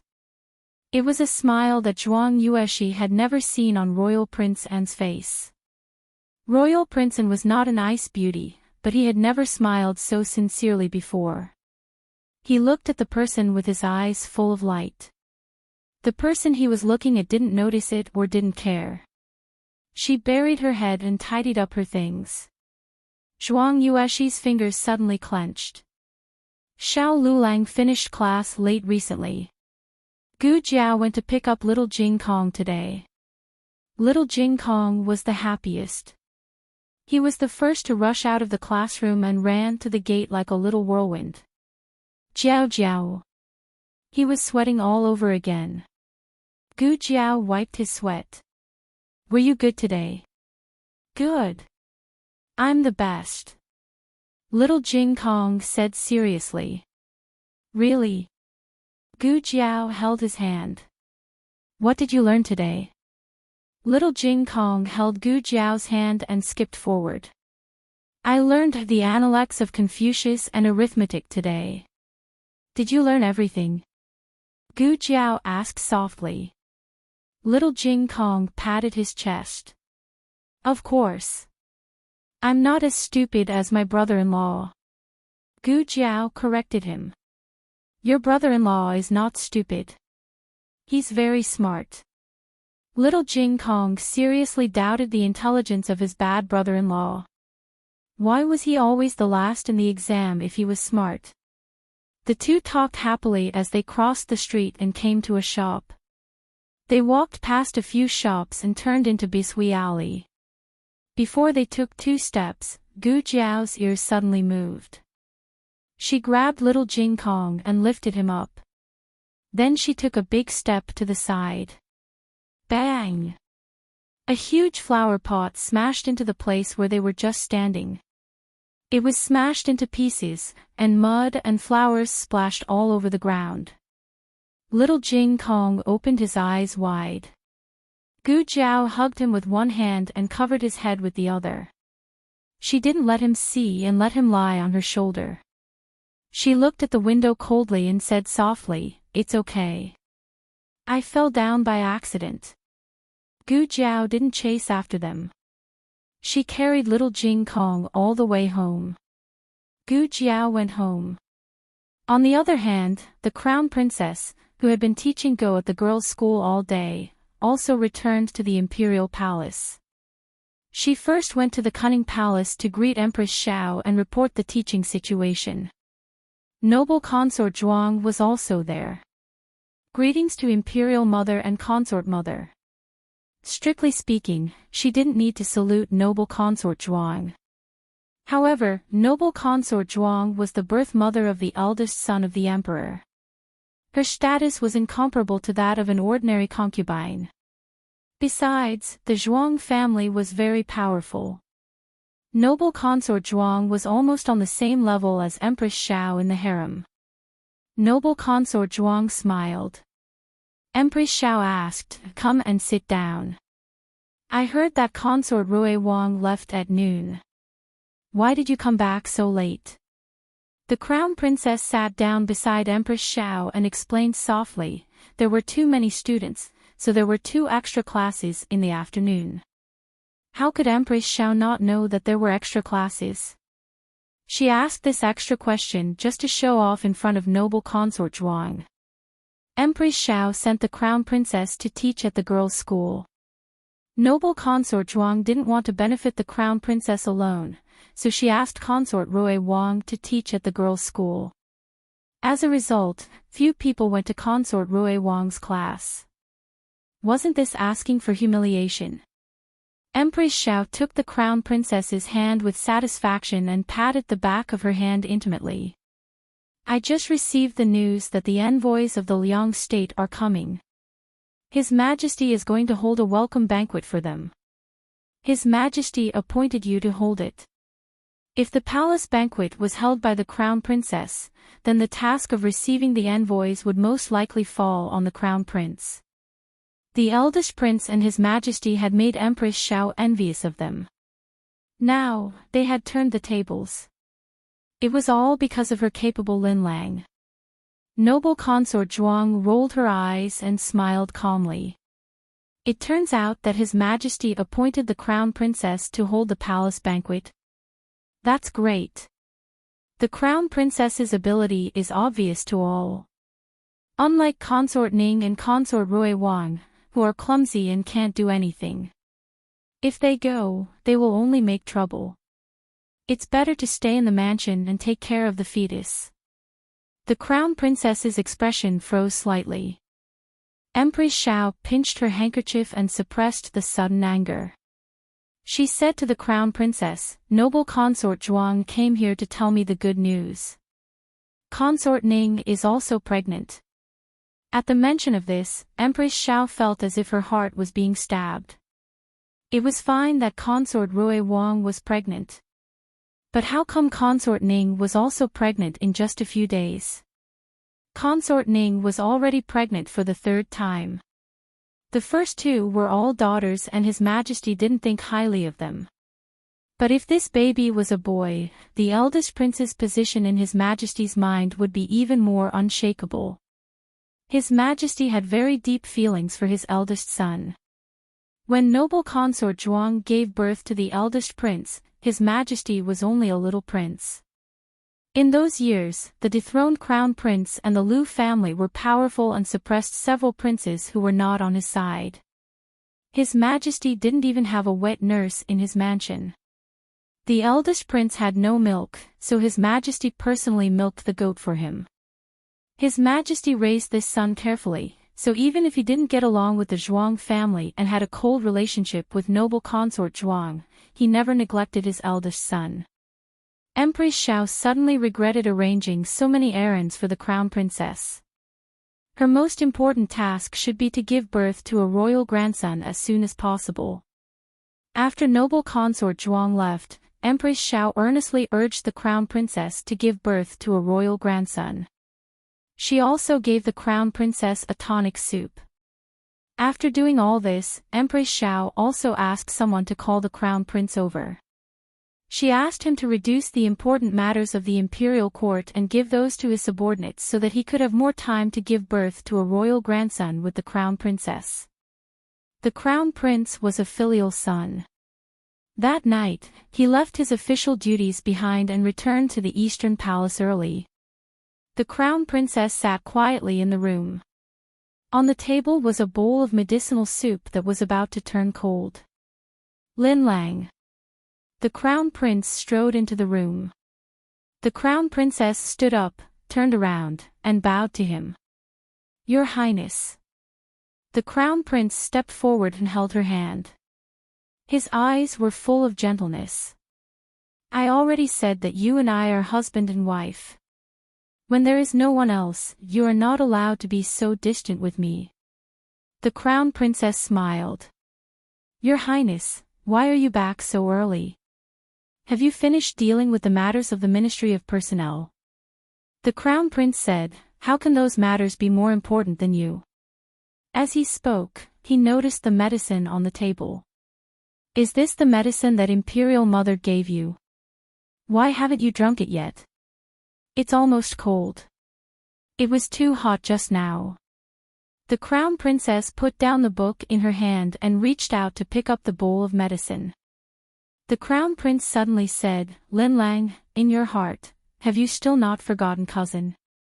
The Crown Princess raised her head with a smile and looked at him gently. How can that be? I am now your Highness the Crown Prince's person. I only have your Highness in my heart. Don't think about cousin anymore. Cousin can't let you be the Empress, but we can. The Crown Prince hugged her soft waist. Lin Lang, give us a child. The moon was dark and the wind was strong. The candlelight swayed gently. The directorate finally finished a day of classes. Xiao Lulang used his walking stick to return to Jadewater Alley.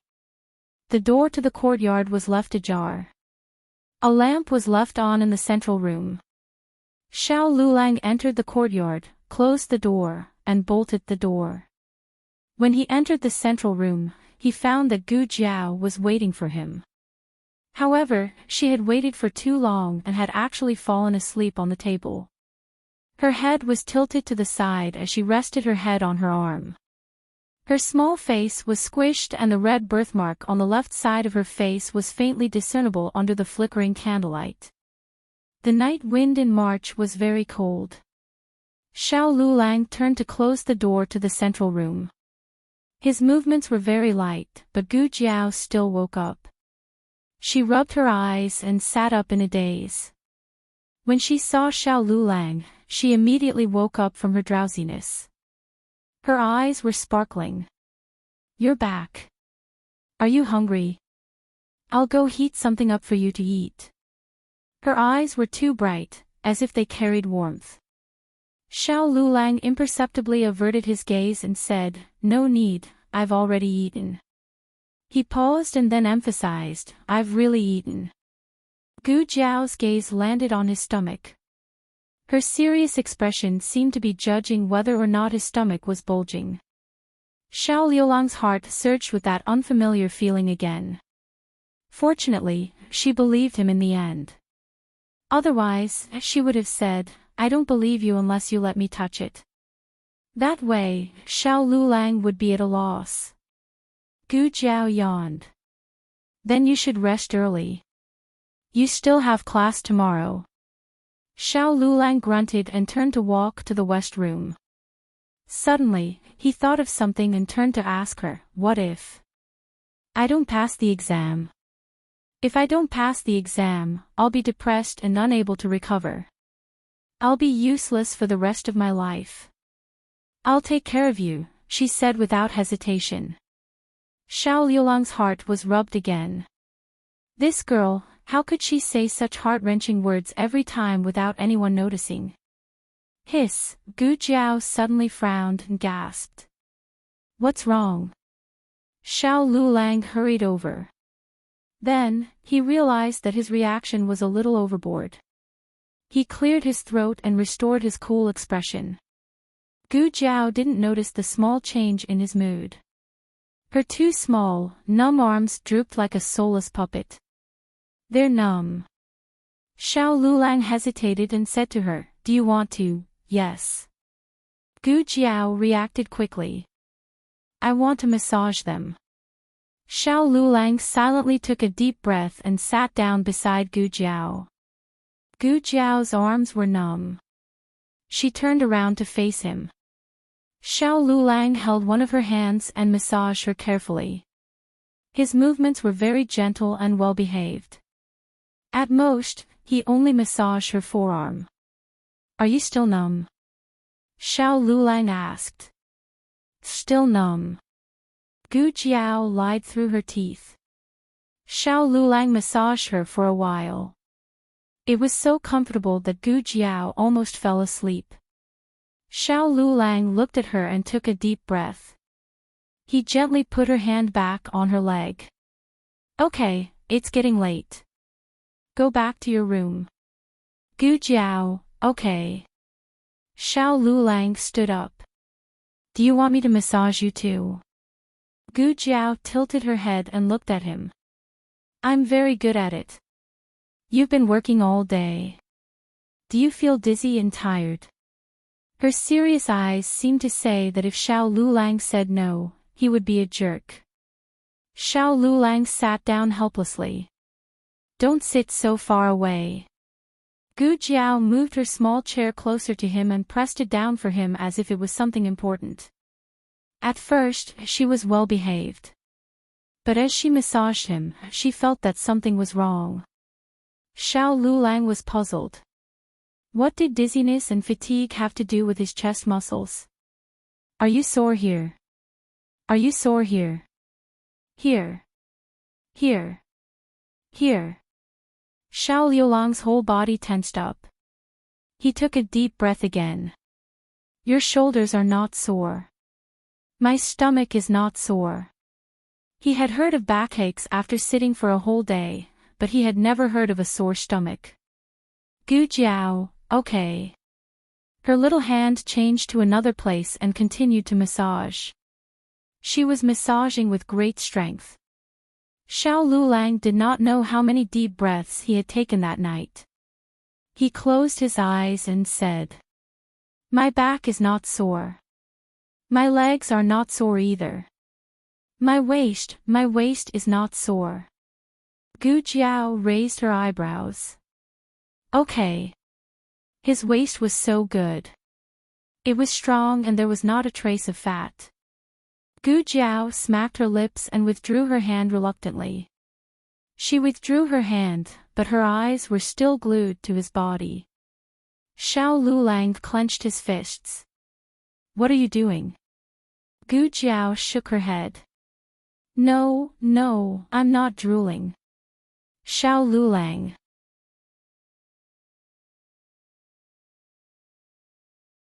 Chapter 224.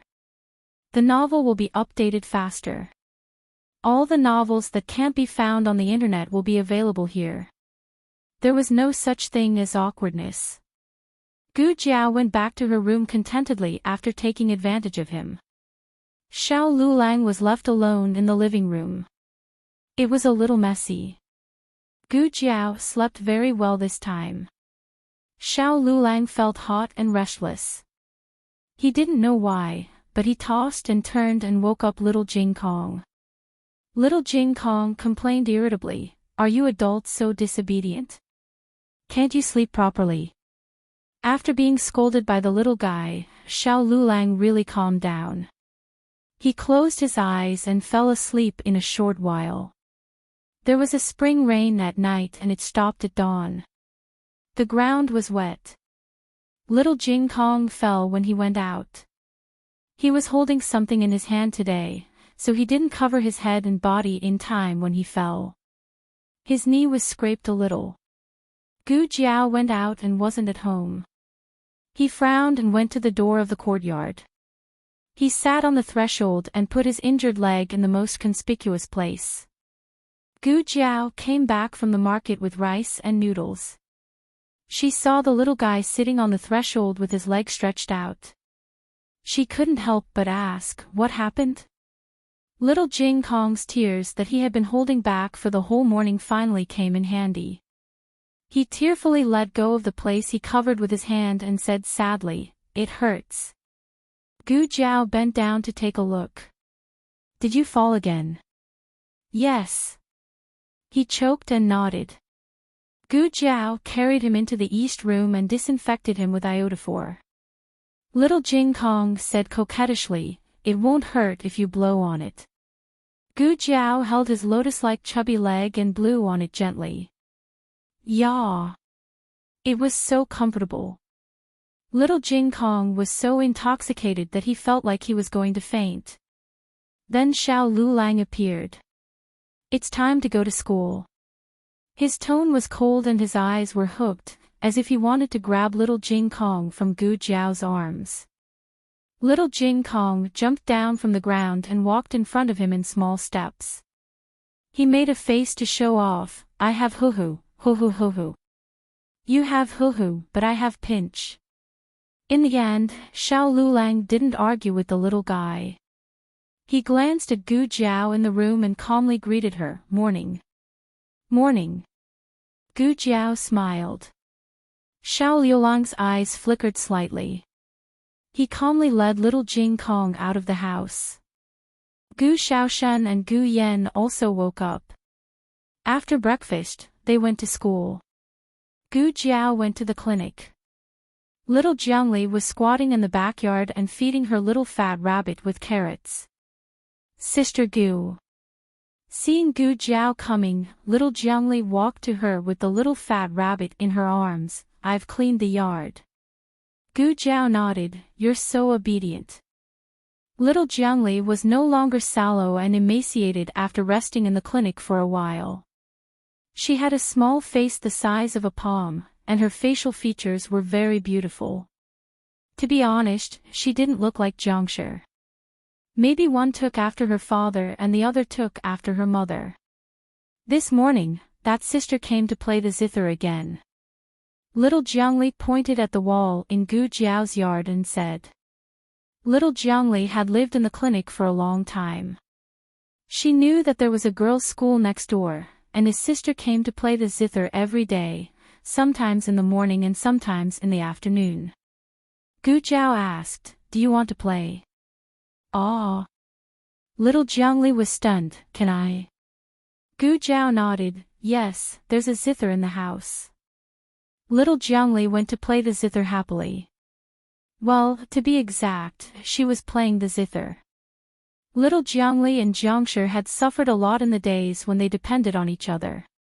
She didn't want to trouble others and was very good at pleasing others. She never messed up the house like little Jing Kong did. She would always clean up the house after playing. Gu Jiao left her to play by herself and went out. Today was the day of concubine Jing's follow-up visit. Gu Jiao got on the clinic's carriage and went to the nunnery. There was another carriage parked outside the nunnery. Gu Jiao didn't pay it any attention and walked in. Last time, she saw at least 2 nuns here. Today, she didn't see any nuns. Gu Jiao went to concubine Jing's yard. It rained last night, so the mud was sticky. Gu Jiao slowed down her pace. When she came to the door of the meditation room, concubine Jing and a familiar voice came from inside. "You must take care of yourself. His Majesty misses you. He said that you don't have to wait too long. He'll be able to take you back to the palace in a few days. Don't. I'm used to living here. I like the days when I'm alone. Tell His Majesty not to miss me." "What are you talking about, concubine? You raised His Majesty single-handedly. In his heart, you're his mother. How can he not miss you? You've suffered all these years. There's not a day when His Majesty doesn't look forward to taking you back. Go back and tell His Majesty that I'm fine here." Gu Jiao knocked on the door as soon as concubine Jing said that. The conversation in the room stopped abruptly. Concubine Jing asked, "Who is it?" "It's me," Gu Jiao said.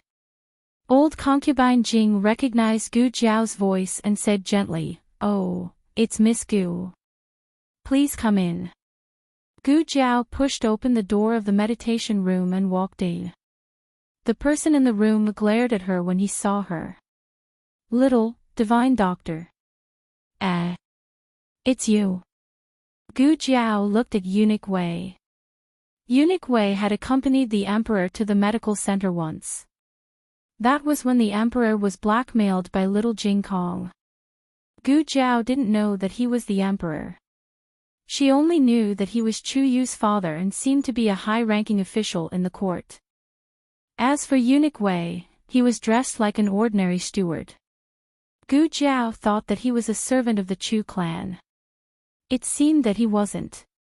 "Do you know each other?" Concubine Jing looked at the two in confusion. Eunuch Wei thought that he had seen a ghost. Why did he run into the divine doctor here? The divine doctor didn't hear what he said to concubine Jing just now, did he? He couldn't have guessed who he was, could he? He was His Majesty's attendant. If the divine doctor guessed that he was a eunuch, wouldn't he have implicated His Majesty as well? Eunuch Wei had an idea. He turned to concubine Jing and said, His Majesty once sent me with Lord Chu to visit the injured at the medical center. Miss Gu is a doctor there. We've met before. Lord Chu. Concubine Jing had never heard of this Lord Chu. She's a new official appointed by His Majesty. Eunuch Wei was afraid that he wouldn't be able to cover up his lie, so he quickly changed the topic. Why is Miss Gu here? Concubine Jing smiled gently. She's the junior doctor I told you about. Eunuch Wei was speechless. What kind of fate was this? The divine doctor even treated the old imperial concubine. Ahem. Eunuch Wei was worried that the longer he stayed, the more flaws he would reveal. He said to Grand Concubine Jing, It's getting late. This servant still has to return to the palace to report to His Majesty. I'll visit Grand Concubine another day. Eunuch Wei left in a hurry.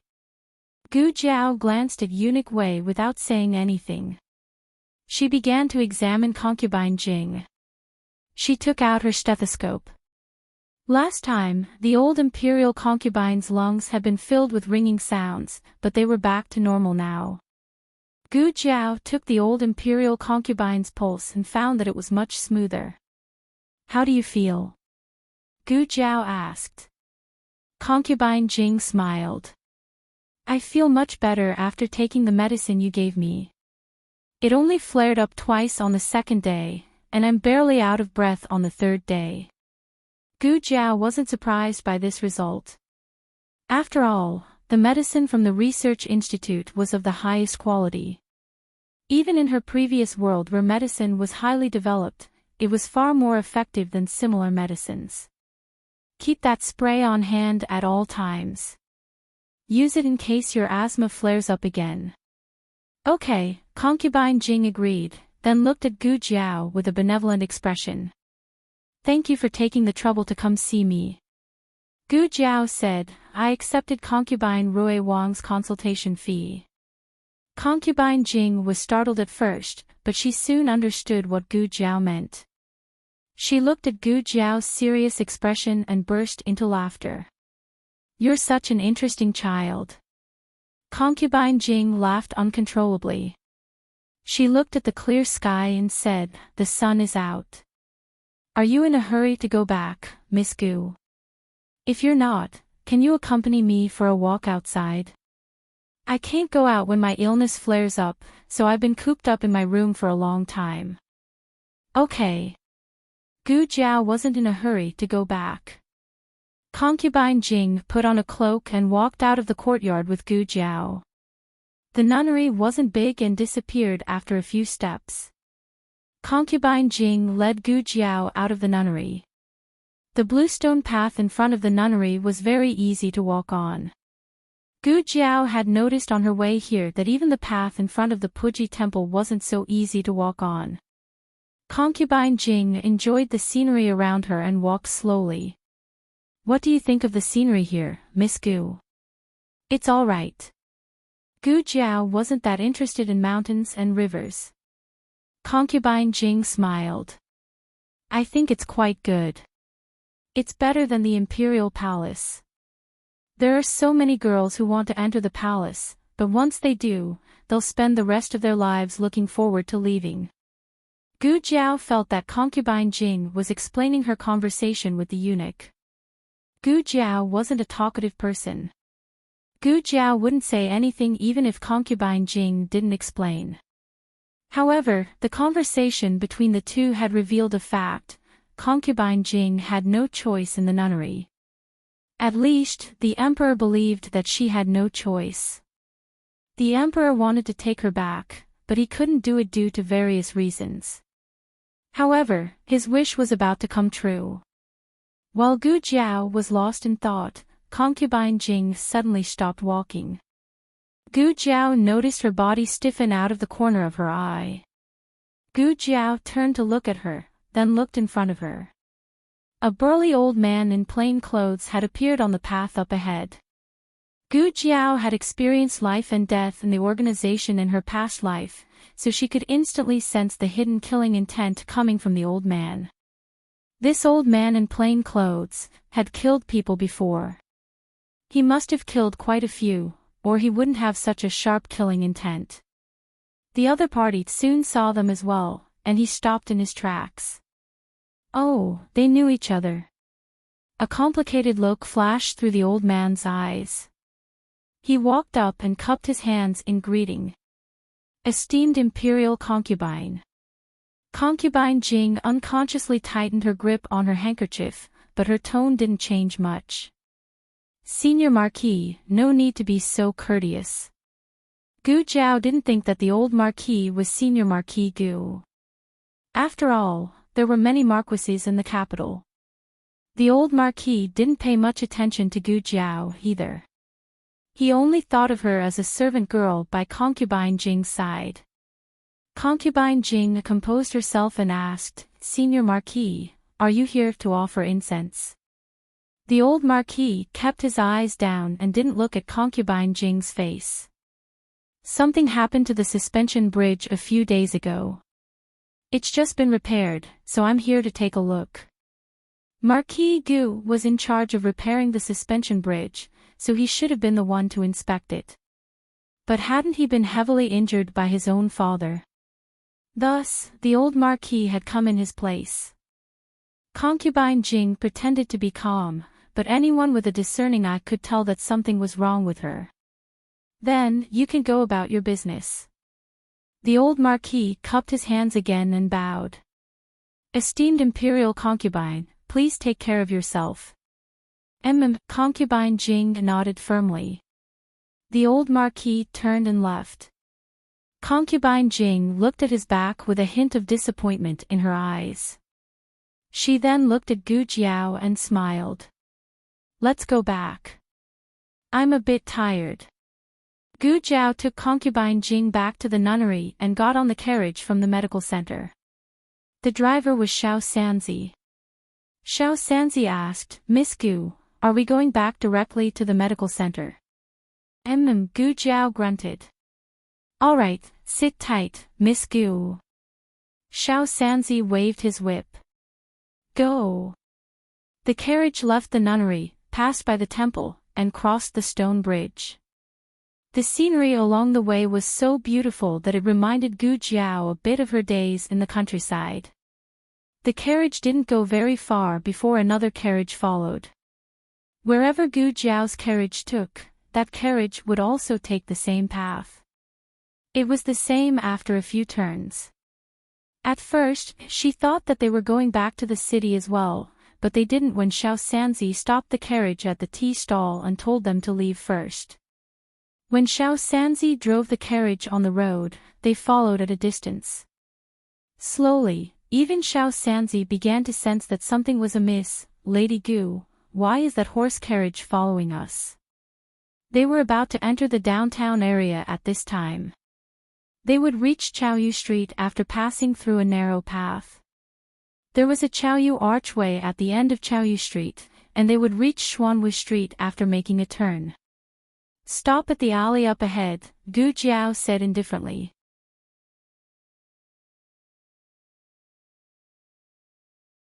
Chapter 225. Xiao Sanzi stopped the carriage in front of the alley as he was told. This was a very secluded alley and there was almost no one walking around. The carriage also stopped. Xiao Sanzi suddenly felt gloomy, as if something big was about to happen. He said in fear, G, Miss Gu. Miss Gu. Are we really going to stop here? Why don't we hurry back to the medical hall? Gu Jiao said, there's no rush. She wasn't in a hurry, but she hated wasting time on such meaningless things. Gu Jiao closed the medical book she was reading halfway and opened the curtain to get off the carriage. Xiao Sanzi saw that she was going to walk towards the carriage and couldn't help but be stunned. Miss Gu, what are you doing? Gu Jiao didn't even turn her head as she said, wait in the carriage. Xiao Sanzi. Oh. When Gu Jiao walked over, the coachman didn't know if he was scared or what, but he actually abandoned the carriage and ran away. Gu Jiao reached her hand into the curtain and was about to pull the person out, but that person took the initiative to hand over his wrist and obediently got out of the carriage. Gu Jiao had never seen someone who was so self-aware of being picked on. She went to grab the collar of the person, but the person grabbed the wrist instead, even though the other party took the initiative to hand it over. It's you. Looking at the handsome young man who was pulled down by her, Gu Jiao frowned. Royal Prince smiled and nodded, yes, it's me. His white clothes were like jade, and his black hair was like satin. He had an outstanding appearance and was handsome. Strangers were like jade, and the young master was unparalleled in this world. His facial features were not only bright and exquisite, but he also had an otherworldly temperament. However, Gu Jiao didn't have time to admire a certain person's beauty right now. She grabbed the wrong person once and her husband was already angry. What would happen if she grabbed the wrong person again? Gu Jiao decisively let go of his hand and asked indifferently, are you following me? Royal Prince shook his head and smiled, not at first. I went to offer incense, but I didn't expect to see you, so I followed you back. What did he mean by following her back? He spoke as if he wanted to go home with her. Gu Jiao's eyes fell on the coachman, who was not far away, who was looking at them. You changed the carriage and coachman. You are not going to burn incense. Wu Yang had developed from a secret guard to an open guard. He had become the standard of Royal Prince, and when he went out, changing Wu Yang was to prevent others from discovering his identity. And what's so bad about burning incense? Unless he had other motives. Royal Prince laughed in disbelief. This woman was too smart. It was really hard to resist. Royal Prince did not explain his purpose to her. He only said, but I really didn't follow you. It was a coincidence that I met you. I swear. What does his vow have to do with her? Gu Jiao looked at him and said, I don't like being followed. You can leave first. Royal Prince did not want to make her angry. He helplessly held his forehead and smiled apologetically, okay. Don't be angry. I'll leave first. I won't do it again. Royal Prince got on the carriage. The coachman rolled back dejectedly and drove the carriage away. After making sure that he really left, Gu Jiao turned and walked through her own carriage. However, just as she lifted the curtain, a kitchen knife flew over her head. She pushed Xiao Sanzi away and pushed him off the carriage. The kitchen knife was firmly inserted into the outer seat of the car. Xiao Sanzi covered his painful butt. He was about to ask Miss Gu why she pushed him away when he saw the kitchen knife on the seat. He was instantly dumbfounded. Is someone trying to assassinate me? Gu Jiao raised her head and looked at the roofs on both sides. She narrowed her eyes dangerously. She walked out of the alley and turned left into the first shop. It was a cosmetics shop. The first floor sold ordinary cosmetics and there were many customers. The second floor was for VIPs and there were only a few people. Gu Jiao quickly went up to the second floor and came to a room at the end of the right corridor. She broke the door and without saying a word, she grabbed the only woman inside and threw her out of the window. Ah! The woman screamed and fell beside the carriage. Xiao Sanzi was so scared that he jumped 3 times and took a few steps back. He raised his head and looked at the window that was suddenly broken. Miss Gu. Gu Jiao jumped down from the second floor window and landed beside the woman. She did not give the woman a chance to react and stepped on the woman's left wrist. With a clang, a dagger fell out of the woman's left sleeve. Gu Jiao broke the bones in her hand and stepped on her chest. She said coldly, "Speak. Who sent you?" The woman was not old.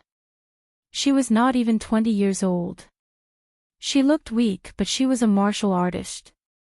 Otherwise, she would not be fine after falling from the second floor. Of course, she was now.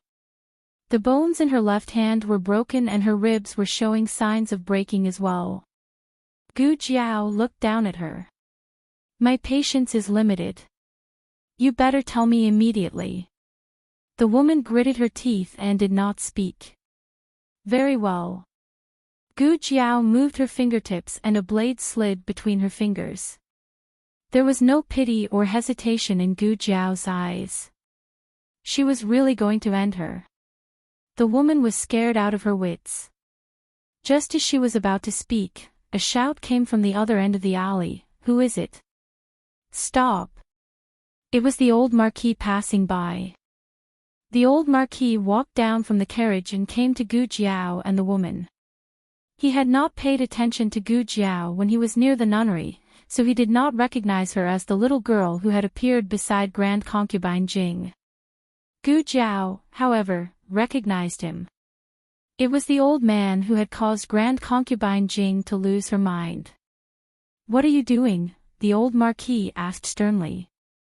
"How can a girl bully a woman on the street?" "No." Xiao Sanzi hurried to explain. "There's something wrong with her." "What's wrong with her?" The old Marquis shot him a cold glare. Xiao Sanzi was just an ordinary manservant. How could he withstand the aura of an experienced veteran? He choked on the spot. Seeing that help had arrived, the woman cried out, "My lord, save me. Please save me. I didn't do anything, and she suddenly charged at me like this. I don't even know what I did to offend her." You took the knife. You threw the knife. You almost stabbed us to death." Even though Xiao Sanzi was a coward, he still mustered the last of his courage. No. If you don't believe me, look." Xiao Sanzi pointed at the kitchen knife on the carriage seat with trembling hands. The knife had sunk an inch into the carriage seat. If it had cut a person's head, it would have split it open. The old Marquis's eyes darkened.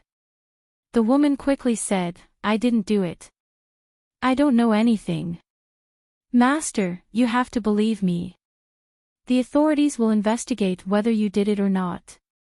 With that, the old Marquis turned to Gu Jiao. "Even if you suspect her, you can't beat her up. You should hand her over to the authorities." Gu Jiao was annoyed and ignored the old Marquis. "I'll give you one last chance. Are you going to tell me or not?" The woman was fearless. "I won't." Swish. Gu Jiao's knife flew past her cheek and cut off a lock of her hair. Cold sweat broke out on the woman's forehead. The old Marquis was furious. How could this girl be so stubborn? The old Marquis took a step forward. Gu Jiao said mildly, "Old man, I advise you to step aside." Old man. It was true that the old Marquis was old, but he was still young. Who dared to humiliate him like this? Gu Jiao was annoyed that this guy interrupted her. Otherwise, she would have asked the person behind the scenes. As for handing her over to the authorities, how many people in the authorities could catch her if she had the guts to do such a thing? She would probably be taken away before she could be interrogated. Gu Jiao didn't want to fight with him because he was an old man. But she couldn't stop the old Marquis from trying to stop her. "Pull her away." The old Marquis ordered and an accompanying guard rushed forward. Gu Jiao lifted her foot and kicked the dagger on the ground. The handle of the dagger hit the guard's chest and he fell to the ground. The old Marquis couldn't believe it and flew into a rage out of humiliation. He pulled out the whip from his waist and lashed at Gu Jiao. Gu Jiao grabbed the woman on the ground to block the whip. Crack! The whip struck the woman's body. Ah! The woman screamed. The old Marquis was so angry that smoke came out of his head. He found the right angle and lashed the whip again. Crack! The whip hit the woman again. This woman has gone crazy. Can't you be a little more accurate? Why do you always whip me? The woman had wronged the old Marquis. It wasn't that the old Marquis wasn't accurate enough, but that Gu Jiao was too cunning. The old Marquis simply grabbed the woman's arm and took her away from Gu Jiao. After putting the woman aside, the old Marquis' third whip hit Gu Jiao mercilessly. Gu Jiao dodged to the side and stuck to the wall like a small octopus. He thought that the whip would miss, but it didn't. The moment Gu Jiao dodged, a man in brocade walked into the alley. The old Marquis wanted to take back the whip, but it was too late. This man was none other than the famous Marquis Xianping. Marquis Xianping trembled. Shit! Marquis Xianping didn't expect that a whip would come out of the corner. He immediately dodged. But he forgot that the emperor was behind him. The emperor wasn't a martial artist. The emperor didn't expect that Marquis Xianping wouldn't protect him at such a critical moment. Instead, he dodged by himself. What kind of official was this? The whip landed on the emperor's head, and the emperor was stunned.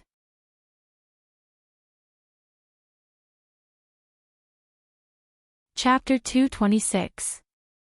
The emperor had a period of unbearable memories in his early years. His birth mother was a palace maid. Although she was raised by imperial concubine Jing, she wasn't much of a favored mistress. He and concubine Jing had a hard time. Later, concubine Jing gave birth to a little princess and was given the title of concubine Jing. Only then did the situation of the mother and children improve. But it didn't take long for him to be targeted by his brother, the crown prince, and the Liu family. He didn't want to join their camp and suffered terrible attacks. However, those attacks only made him lack food and clothing and suffer a little. No one would really hit him on the head with a whip. The old duke's whip was much more powerful than his son's. First, he was stronger. Second, he was more experienced.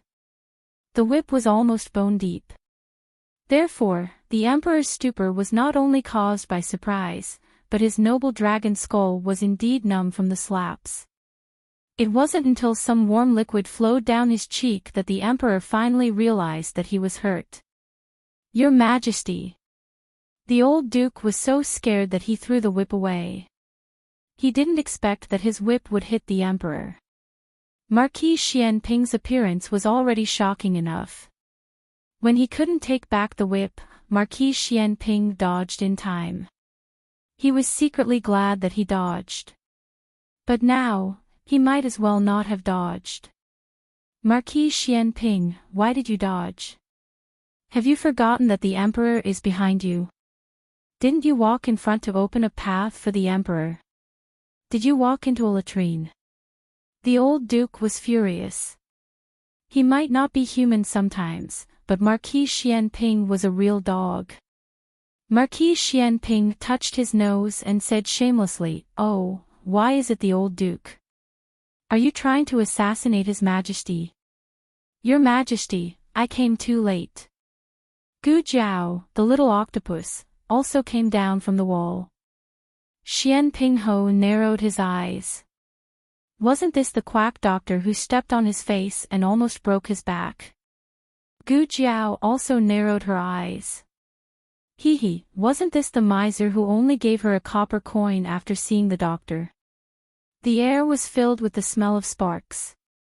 In fact, the emperor had also noticed Gu Jiao, but he did not want to make a mistake in front of Gu Jiao. He ignored the pain in his head and raised his sleeve to cover his wound. However, he couldn't stop the old Marquis from calling him Your Majesty.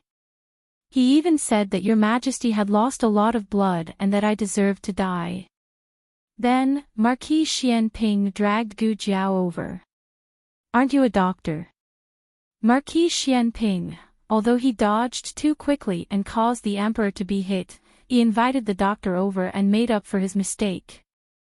Therefore, after the old Marquis and Marquis Xianping both caused the emperor to be injured, they both caused the emperor to lose his horse. The emperor's blood boiled. "You two are really dogs." The emperor's face was covered in blood, but it was enough to recognize his face. Gu Jiao squatted down and said, "Official Chu." "What official Chu?" "This is His Majesty." The old Marquis didn't know that Qin Chuyu had hidden his identity to go to the Directorate of Education. Gu Jiao raised her eyebrows. "Oh, so you are the emperor. So Chuyu is a prince." The emperor, "Oh no, my son also lost his horse." The old Marquis, "Why do I feel like something is wrong?" Gu Jiao went to see concubine Jing today and happened to bring her medicine box. She asked Xiao Sanzi to fetch her medicine box from the carriage. Xiao Sanzi was so shocked that he couldn't speak. He quickly got into the carriage and handed the medicine box to Gu Jiao. The old Marquis didn't remember that he wanted to kidnap Gu Jiao and bring her to the officials. He said to the emperor, "The ground is cold. Your Majesty, let's go to the carriage. The light is good here." Gu Jiao refused him. Before the old Marquis could say that he was talking to the emperor and that a little doctor shouldn't interrupt, Gu Jiao said to the emperor, "Take your hand away." It was an order. The emperor obediently removed his hand from the wound, looking a little wronged. The old Marquis wondered if he was blind. "You two are blocking the light," Gu Jiao said to the old Marquis and Marquis Xianping. Marquis Xianping was so shameless that he didn't get angry at being ordered around by a little doctor. He elegantly moved to the side. The old Marquis wasn't happy with Gu Jiao's tone. He felt that this little doctor was the one who abused the law and had no regard for anyone else. The emperor looked at the old Marquis coldly. "Yes." The old Marquis also stepped back a few feet. Gu Jiao dipped a cotton ball in saline and began to clean the blood on the emperor's face and head. The emperor wasn't bad-looking, but he still paled in comparison to Marquis Xianping. But Marquis Xianping was so stingy. Gu Jiao decided that she wouldn't kowtow to him no matter how good-looking he was. Hiss, the whip wasn't light, and it tore open the emperor's flesh. The emperor was in so much pain that he twitched. The old Marquis knew that he was in the wrong, so he didn't dare to get up. Marquis Xianping also felt a little guilty. Forget it, the emperor was sitting, and he couldn't stand for the emperor to look up at him. So he came to the old Marquis' side. The old Marquis thought that he was going to kneel down and beg for forgiveness, so he kindly moved to the side to make some space for him. However, he saw Marquis Xianping squatting down and drawing circles on the ground out of boredom. The old Marquis was speechless. Gu Jiao looked at the wound on his head and said, "You need stitches. I'll shave your head first, and then give you some anesthetic." "Shave my head. Stitches." The emperor didn't feel good. When Gu Jiao took out the blade, the emperor's body began to visibly become uneasy. When she took out an anesthetic needle, the emperor almost fainted. She pricked him with the needle. The emperor bit his sleeve. Wu Gu Jiao, this familiar voice and small action, the emperor completely lost his horse. Gu Jiao quietly finished stitching up the emperor's wound. She wrapped a bandage and gauze around the emperor's head. Pay attention to the hygiene of the wound. Come to the clinic tomorrow to change the dressing. After that, Gu Jiao packed up the small medicine box and medical supplies, and reached out to the emperor. "The consultation fee," she said. Why would the emperor bring money with him when he went out? In the past, he besieged the palace and used his own pocket. Unfortunately, he didn't bring eunuch Wei out today. The emperor turned his gaze to Marquis Xianping, who was squatting and drawing circles on the ground. He said coldly, "Marquis Xianping. Your Majesty, you call me." Marquis Xianping was not embarrassed at all when he was caught drawing circles. He rarely felt embarrassed. In this regard, Gu Jiao and he were the same. Marquis Xianping stood up and walked to the emperor's side. He squatted down on one knee. This small action of squatting down was calm and elegant. This man, no matter what he did, was pleasing to the eye. Unfortunately, the emperor was not a dog that looked good. "Give me the money."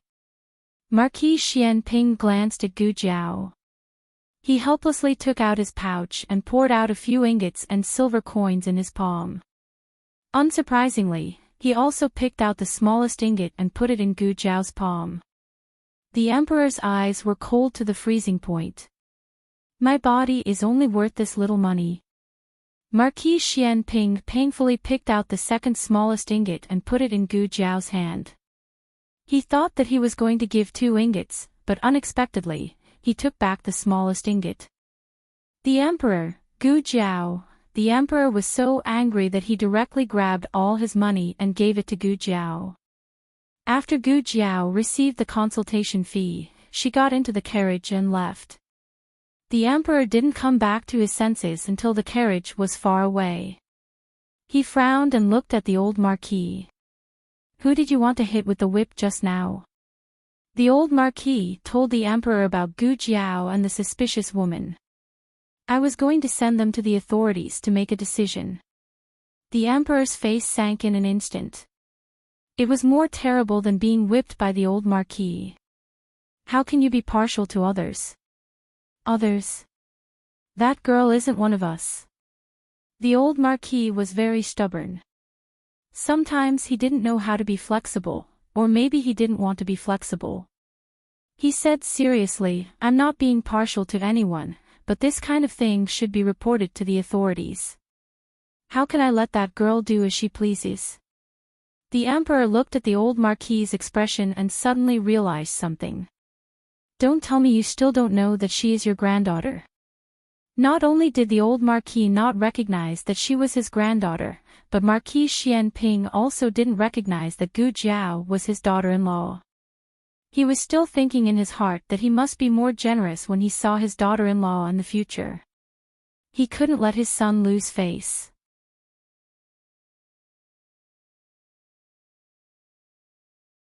Chapter 227. There was a reason why the emperor and Marquis Xianping left the palace incognito, so it wasn't strange for them to meet the old marquis. The 3 of them had already booked a place to secretly cause trouble. They just met in advance. The emperor and the 2 of them went to a nearby opera house.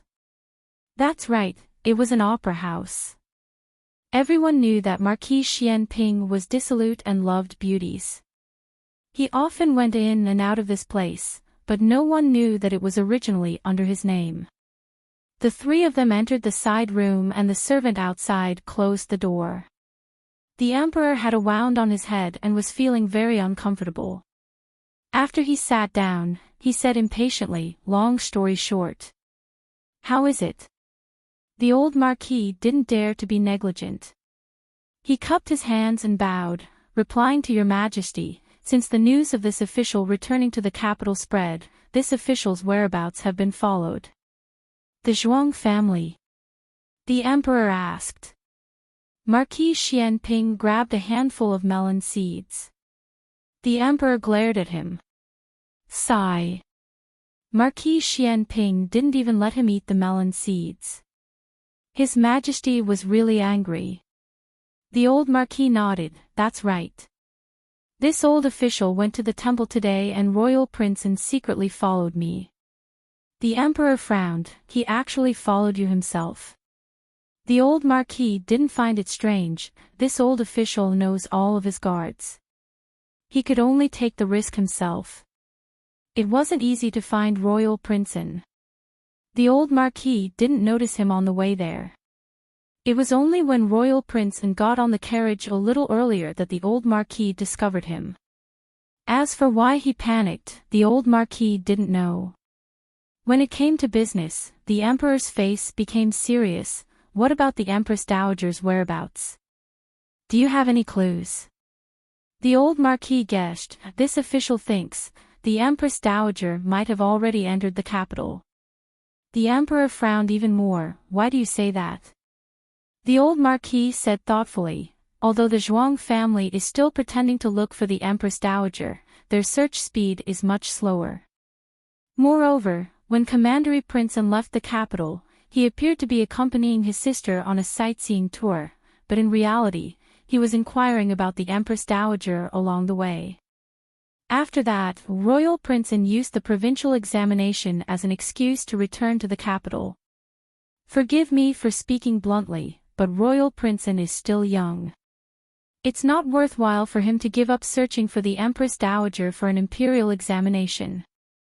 The Emperor pondered for a moment and felt that the old Marquis's words were not without reason. So you think that he returned to the capital because he found the Empress Dowager? But since she has been found, why don't you let the Empress Dowager return to the palace? When the Empress Dowager returned to the capital, she should be more afraid of the Emperor's side. The Zhuang family held a heavenly card in their hands but didn't play it. What kind of trick was this? The old Marquis pondered and said, This subject is also puzzled after much thought. Perhaps, the Empress Dowager's leprosy hasn't been cured, so they are secretly treating the Empress Dowager. An Empress Dowager with leprosy would be despised and rejected by others. When Empress Dowager Zhuang contracted leprosy, they all thought that the opportunity to overthrow Empress Dowager Zhuang had come. But who would have thought that the Empress Dowager had escaped by herself? If they dared to say that Empress Dowager Zhuang had secretly left the palace, Imperial Tutor Zhuang would dare to question them in public whether or not they had plotted against Empress Dowager Zhuang. They didn't dare to win or lose, so they could only use a roundabout strategy. They claimed that the Empress Dowager had suddenly fallen ill and had gone to the temporary imperial residence to recuperate. Then they intentionally or unintentionally let the Zhuang family find out that Empress Dowager Zhuang had escaped with leprosy. The Zhuang family also feared that this illness would ruin the Empress Dowager's reputation, so they held back and secretly searched for the Empress Dowager. In a short period of time, the two sides had achieved a subtle balance. But this balance would be broken one day. If Imperial Tutor Zhuang really found the Empress Dowager and cured her, then the day when the balance between the two sides would be broken would not be far. The journey from the medical center to the nunnery was not short. On the road, they were delayed for a while. By the time Gu Jiao returned to Bishui Alley, it was already dusk. On the horizon, a gorgeous sunset glow fell on the red walls and green tiles, giving off a warm orange glow. When Gu Jiao walked into the alley, she really felt that she was returning home. She had never experienced this feeling in her previous life. In her previous life, she lived with her parents for very few days. It was empty and cold, without the slightest warmth of home. The so-called home was just a place to live. But now, it seemed to have a new meaning. After a busy day, she longed to come back here and see the people in the residence. It wasn't that she never felt tired, but she was used to being tired. Anyway, no one would love her, so it was useless to be pretentious. Jiao Jiao. Little Jing Kong's voice interrupted Gu Jiao's thoughts. The little guy was sitting on the threshold waiting for her. In the morning, he had fallen and cried, but now, he ran towards her and threw himself into her arms. She wanted to pick him up, but he shook his head and said, No, Jiao Jiao is very tired. He resisted the urge to hug her and held Gu Jiao's hand. Does your leg still hurt? Gu Jiao bent down to pull his trousers. Little Jing Kong shook his head and said, It doesn't hurt anymore. In fact, it still hurt a little, but little Jing Kong acted like a spoiled child because he didn't want to burden Gu Jiao. Sister. Gu Xiaoshun heard the movement at the door. She put down the woodwork she was doing and rushed out like a little monkey to help Gu Jiao get her small basket. Give it to me. Gu Xiaoshun insisted on holding the small basket in her hand and carefully put her small medicine box in her east room. Gu Yan was originally working for little Jing Kong in the courtyard to remove chicken poop. He was fuming with anger because he was not as free as little Jing Kong, and he was not as fast as Gu Xiaoshun. When he finally saw his sister, his beautiful face was completely dark. Gu Jiao was amused by his expression. Gu Yan turned his back awkwardly. Gu Jiao went to pacify him. It was hard for others to pacify him, but wasn't it easy for Gu Jiao to pacify him? Gu Jiao tugged at his hand, and all his anger disappeared. Yao Shi came out of the kitchen with a plate of freshly cooked steamed cakes. When she saw her daughter, her eyes were full of gentleness. Jiao Jiao, you're back. I just made some snacks. Jing Kong, go and see if Grandaunt is awake. Okay. Little Jing Kong loved to go to Grandaunt's room to check on her. He always found something and felt a great sense of accomplishment. Little Jing Kong ran to Old Madam's room while panting heavily. Old Madam was holding a jar of candied fruit and eating it. Old Chancellor sat in front of her speechlessly and watched her eat for the entire afternoon. Can you eat so much? How many years did the late Emperor starve you? Great Aunt. Little Jing Kong bounced over to her. Old Madam stuffed the jar of candied fruit into Old Chancellor's arms at lightning speed. Old Chancellor looked at the jar that suddenly appeared in his arms. You held me here for the whole afternoon just for this moment. Old Chancellor did not want to take the blame and immediately returned the jar to Old Madam.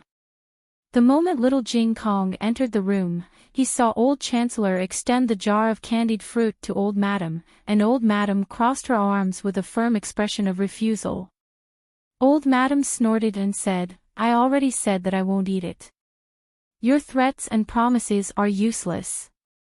Old Chancellor, so half a jar of candied fruit was eaten by a ghost?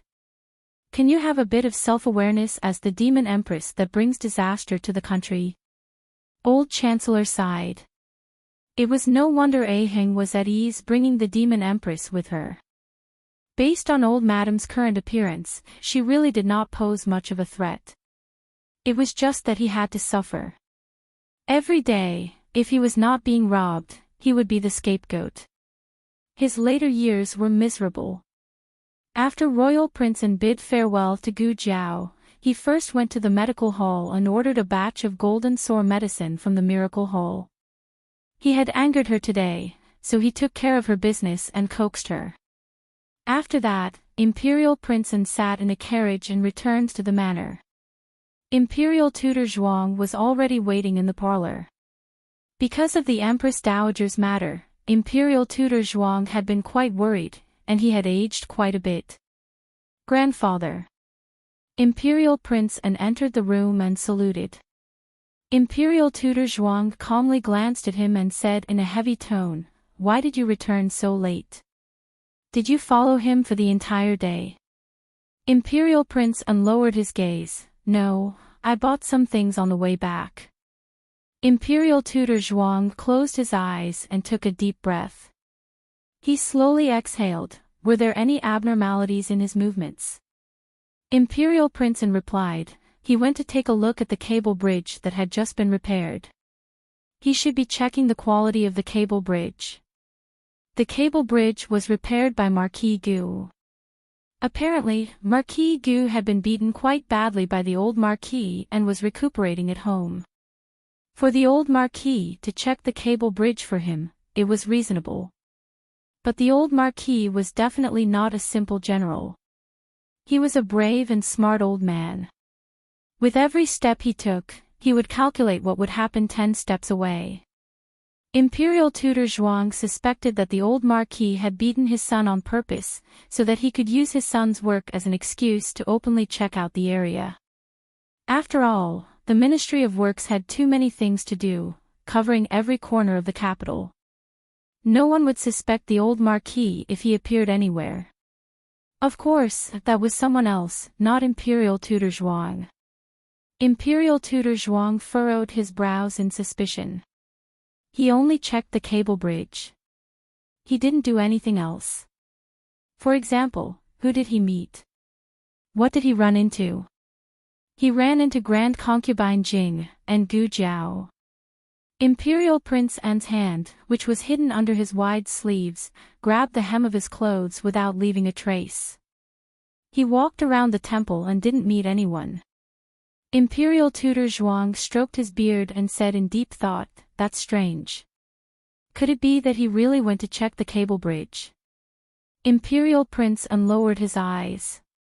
He remained silent and didn't reply. For the first time in his life, he lied to his grandfather.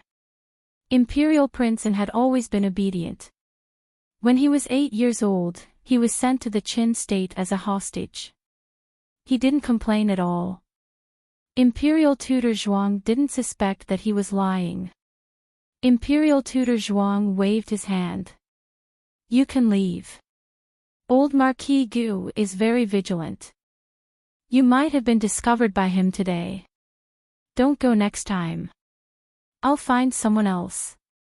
"Yes." Imperial Prince An bowed and walked out of the parlor. "Brother." When he passed by the Chuihua gate, Zhuang Yueshi suddenly walked out from behind the tree. Imperial Prince An looked at her and then at the parlor. He asked, "Why are you here?" Zhuang Yueshi's beautiful eyes were all on him. "I'm waiting for brother. I'm tired.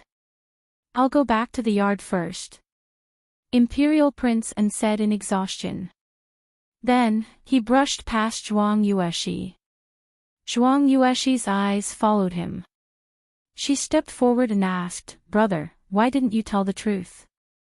Imperial Prince An paused and looked back at her vigilantly. Zhuang Yueshi felt wronged and confused. Brother clearly saw the old Marquis and, "Shut up." Imperial Prince An didn't stop Zhuang Yueshi. Zhuang Yueshi was stunned. Royal Prince An was a handsome young man who was as gentle as jade.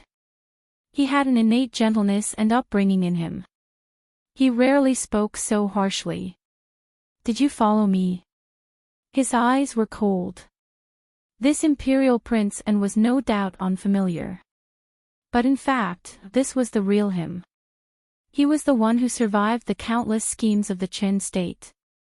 "I didn't." Zhuang Yueshi was frightened by this Imperial Prince An. She shook her head hurriedly. "There's no class in the girls' school today. Meng Dai asked me to pray. If you don't believe me, you can ask her. She saw it too." She didn't. Zhuang Mengdai was an idiot. She only cared about praying and eating vegetarian food. "If you want to tell grandfather, then go," Imperial Prince An said tiredly and left without looking back.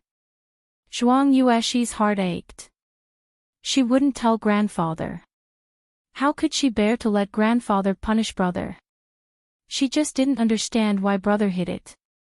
Was he afraid of bringing trouble to that woman? It was her. She made brother change. Brother started to lie to grandfather. He started to be fierce to her. He started to not be the brother he used to be. It was all that woman's fault. Zhuang Yueshi's fingers tightened bit by bit. The old Marquis was punished by the Emperor. The Emperor's punishment was quite severe.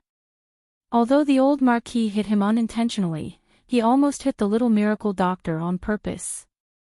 It was because the Emperor felt the pain of the whip that he could vividly imagine what would happen if it hit the little miracle doctor. Marquis Xianping was also punished. The old Marquis and Marquis Xianping were both generals. Whipping them was like tickling them. Thus, the Emperor punished them to copy military books. Punishing generals to copy books was the same as punishing civil officials to be caned. Both were painful.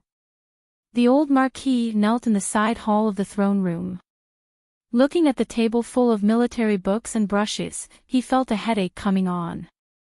Marquis Xianping casually threw the brush on the table. Copy Gooden. Go find your son.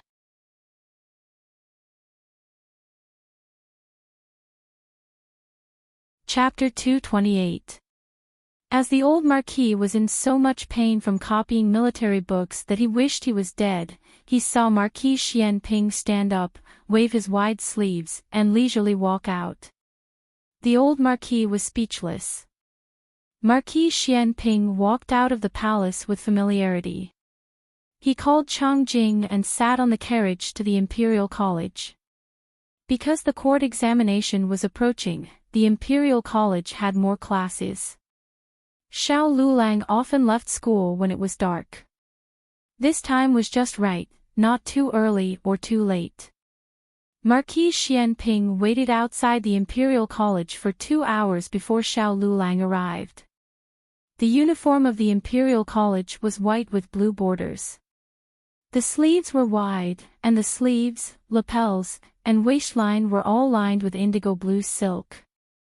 The waist was tight, and it was restrained and courteous. It was elegant and handsome. As long as one was not ugly, one could wear this uniform well. However, among the sea of white-robed Imperial College students, there was a figure with a walking stick that was particularly eye-catching. He was tall, slender, and had a jade-like complexion. The myriad of lights behind him reflected the clean and pure color of the youth. However, the walking stick that he used to support himself with somewhat destroyed this beauty. Marquis Xianping's gaze fell on his lame leg, and his handsome brows furrowed. But it was only for an instant, and his expression was normal as he got off the carriage. His carriage did not stop in front of the Imperial College, but under the large tree to the side. Xiao Lulang walked and walked. Suddenly, a tall figure flashed out from behind the tree and blocked his path.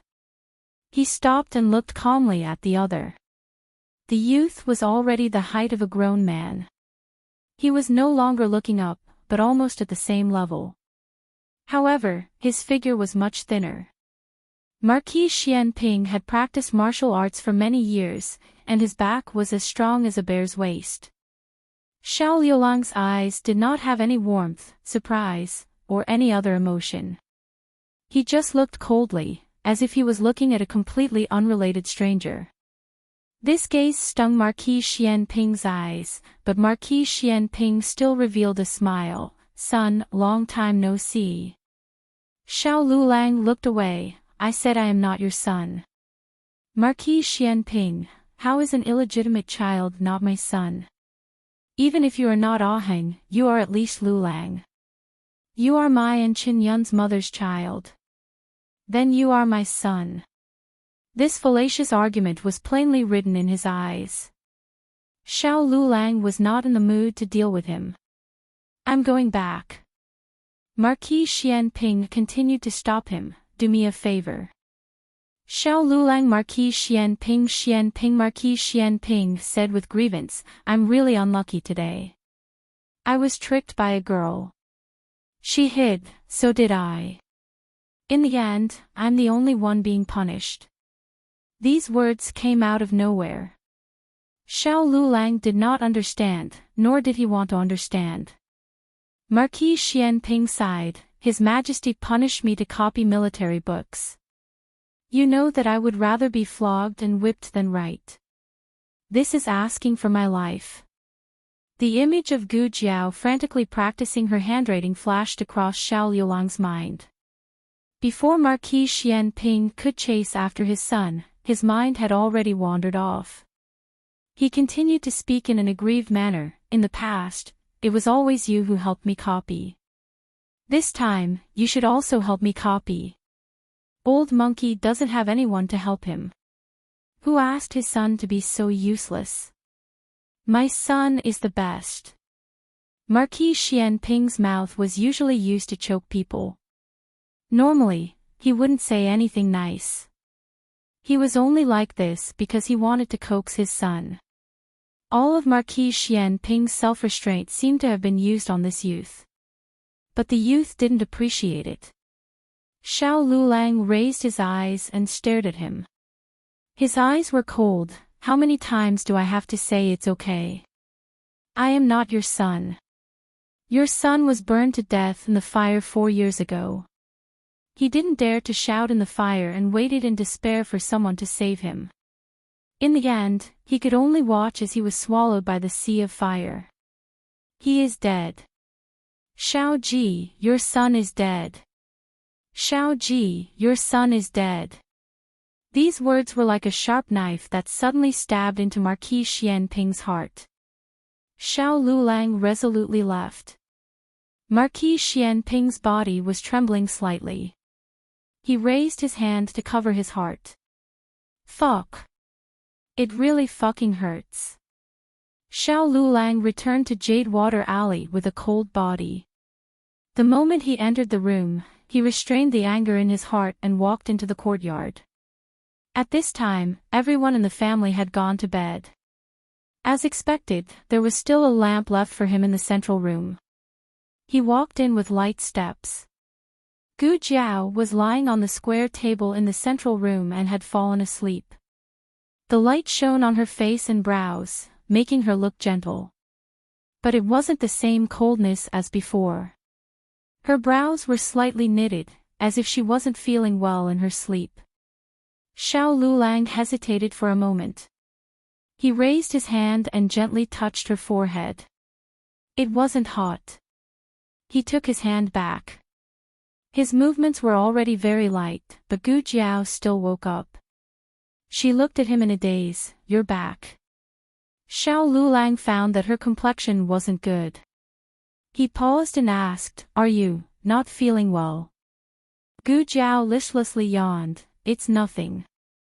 Xiao Lulang looked at her tired face and his heart slightly tightened. I've already eaten. You can go to sleep. You don't need to wait for me in the future. It's nothing. She curved her lips. I've already boiled the hot water. I'll boil it myself. You can go to sleep. Xiao Lulang urged her again in a tone that didn't allow her to refuse. Gu Jiao. Okay. She stood up listlessly, entered the room listlessly, and lay on the bed listlessly. She wasn't the kind of person who would moan for no reason. Even if she was sick, she would act as if nothing had happened, unless it was really uncomfortable. Xiao Lulang looked at her deeply through the crack of the door. He didn't say anything and turned to go to the kitchen. He didn't immediately get water to wash up. Instead, he found ginger and brown sugar cubes. In the past, life in the countryside was hard. They didn't even have a piece of brown sugar at home. They had to borrow it from the village. Now life at home was not difficult, but she seemed to never care about herself as much as she cared about them. Xiao Lulang boiled a bowl of thick brown sugar ginger tea and brought it to Gu Jiao's room. His cooking skills were not good, so the ginger tea was burnt. He gently pushed the door open and came to Gu Jiao's bed. He gently woke her up. Get up and drink something. Gu Jiao made a sound and struggled to open her sleepy little eyelids. She smelled brown sugar and ginger juice, and a bit of burnt smell. She was stunned for 3 seconds. Can you sit up by yourself? Xiao Lulang asked.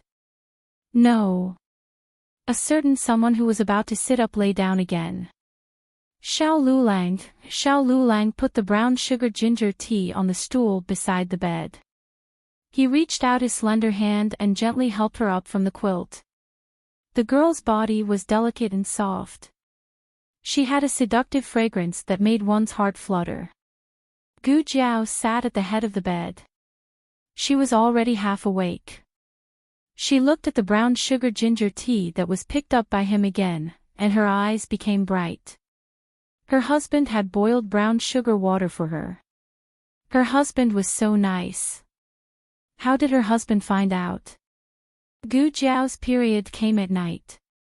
She rarely had menstrual pain. In her memory, it had only happened once when she had her first period in the countryside. After that, it had never happened again. Strictly speaking, it wasn't too painful today. It was just that she was sleepy, tired, and a little stuffy in her stomach. She was a special agent who could withstand 10 levels of pain. She didn't need to use anesthetics to remove bullets, but for some reason, she couldn't tolerate this kind of menstrual pain. Xiao Lulang handed the brown sugar ginger tea to her. "Can you drink it yourself?" Gu Jiao had just reached out her hand when she silently withdrew it. She said seriously, "I feel very weak." Xiao Lulang sighed helplessly. He sat down on the edge of the bed, picked up the spoon, and fed her spoonful by spoonful. Gu Jiao opened her mouth, gently bit the spoon, and slurped it. The bowl of brown sugar water was soon empty. "Is there more?" She smacked her lips as if she hadn't had enough. Xiao Lulang looked at her round little belly that even her pajamas couldn't hide and said, "You can't drink anymore." Gu Jiao's gaze fell on his hand that was holding the spoon to feed her. "Oh." Xiao Lulang took the water and let her drink 2 more mouthfuls. "Go to sleep." Gu Jiao lay down obediently. She lay on her side and looked at him, looking a little obedient. Xiao Lulang met her gaze that couldn't be ignored. "What's wrong? Do you still feel uncomfortable?" Chang Jiao said, "Where do you feel uncomfortable? You're someone who can take a bullet. Can't you bear this little bit of discomfort?" Chang Jiao said, but her stomach really did feel a little uncomfortable. In the end, Chang Jiao grabbed Chang Jiao and beat her until her fists were 5 centimeters long. She kicked her out. Gu Jiao looked at him blinking. "My stomach is a little uncomfortable." "Ah." Xiao Lulang was speechless. "Sleep for a while. You'll be fine tomorrow." It was better not to ask. "Let me massage you." It was too intimate. Xiao Lulang's heart was in turmoil. He looked at Gu Jiao. Gu Jiao was looking at him with a pair of innocent eyes. It was as if he was a heartless bastard if he didn't do it. Xiao Lulang didn't understand how he could read these things from her small eyes. In the end, he braced himself and sat down. "I'll give you a massage." "Okay." Gu Jiao nodded. Xiao Lulang reached out his bony hand and reached into her blanket. It was warm under the blanket. His fingertips could already feel her body temperature through her pajamas. Xiao Lulang hesitated for a moment. Then, he placed his palm on her soft and cold stomach. This was the first time he had touched such a soft part of her in a sober state. His palm felt as if it was on fire. It was boiling hot.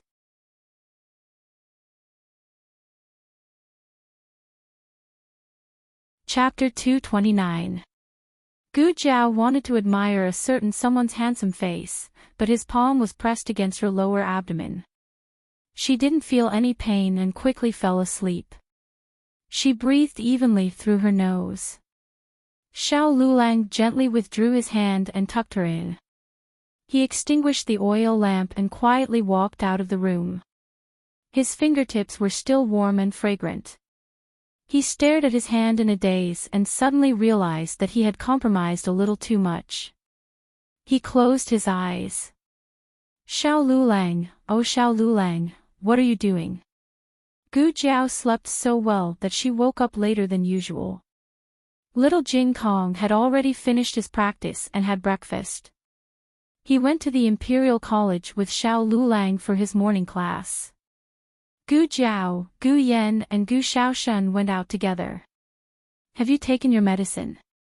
Gu Jiao asked Gu Yan. "I have," Gu Yan said.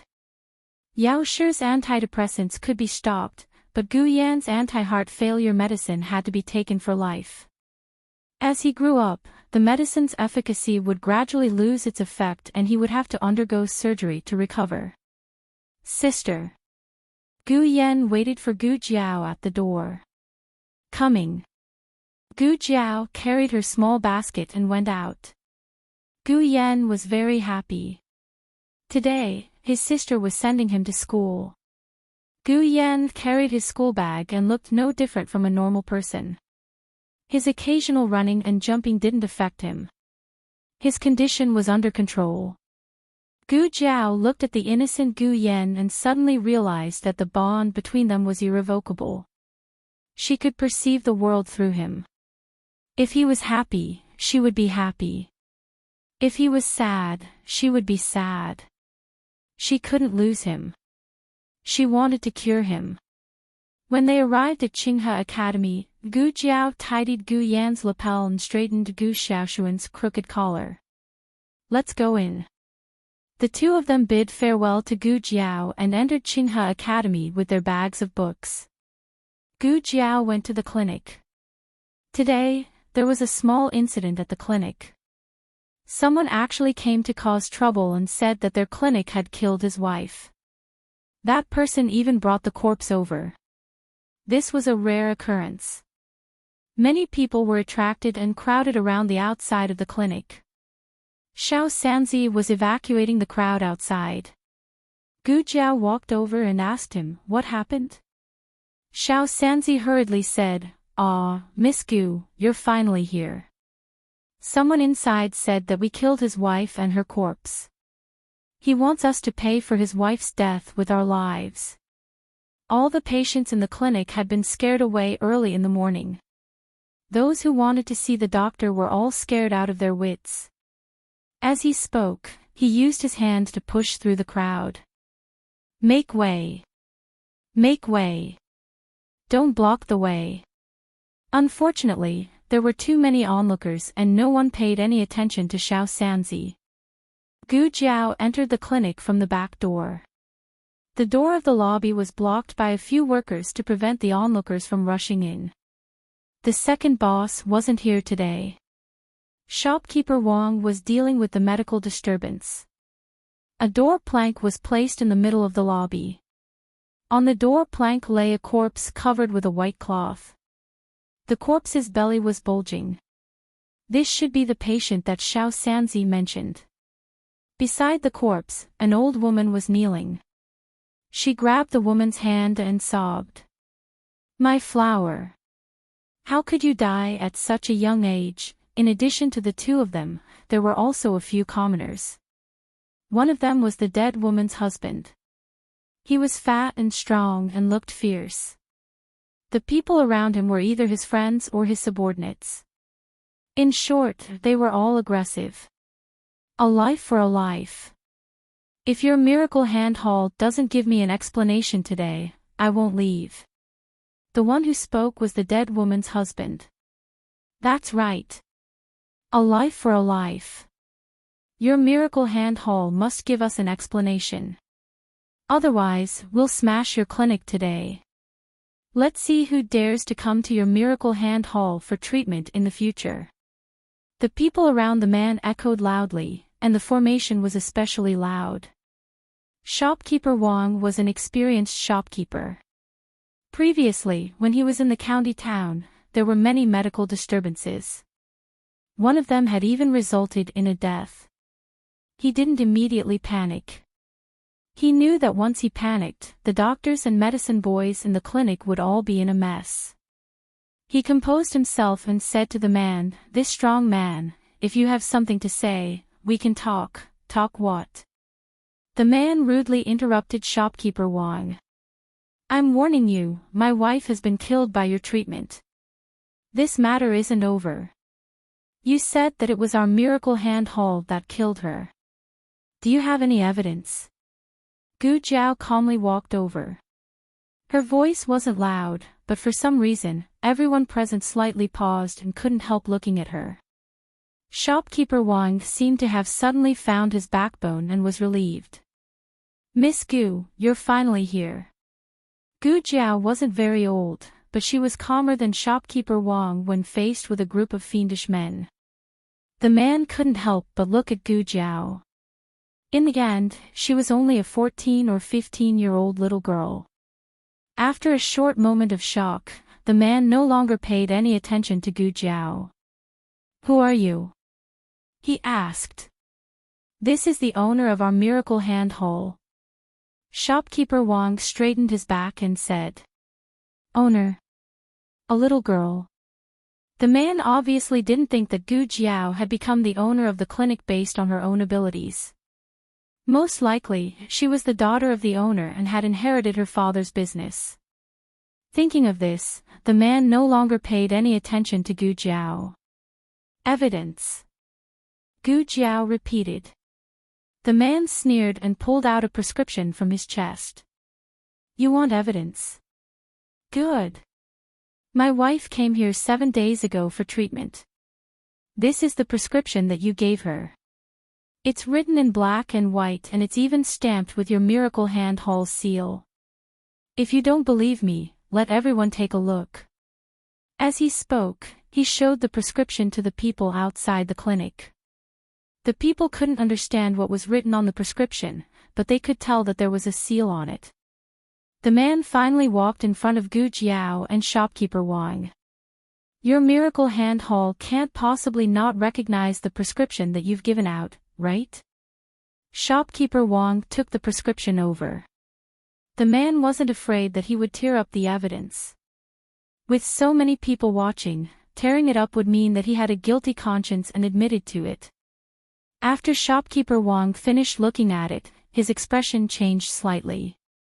He whispered, Miss Gu, this is indeed the prescription that was given out by our clinic.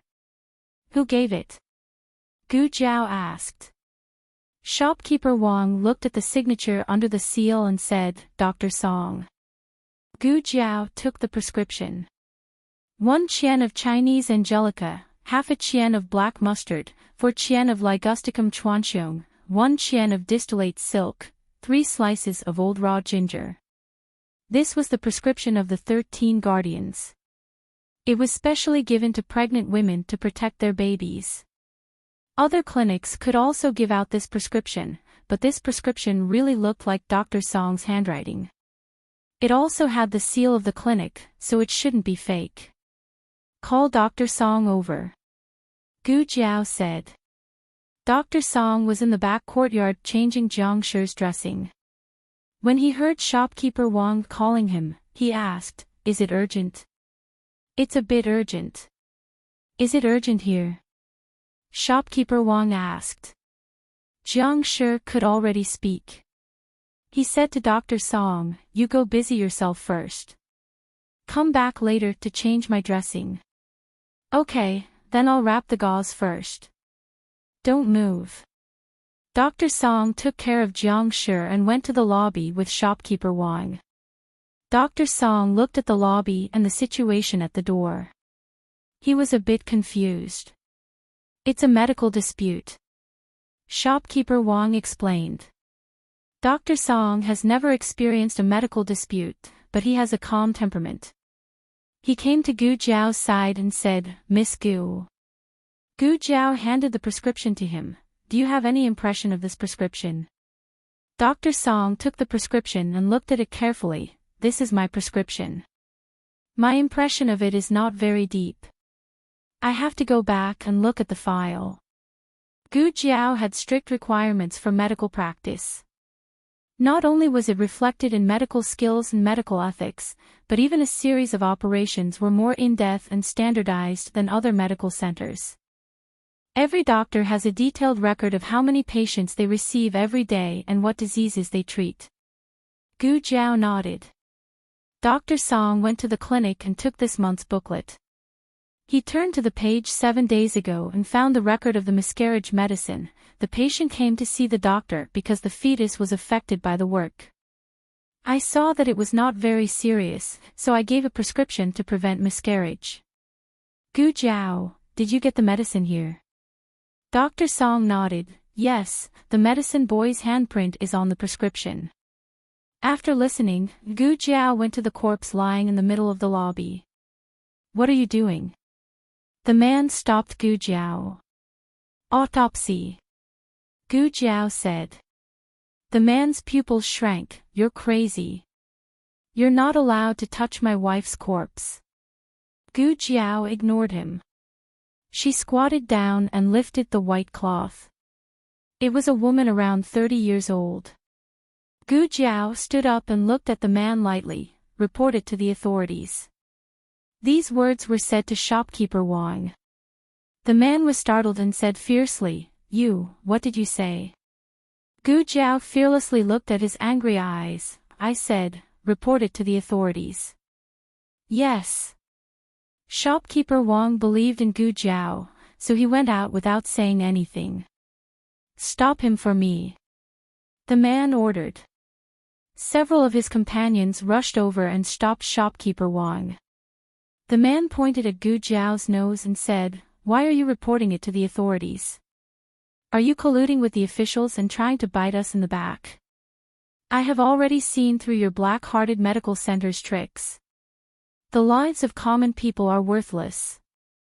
You're a family of bandits. You're simply trying to take our lives." When the man finished speaking, he was so emotional that he began to cry. The common people pointed at him and stood on the man's side. Gu Jiao did not panic and said, "Good, you said that she is a patient of our medical center. Then tell me, who is she? How old is she this year? Who accompanied her here?" The man roared, "She is my wife. Can't you see how old she is?" Gu Jiao calmly said, "What is your wife's surname and name?" The man seemed to be getting more and more impatient with Gu Jiao's questions, so he roared, "Her surname is Wu, her name is Wu Jinhua." Gu Jiao raised the booklet in her hand, but it's clearly written here that the patient is a 21-year-old pregnant woman surnamed Yang. And the deceased? She is at least 30 years old. The man choked on the spot. The onlookers didn't expect things to turn around like this. They couldn't help but look at the man with suspicion. The man's eyes flashed and shouted, "You just casually took a booklet and said that it was the record of that day. Who knows if you wrote it on the spot?" Dr. Song busily said, "The medical book is recorded according to the day. When a page is full, it will continue to the next page.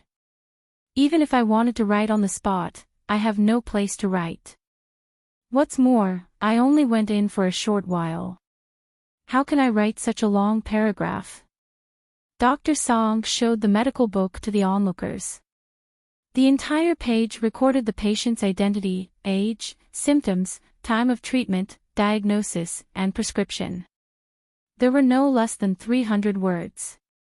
It wasn't something that could be written in the blink of an eye. What's more, if it was just written, the ink wouldn't be dry. The man stubbornly said, Then it's possible that you wrote it wrong." Gu Jiao nodded, "That's completely reasonable. That's why I said to report it to the authorities. Let the authorities find the patient based on the records. That should be able to clear our name." Hearing that Gu Jiao was going to ask for a witness, it was obvious who was the one lying. The onlookers were a little disappointed. After waiting for so long, they thought that they would be able to eat a big melon from the miracle hand's hole. But it turned out that there was nothing. When the man saw that he had been exposed, he turned around and ran.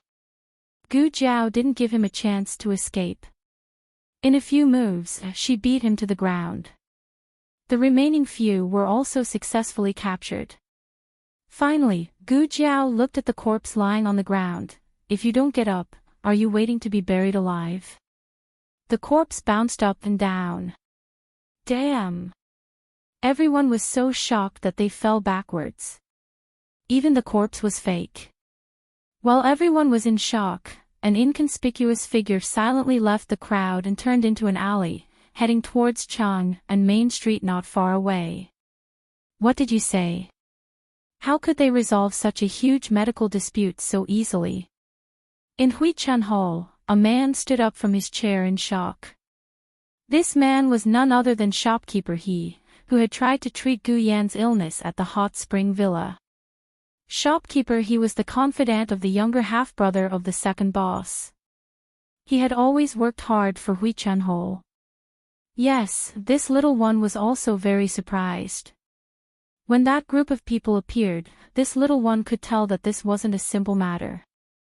Usually, in this kind of situation, they would come to extort money. The medical hall wouldn't be able to explain it clearly. For the sake of reputation, most medical halls would choose to minimize the problem. But they clearly laid out the evidence. The servant who replied told shopkeeper he in detail how Gu Jiao turned the situation around. Shopkeeper, he was stunned. How did they think of writing a medical book for each patient? Normally, medical halls would let people go after treating their patients. Who would care so much? Wasn't this troublesome? However, it was precisely because of this troublesome matter that they were able to present strong evidence. In fact, shopkeeper, he had already noticed that the style of Miracle Hands Hall was different from the others at the scene of the explosion. After that, he sent people to keep an eye on Miracle Hands Hall. Although he wasn't willing to admit that the first master of the Hu family, who had been kicked out of his family, would one day have a bright future, his newly opened Miracle Hands Hall had many areas that they could learn from. Shopkeeper, he thought about it and decided that from tomorrow onwards, he would start imitating Miracle Hands Hall's medical practice. The truth of the medical dispute was revealed, but Miracle Hands Hall's reputation wasn't damaged at all. Instead, because of their serious medical practice, they became the benchmark in the industry. Miracle Hands Hall's reputation in the capital became even better. Gu Jiao didn't pay attention to the aftermath of the few hooligans and left it to shopkeeper Wang to deal with. Miss Gu, don't worry. I will handle it properly. Shopkeeper Wang was chosen by the second boss and was invited to the capital from the county town. Naturally, he had some ability. Gu Jiao was assured that he would handle things well. In the afternoon, Gu Jiao had some private matters to attend to, so she changed into men's clothes and went out. Seeing her in this outfit, Xiao Sanzi was stunned. Miss Gu. Why are you dressed like this? Gu Jiao sat in the carriage and stretched her wrists. Nothing much. Let's go to Chaoyang Street. Chaoyang Street. That place is very far away. And, it's not a good place. Xiao Sanzi's voice gradually weakened as Gu Jiao looked at him coldly. Her gaze made his scalp go numb. Alright, let's go then. Xiao Sanzi jumped into the carriage and picked up the horsewhip. Gu Jiao let down the curtains. The carriage was about to leave when another carriage drove over and stopped outside the back door of the medical center. A fair-skinned young eunuch alighted from the carriage. Excuse me, is Miss Gu in the medical center? Who's looking for me? Gu Jiao asked from inside the carriage. The young eunuch didn't see her, but he heard her voice. He cupped his hands towards the carriage and said, Consort Rui Wang left her zither in your courtyard and ordered me to bring it back. Gu Jiao said, Go find little Jiangli and ask her to bring you to get it. It's on the table on the right of my study room. Yes. The young eunuch answered and entered the medical center from the back door. Little Jiangli was playing in Gu Jiao's courtyard. She heard that the young eunuch was here to get the zither. The table on the right. This one. Little Jiangli took the zither case out and handed it to the young eunuch. Thank you, young lady. The young eunuch left happily with the case. Little Jiangli continued to water the grass in the courtyard. As she watered, she frowned. I didn't put it in the wrong place, right? Gu Jiao allowed little Jiangli to play with the zither. When little Jiangli entered the room, she found two zither and took them out. One of the zither seemed to have been burnt. She put the zither back after she was done playing with it. She didn't remember whether she put it back in the original box. Forget it, they're both Sister Gu's zither. It doesn't matter which box it is.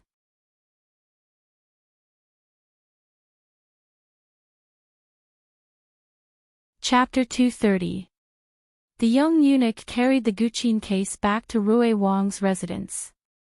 Consort Rui Wang was sitting in the pavilion and yawning. The young eunuch said, Princess Consort, do you want to see it? Consort Rui Wang was completely relieved that she got something from Gu Jiao. She waved her hand and said to the young eunuch, "Take it and keep it." "Yes." The young eunuch carried the Guqin case into Consort Rui Wang's room. Female official Su was directing the servant girls to tidy up the room. The young eunuch bowed to her and said, "Older sister Su, Princess Consort asked this servant to bring the Guqin over. Where is a suitable place to put it?" Female official Su found a cabinet that was often opened. "Just put it here. It will need to be played in a few days." The Liang Kingdom's envoys were about to arrive. The crown princess had just sent someone to pass on a message, hoping that Consort Rui Wang could play a song at the palace banquet to welcome the envoys. Really, didn't the crown princess know that her princess consort was pregnant? Consort Rui Wang had an operation before the new year and was pregnant before her body had fully recovered. The imperial doctors had warned Consort Rui Wang to stay in bed and rest more. Female official Su was full of complaints, but she didn't dare to say it out loud.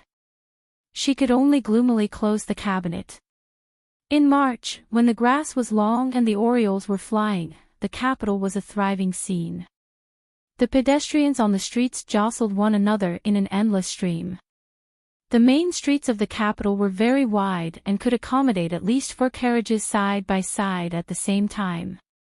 The wider streets, like Zhu Ke Avenue near the Imperial Palace, could accommodate more than a dozen carriages without being crowded. Xiao Sanzi steadily stopped the carriage at the destination that Gu Jiao had mentioned. Xiao Sanzi raised his head to look at the 4 large characters of Taihe Martial Arts School on the signboard and couldn't believe his eyes. "Miss Gu, did we go the wrong way?" He turned left, then right, then right, then right, then right, then right again. Could he have turned the wrong way? Gu Jiao lifted the curtain to take a look and said, "That's right, it's here." Xiao Sanzi was even more confused. "No, Miss Gu, what are you doing here? Is it a house call?" But why did he have to change his clothes? Could it be that female doctors were not allowed to enter this clinic? Countless doubts flashed through Xiao Sanzi's mind. Gu Jiao did not answer and jumped off the carriage. "You stop the carriage in the alley and wait for me for a while." Oh. Xiao Sanzi was not a talkative person most of the time. Otherwise, Gu Jiao would not be willing to let him drive the carriage. Xiao Sanzi parked the carriage in an alley on the right side of the dojo. Gu Jiao walked into the dojo. Taihe Martial Arts School was one of the top martial arts schools in the capital. It had 3 floors, and after entering, there was a large hall. On the wall facing the entrance, there was a huge martial arts character written in cursive script. On both sides of the wall, there were all kinds of weapons. At this moment, there were several disciples of the martial arts school in the hall, gesturing with their bare hands, as if they were discussing how to spar. He wasn't surprised to see strangers. He was probably used to strangers. This was not strange. In the Zhao Kingdom, there was no military examination, only literary examination. Therefore, there would only be 1 literary scholar every 3 years in the Zhao Kingdom, unlike the Liang Kingdom and the Yan Kingdom, where the literary scholar would be selected at the same time as the national martial arts scholar. But the Zhao Kingdom also needed martial arts talents. Some people directly entered the military, such as Gu Chongqing. Some people did not want to serve the imperial court, and only wanted to use their martial arts to find a way out for themselves. The martial arts club was born out of this situation. Although studying was the best of all, there were some people who were not born to study. They wanted to practice martial arts. After practicing martial arts, they could become an armed escort, a grandmaster, or a bodyguard in a rich family. In short, they would not lack food. It was better than digging for food in the fields. Therefore, martial arts schools were very popular in the Zhao Kingdom. Of course, there were different types of martial arts schools. In the jargon, there were closed halls and black halls.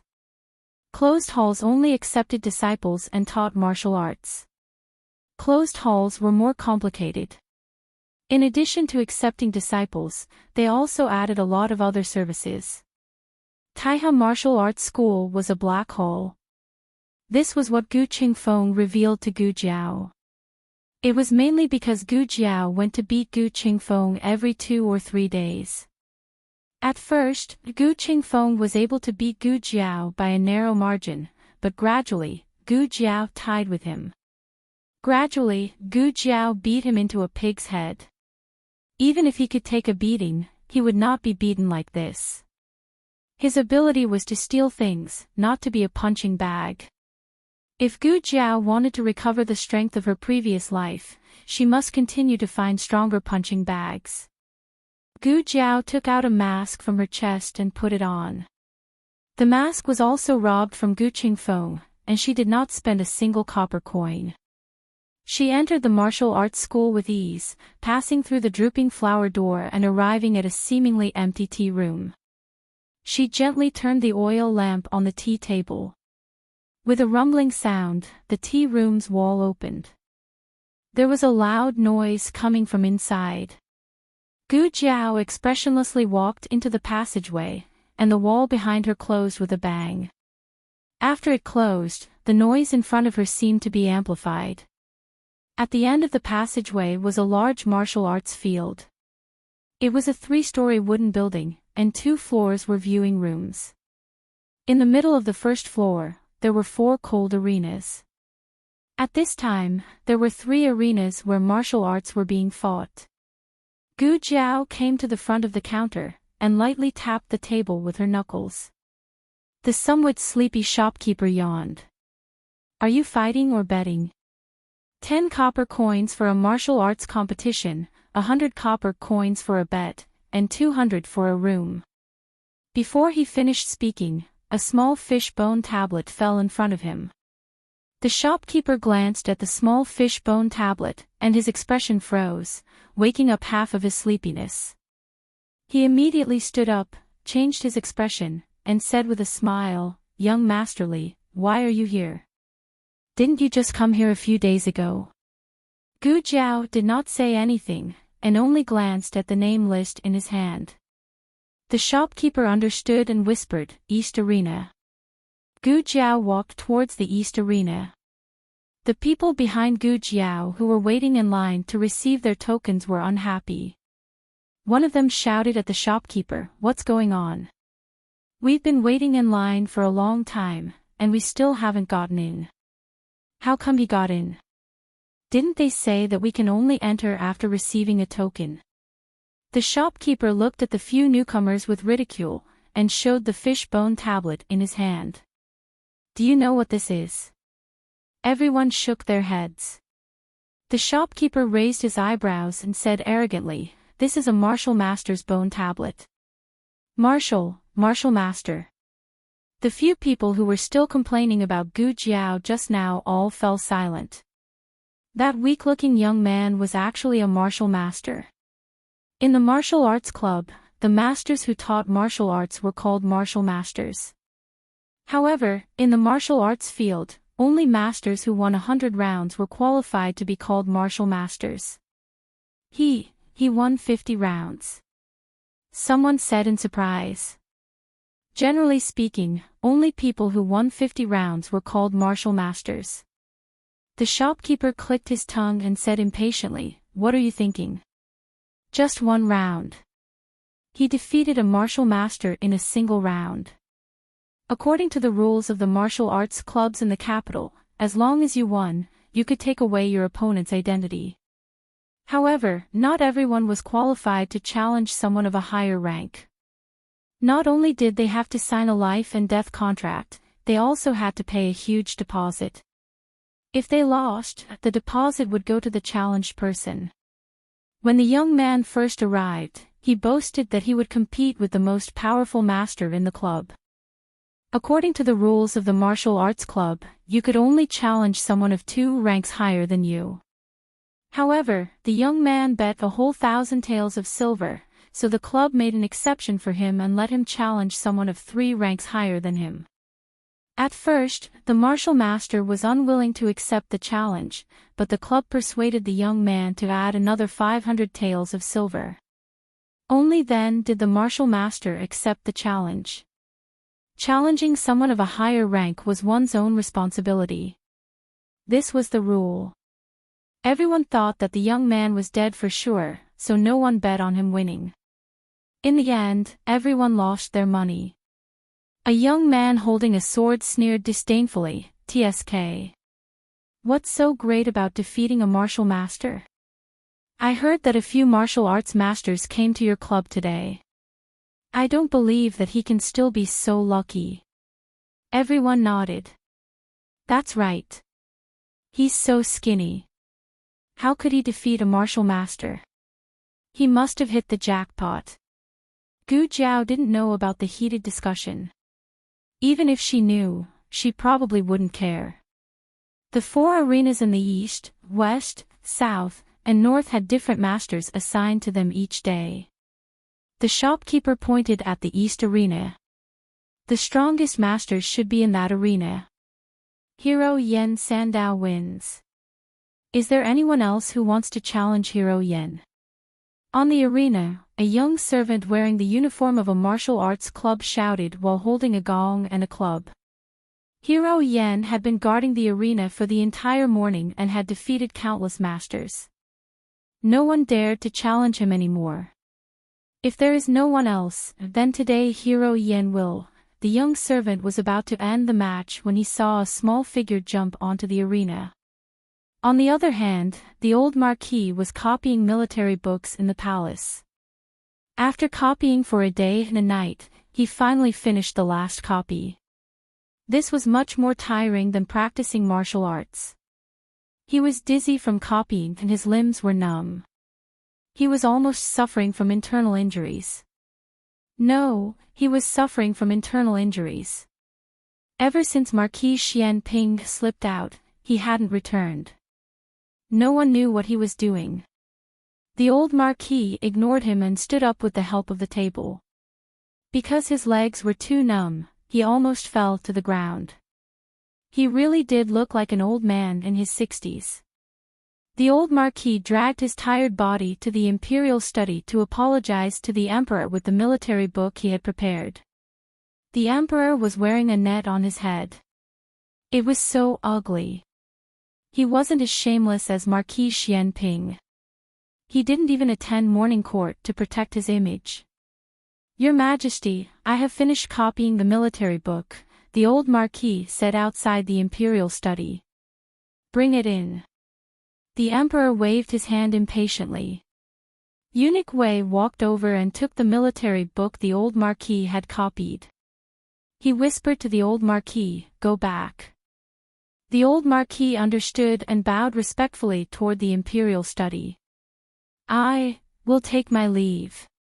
After saying this, he turned around and limped out of the palace. The old marquis sat in the carriage. The coachman asked, "Master, are you okay? Are we going back to the marquis's residence? Do you want me to find you a medical hole? Your complexion doesn't look good." After copying military books for so long, how could his complexion be good? If he let those civil officials practice martial arts for a day and a night, they would also become exactly like him. But the old marquis was really sullen. Copying books made him feel so uncomfortable that he didn't want to go back to the residence to deal with old Madame Gu's questions. He paused and said, "Let's go to the martial arts center." The old marquis was a frequent visitor to the martial arts center. The martial arts center didn't know his specific identity. They only knew that he was a master with the surname Gu. He was very generous. The old marquis came to the martial arts center for 2 reasons. First, he liked to watch martial arts competitions. Second, he could pick out some promising talents. Of course, the old marquis had high standards. So after so many years, the number of people he chose was less than 10. And out of these 10 people, only 2 were able to withstand his harsh training. The rest were sent away. The old marquis asked for a room on the 2nd floor. The waiter asked if he wanted to place a bet. He threw a silver ingot on the table. No need. If he didn't place a bet, then the silver ingot would be a tip. The waiter beamed and stuffed the silver ingot into his clothes. This little one will make tea for you. Do you want Longjing tea or Tiguanyin tea? Longjing tea. The old marquis said. Okay. The waiter immediately went to brew a pot of good quality Longjing tea before the rain and brought out several exquisite and delicious pastries. Enjoy your meal. This little one will wait outside. If you need anything, just call me. The old marquis waved his hand. The waiter left with a smile. The old marquis drank his tea as he began to enjoy the competition on the arena. His room faced the western arena. The western arena had the most comprehensive view.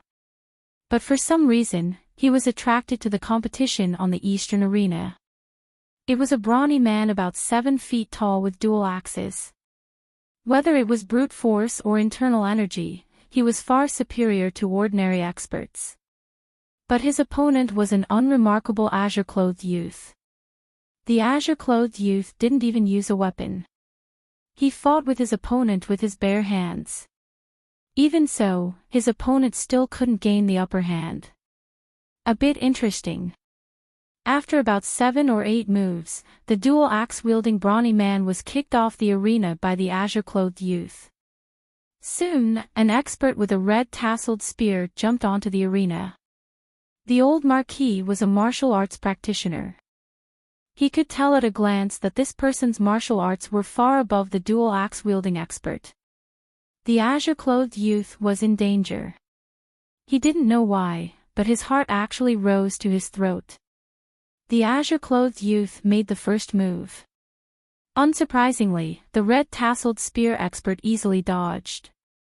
He leaped forward in a few steps and made a beautiful counterattack. The spearhead was aimed at the youth's heart. Damn it! The old marquis stood up nervously. How could he fight so fiercely? Was this a cross-level competition? It was over. That child couldn't avoid it. He wasn't the only one who thought so. The people around the arena had the same thoughts. The coldness of the spear passed through his thin clothes and into the azure-clothed youth's body. The moment the spear pierced his heart, the azure-clothed youth's left hand suddenly grabbed the spear. Using the momentum, he jumped up and kicked his opponent's heart. When he landed, he flipped and took the red-tasseled spear from his opponent's hand. This series of actions was like moving clouds and flowing water. It was watertight. The azure-clothed youth didn't give his opponent any chance to breathe. Using the spear as a pole, he jumped up and swept his leg across, knocking his opponent to the ground. The azure-clothed youth grabbed the red-tasseled spear and was about to fiercely stab his opponent when he suddenly stopped.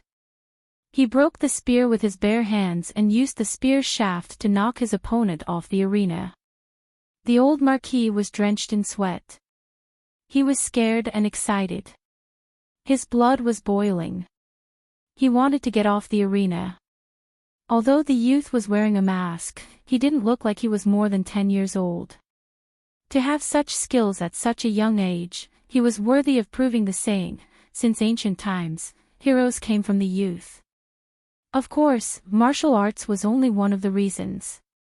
The youth's action of breaking the spearhead with his bare hands and using the spear shaft to knock his opponent off the arena also won the old marquis's praise.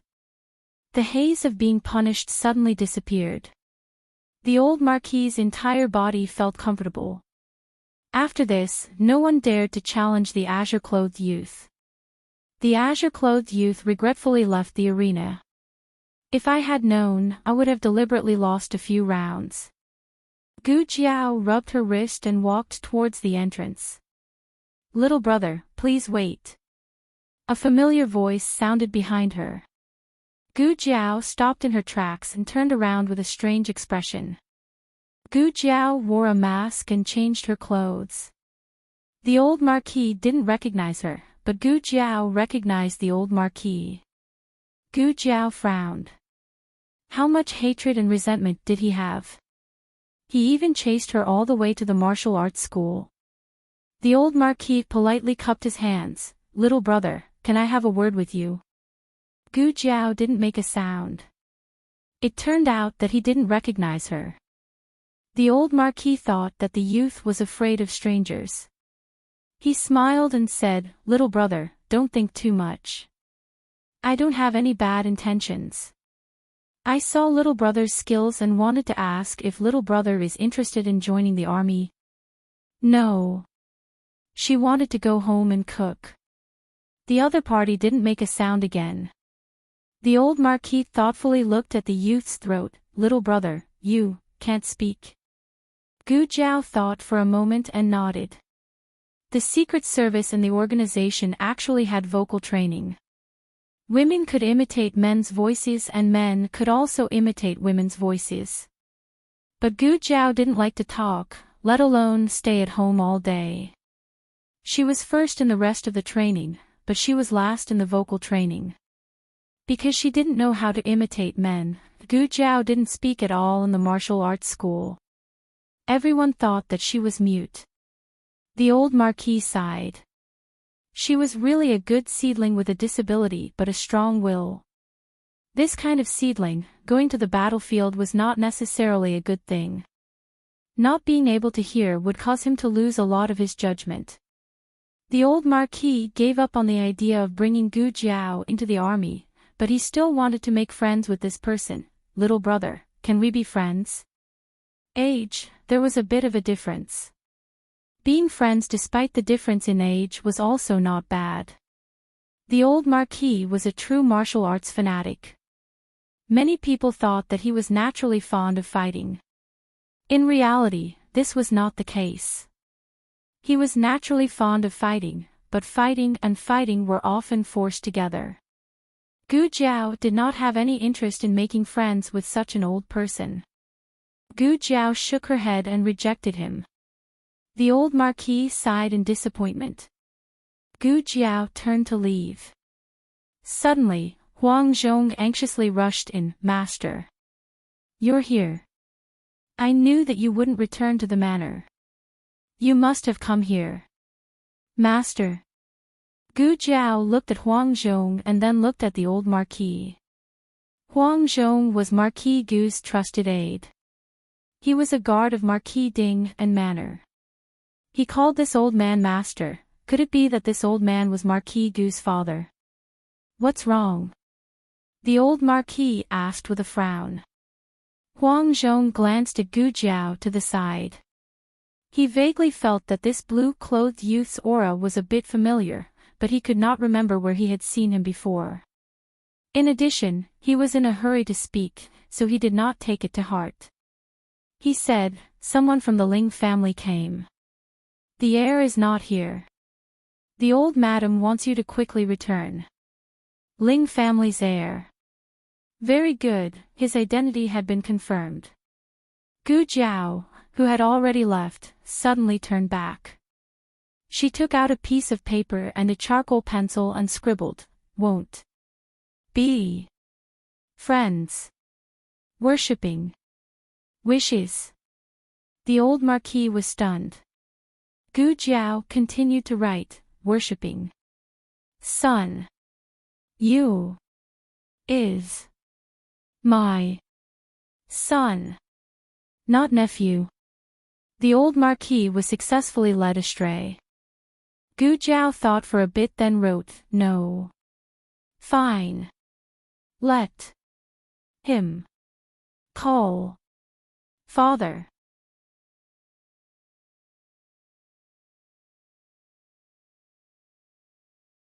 Chapter 231. In the parlor of Marquis Ding and Fu, old Madame Gu was entertaining a guest from the Ling family, her sister-in-law. Old Madame Ling usually, when one reaches their age, they rarely go out and leave everything to their sons and daughters-in-law.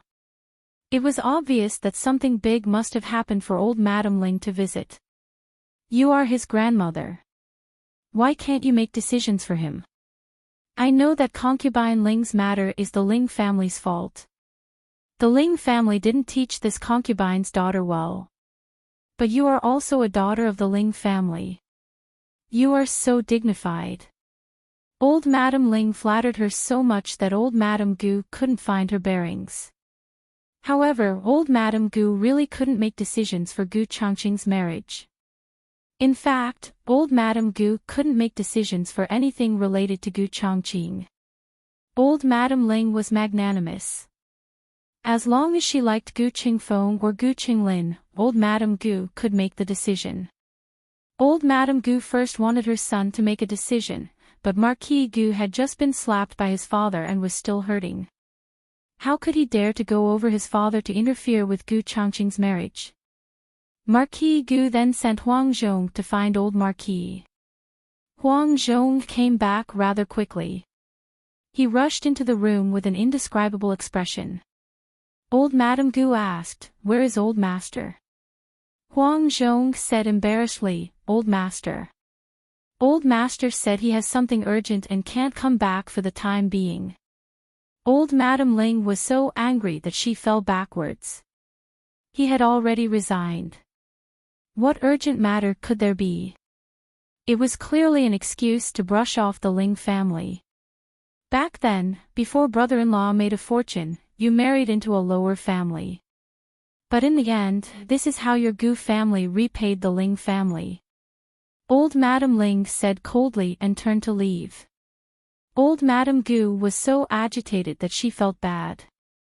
She quickly grabbed her hand and said, "Sister-in-law, don't be angry.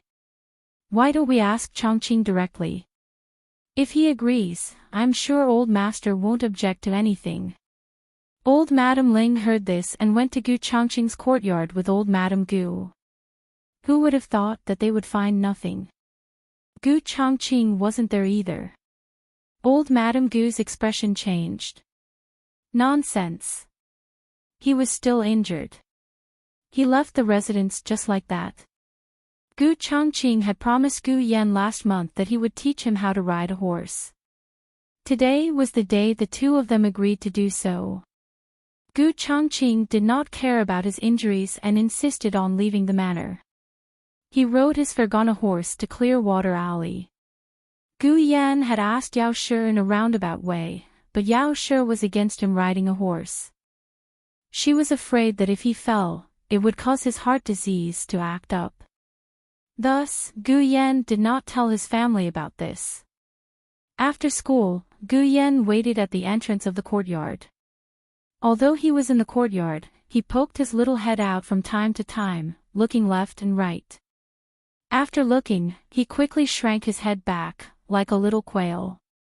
When Gu Changqing entered Jadewater Alley, he immediately saw his little quail. It had a bunch of a hog on its head and looked quite silly. Gu Changqing's mood suddenly became very good. He urged his horse to go over. Gu Yan heard the sound of horse hooves coming from afar. He stepped over the threshold with big steps, the joy in his eyes overflowing with words. Gu Changqing stopped the horse in front of him and bent down to reach out his hand. Gu Yan put his hand in his. Gu Changqing's hand was very wide. He practiced martial arts all year round, so his palms were full of calluses. Gu Yan's hand was smaller, slender, and fair. Although he worked every day in Little Jing Kong to clean up chicken poop, he did not have any calluses. It was soft. Gu Changqing was afraid that he would accidentally break his hand. Gu Changqing eased his strength and pulled him onto the horse, letting him sit in front of him. Gu Yan sat down and felt that something was wrong. He looked down and said, You changed your saddle." "Yes. Didn't you think it was hard?" Gu Changqing said. "I didn't think it was hard." Gu Yan opened his eyes wide and said seriously. He said that he did not think it was hard, but he kept moving around uncomfortably. Gu Changqing was not stupid. He turned around and asked someone to change it. "Then will you not like it?" Gu Yan asked. Gu Changqing said, "No. I like whatever you like." Gu Yan laughed. There was movement in the courtyard. Gu Yan hurriedly urged, "Quick, quick, quick. Don't let my mother find out. Otherwise, I won't be able to leave." Yao Shi, who had already found out, Gu Chongqing held the reins tightly and nodded to Yao Shi from afar, indicating that he would take good care of Gu Yan and send Gu Yan back safely. Yao Shi saw that her son was so clingy to Gu Chongqing. She did not know whether to be happy or worried. Her son had always wanted an older brother since he was young.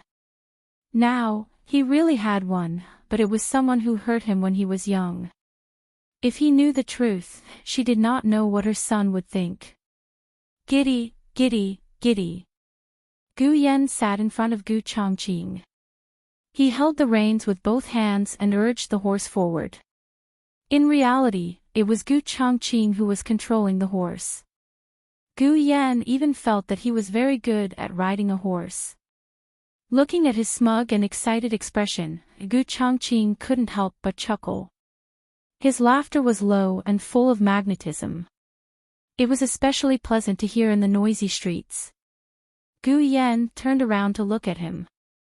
"What's wrong?" Gu Chongqing asked. There was still a smile on his face that had not yet faded. Gu Yan was dazzled by this smile. He said in a daze, "You look really good when you smile." Gu Chongqing did not like to smile. He had probably inherited this trait from the old marquis. No one knew what he looked like when he smiled, how good he looked, how warm he was. Gu Chongqing had been praised for his martial arts and had been praised as a promising young man. However, no one had ever praised his smiling face. Gu Chongqing was momentarily speechless. Fortunately, Gu Yan's attention was quickly drawn back to the fine horse. He began to concentrate on riding. Giddy up, giddy up, giddy up. Faster, faster. Aya, there's someone here. Slow down, slow down. Gu Chongqing's slender and strong legs clamped tightly around the horse's belly. He used the strength in his legs to make his horse understand the speed. This horse had been with Gu Chongqing since it was a foal. The man and horse had long since reached an indescribable tacit understanding. It was a mature warhorse. Its hooves were used to trample on the enemy's head. Now, it could only be used to coax children. The horse's heart was bitter, but the horse did not say anything. Gu Yan played crazily the entire way. He was sweating profusely. Gu Chongqing did not want him to be tired. He said to him, "Why don't you rest for a while? Are you tired?" Gu Yan turned to look at him with an expression that said, "I'm not tired at all." Gu Chongqing could not help but nod and say softly, "Yes, I'm tired." "Oh, okay. Then I'll let you rest for a while." Gu Yan tightened the reins. "Donkey, horse, I'm a horse." Other horses would indeed shout like this to stop, but Gu Chongqing's horse did not need these slogans. The horse did not stop. It did not admit that it was a donkey. Gu Yan was anxious. "Is that how you shout?" "Donkey, donkey," he shouted again, "why is it not working?" Gu Chongqing kicked the stirrups to give his old friend a warning. The horse reluctantly stopped. There was a restaurant nearby. It was a very famous restaurant in the capital, the Crane Restaurant. It was said that there was once a red-crowned crane that flew over and quietly rested on the roof of the building for a long time before leaving. Although the red-crowned crane flew away, the fortune of the red-crowned crane remained. Anyone who came to eat at the red-crowned crane restaurant would be blessed and have great luck. This was naturally a gimmick created by the Crane Restaurant for business.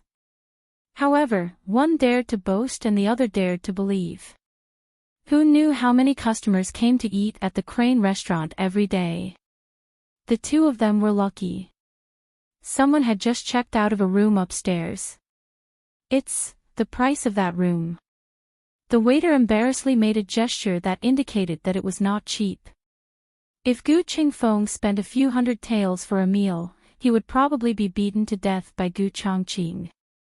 But now that Gu Yan wanted to eat, Gu Chongqing actually took out the money without saying anything. The Gu family's double standards existed from the very beginning. The two of them entered the room and ordered a table of dishes. Gu Yan hadn't eaten yet, so he was indeed a little hungry. He quickly started eating. Gu Chongqing's injuries had not healed yet. Moreover, he had been on a bumpy journey and was blown by the cold wind. At this moment, he actually did not have any appetite. Gu Yan picked up some food for him. You eat too. Gu Chongqing picked up his chopsticks. Okay. The two of them ate. Suddenly, a burst of bold laughter came from the room next door. Gu Chongqing frowned strangely. This laughter, why did it sound a little familiar?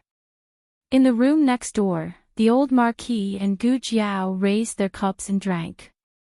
Ever since Gu Jiao experienced the incident of learning to sing in Little Jing Kong, she deeply realized that her alcohol tolerance was not good. Therefore, she used tea as a substitute for wine. The old Marquis could not use tea as a substitute for wine. He really drank until he was drunk. The main thing was that he was happy today to have met such a powerful little brother. From today onwards, he, Gu Chao, also had a brother. The old Marquis leaned on the table and drunkenly said to Gu Jiao, "Brother, you, don't worry, my son is your son. I will make him filial. You point to the east, he can't go west, you point to the north. He can't go north. If he dares not to call you father, I'll beat him."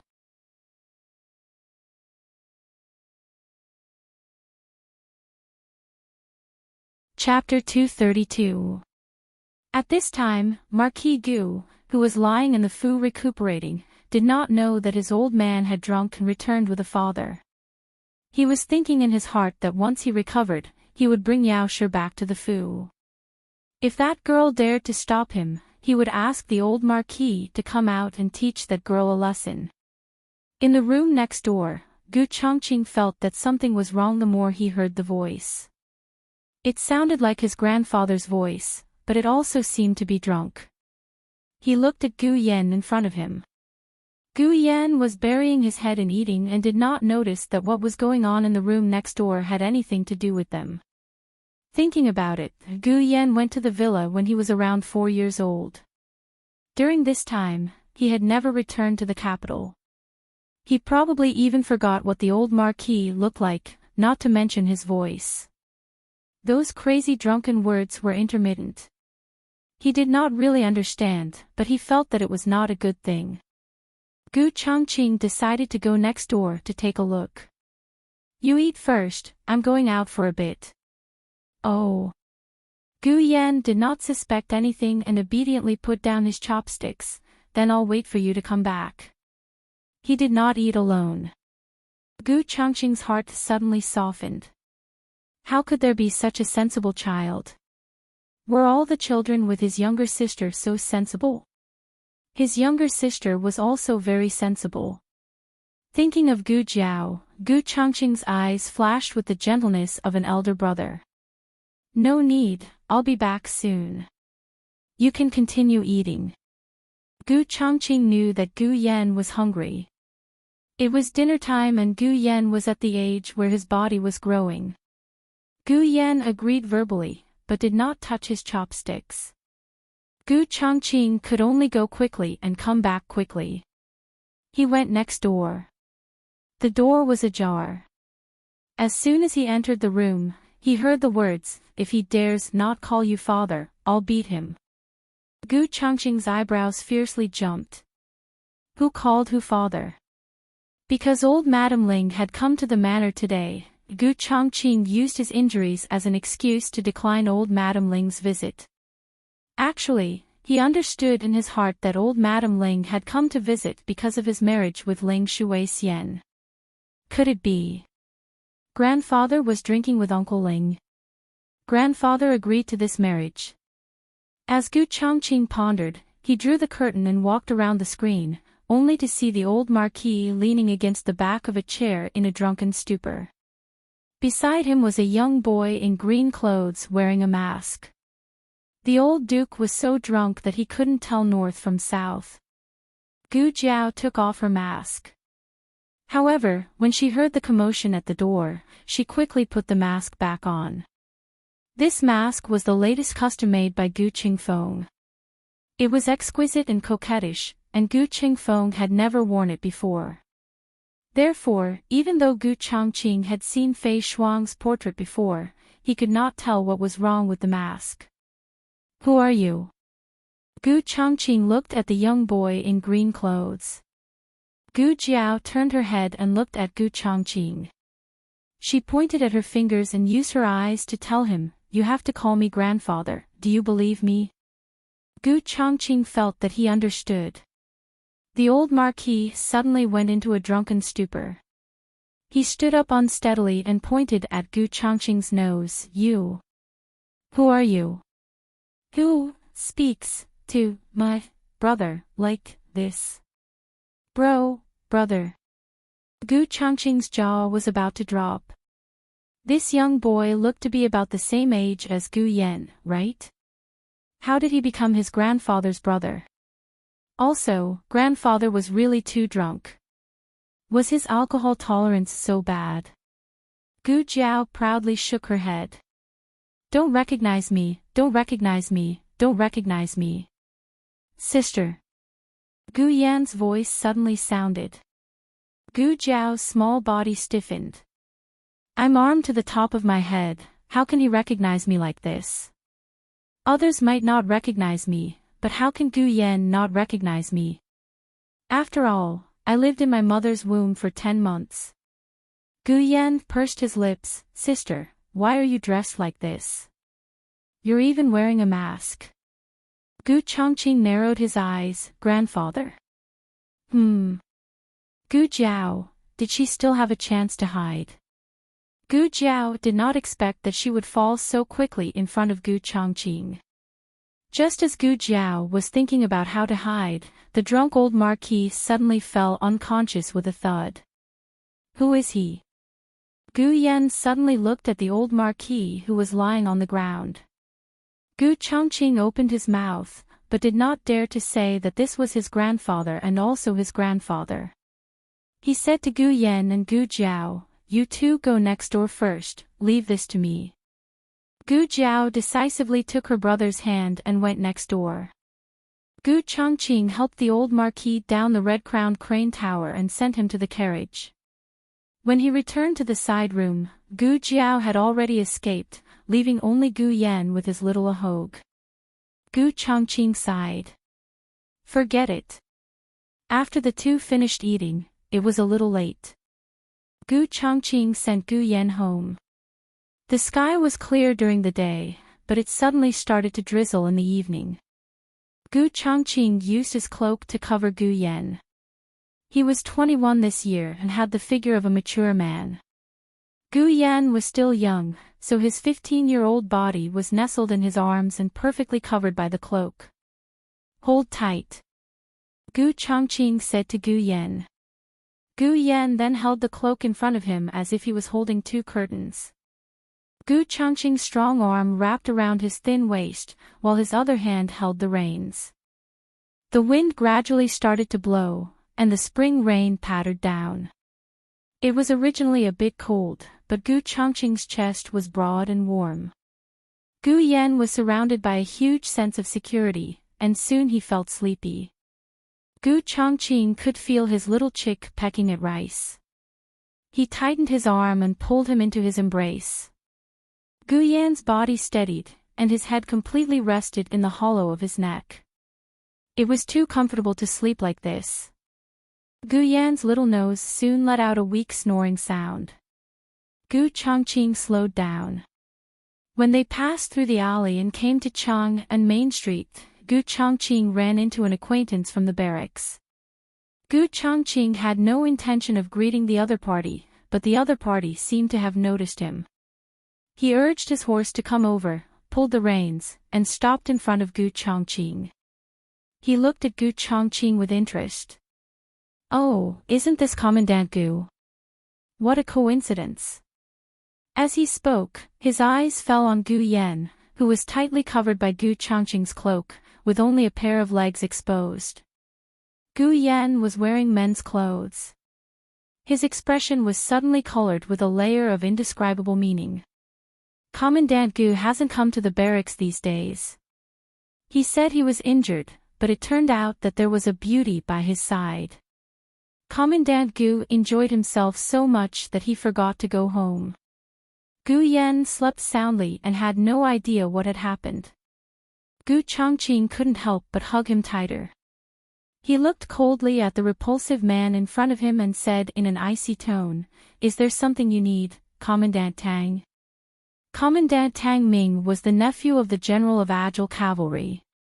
He was 2 years older than Gu Chongqing. Not only was he skilled in martial arts, but he also had the support of the general of Agile Cavalry. He had always been domineering in the army. His official rank was lower than Gu Chongqing's, but he had never taken Gu Chongqing seriously. Tang Ming looked playfully at Gu Yan's legs, which were hanging off the sides of the horse. Even though he was wearing loose pants, it wasn't hard to see that it was a pair of long and straight legs. Tang Ming had an unknown hobby, and that was that he liked to play with young men. His own thoughts were dirty, so when he saw Gu Chongqing hiding someone in his arms, his first reaction was that he and Gu Chongqing were on the same path. Tang Ming chuckled. "No wonder Commandant Gu doesn't get close to women. So that's what you like." A trace of disgust and coldness flashed through Gu Chongqing's eyes. Other people didn't know about Tang Ming's hobby, but he knew. Because he had bumped into him and let that person escape, Tang Ming had formed a grudge with him because of this. Gu Yan, who was in Gu Chongqing's arms, seemed to have sensed the uncomfortable atmosphere and snuggled into Gu Chongqing's arms. With this movement, the cloak that had been covering him slid down, revealing his stunning young face. The weather was cold, but Gu Chongqing's chest was burning hot. Gu Yan's face was flushed from the warmth. His neck was as white as jade, his lips were pale, and his eyelashes were long and slender like fans. This was the best quality in the world. Tang Ming had played with so many male prostitutes, but none of them were as seductive as the young man in front of him. No wonder Gu Chongqing didn't go to the military camp. If it were him, he would probably want to die on this young man's body. Tang Ming's eyes were glued to him. When Gu Chongqing saw that Tang Ming was using such a dirty gaze to blaspheme Gu Yan, his eyes darkened. With a flick of his sleeve, he pulled his cloak over himself. He didn't say anything to bid farewell to Tang Ming and just ignored him. Tang Ming wiped his mouth as if he hadn't had enough. He sneered and said, "Don't be like this. I only took a few glances. If you get tired of playing with me someday." Before he could finish speaking, Gu Chongqing unsheathed his long sword and slashed it toward Tang Ming. Tang Ming hadn't expected that Gu Chongqing would be so fierce. Although he was famous for being unreasonable, he wouldn't abuse his authority. Right now, Tang Ming had only said a few words, and he was already brandishing his sword at him. Tang Ming also quickly drew his knife. However, Gu Chongqing's sword was too fast. It was almost like a shadow. Tang Ming had only drawn his knife halfway when Gu Chongqing's sword had already cut off a strand of his long hair and was firmly pressed against his neck. That strand of hair slowly fell into his hand and then fell to the muddy ground. It was washed away by the murky rainwater on the ground. It was only at this moment that Tang Ming suddenly realized that Gu Chongqing had been hiding his true abilities.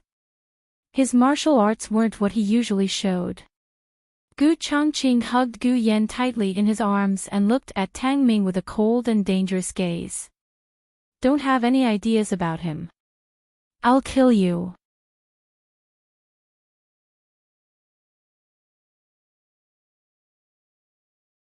Chapter 233. Tang Ming felt Gu Chongqing's frozen anger and was shocked on the spot. Gu Chongqing didn't want to wake Gu Yan up, so he didn't make a big fuss. He put away his sword and left with Gu Yan. It wasn't until Gu Chongqing disappeared at the end of the street that Tang Ming recovered from the cold rain. Mother! Was he just threatened by Gu Chongqing? Gu Chongqing sent Gu Yan back to Bai Shui Alley. On the other side, Gu Jiao also returned to the medical center. She entered from the back door and went directly to her courtyard. She changed back into her female clothes before going to the lobby. Shopkeeper Wang was surprised when he saw her. Where did you come in from? The back door. Gu Jiao said. Xiao Sanzi followed behind and didn't dare to say anything. Dr. Song came down from upstairs after seeing a patient and greeted Gu Jiao. Shopkeeper Wang handed her a cup of tea. Gu Jiao took a sip and asked Dr. Song, "How is Zhengshi's condition?" The weather changed. He suddenly caught a cold. He had a high fever at noon, so he took some medicine and receded. It's best that he doesn't catch a cold. It's easy to cause complications. Gu Jiao said and paused. I'll go take a look in a while. Okay. Dr. Song agreed. Dr. Song. This patient said that you gave him a prescription, but he lost it. He asked if he could still get the medicine. At the medicine cabinet, the medicine boy called Dr. Song. Dr. Song, I'll go over. Gu Jiao nodded. Dr. Song went to the medicine counter. There were not many patients at the moment, so the clinic was not busy. Shopkeeper Wang invited Gu Jiao to the accountant's room and told him about the aftermath of the medical dispute. Those people are the hooligans in the capital. They usually do nothing but steal. They are not from our area. They are from the west of the city. I promised them that as long as they tell me who's behind this, I won't report it to the authorities. I was just trying to blackmail them. Who would have thought that they were really instructed by someone else? Gu Jiao was not surprised. Are you in the same industry? Gu Jiao asked. Shopkeeper Wang then said, that's what I guessed as well. They said there was a mastermind, so I was thinking, could it be the old boss? Hui Chunho. But guess what, Miss Gu, they told me, it was a girl.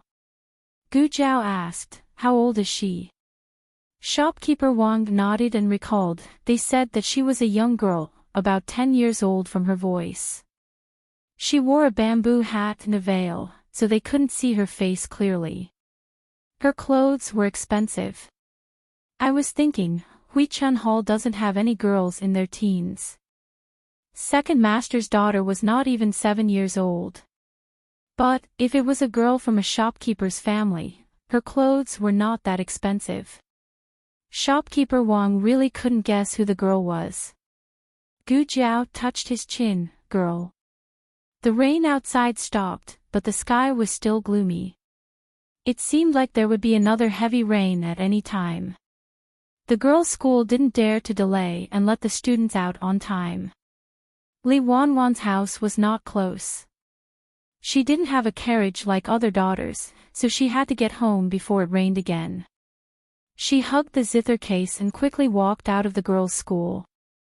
Perhaps because she was too anxious, she didn't notice a man coming down from a carriage at the clinic's entrance. Li Wanwan bumped into the other party's arm. In a zither room on the second floor of the girls' school, a young girl was looking at Royal Prince and who was coming down from the carriage. Her eyes were full of light. But suddenly, she saw Li Wanwan bumping into the other party. Her eyes instantly turned cold. I'm sorry. Li Wanwan hurriedly apologized. Royal Prince didn't even look at her. Wu Yang walked forward and said to her, it's okay, girl. Did I hurt you? No. Li Wanwan didn't dare to look at the two of them. Since the other party didn't pursue the matter, she quickly left with the zither case.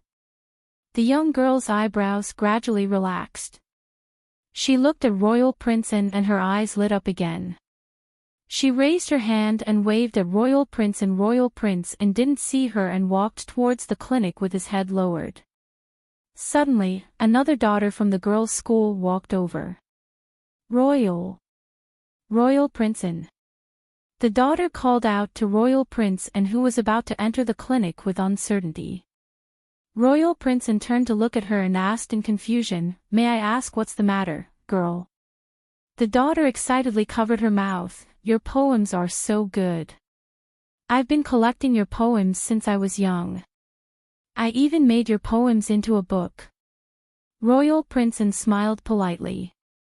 He was just like that, acting like a modest gentleman to everyone.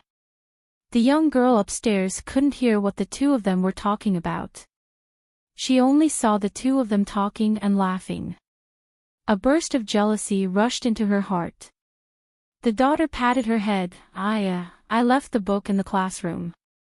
Royal Prince, please wait for a moment. I'll go get the book. There are a few lines that I don't understand and would like to ask Royal Prince for advice." After saying this, she quickly returned to the girls' school. Her classroom was on the second floor. At this time, most of the students in the girls' school had left. The attic was empty and her footsteps seemed to echo. She pushed the door and entered. She saw the book of poems covered with a handkerchief on the table. She let out a sigh of relief and put the handkerchief away. She carefully hugged the book of poems in her arms. Royal Prince was still waiting for her. She quickly walked out of the classroom.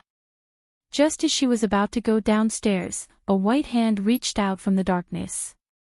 It slowly reached out to her back and wanted to push her down. Suddenly, Zhuang Mengdai ran over from the hall on the first floor while lifting her dress. "Who is it?" The daughter stopped in her tracks. The hand behind her was pulled back and the owner of the hand hid behind the wall. The daughter was also startled by the sudden voice. She calmed herself down and said, "Young Miss Zhuang, it's me." It was dark and Zhuang Mengdai couldn't see her clearly. She could only confirm her identity through the voice. Zhuang Mengdai said in disappointment, "It's young Miss Zhang. Have you seen my sister?" Young Miss Zhang shook her head. "I haven't seen her." Zhuang Mengdai stomped her feet in annoyance. "Really? Where did she go?" "She said she would wait for me. She went to the toilet and when she came back, she was gone." Young Miss Zhang saw Zhuang Mengdai cursing as she walked forward. She didn't know why, but she felt a sense of danger. She gathered her courage to look back, but she didn't see anything. She felt uneasy and quickly called out to Zhuang Mengdai, "Young Miss Zhuang, can I go with you?" "Hurry up," Zhuang Mengdai said impatiently. "Coming." Young Miss Zhang hugged the book of poems and quickly went downstairs. It wasn't until she left the girls' school and saw the endless stream of people that the uneasiness in young Miss Zhang's heart gradually dissipated. In the end, Royal Prince didn't see Gu Jiao. Gu Jiao went home and the two missed each other perfectly. Royal Prince regretfully sat back in the carriage. Gu Jiao went to the Imperial College first to bring little Jing Kong home. Xiao Lulang had an evening class, so he didn't come back with them. The atmosphere in the Imperial College was very tense recently. Even an outsider like Gu Jiao could feel it. It seemed that everyone didn't have the confidence to meet the emperor. The court examination was originally in the first half of April. However, it was said that because of the visit of the Liang Kingdom's envoy, it was postponed to the last half of April. The people in the capital were different from the people in the countryside. The topics they discussed every day weren't whose chicken had laid eggs, whose sow had given birth, when the millet should be harvested, when the wheat should be harvested. They were very concerned about the current situation. Even Master Zhao next door knew that an envoy had come to the capital. Transportation was inconvenient in ancient times, so diplomatic exchanges were not as frequent as in her previous life. However, there would still be an envoy every 2 to 3 years. The world was divided into 6 countries.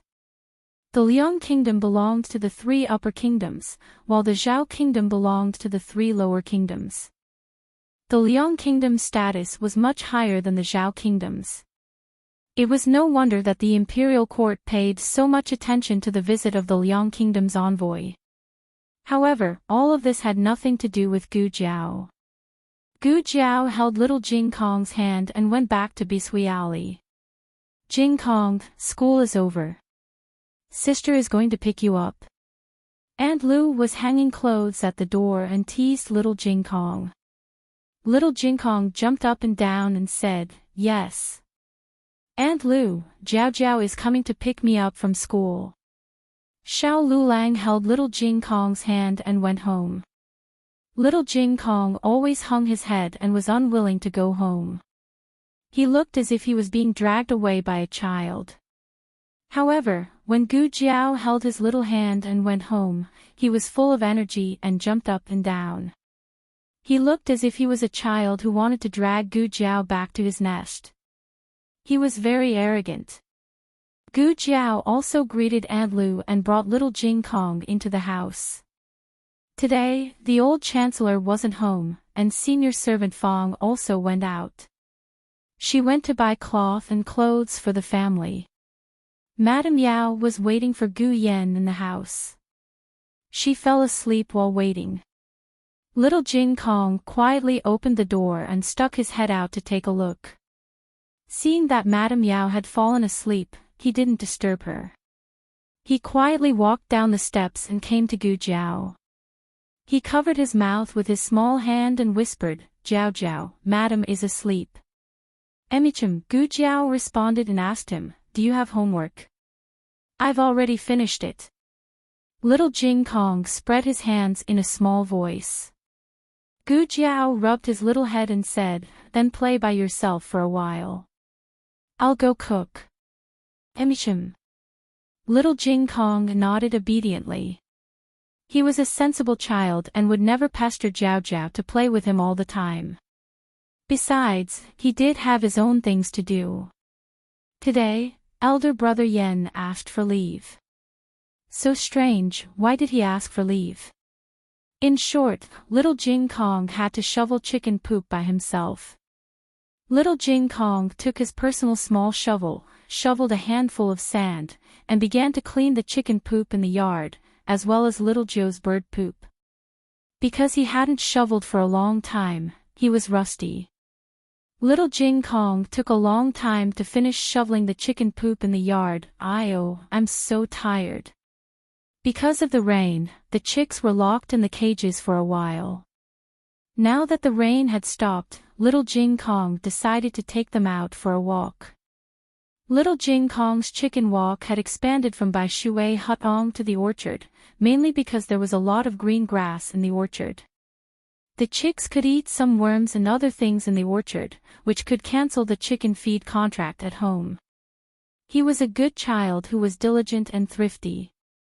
7 chicks lined up in a formation and went out valiantly, followed by a puppy and a baby eagle. Generally speaking, birds could fly and jump, but they shouldn't be able to walk. However, the baby eagle walked very well. It was worthy of being a chick raised by a chicken.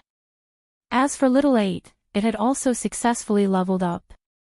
It was no longer a useless puppy, it was now a noble shepherd dog. Little 8 held its head high and strode out in a disdainful manner.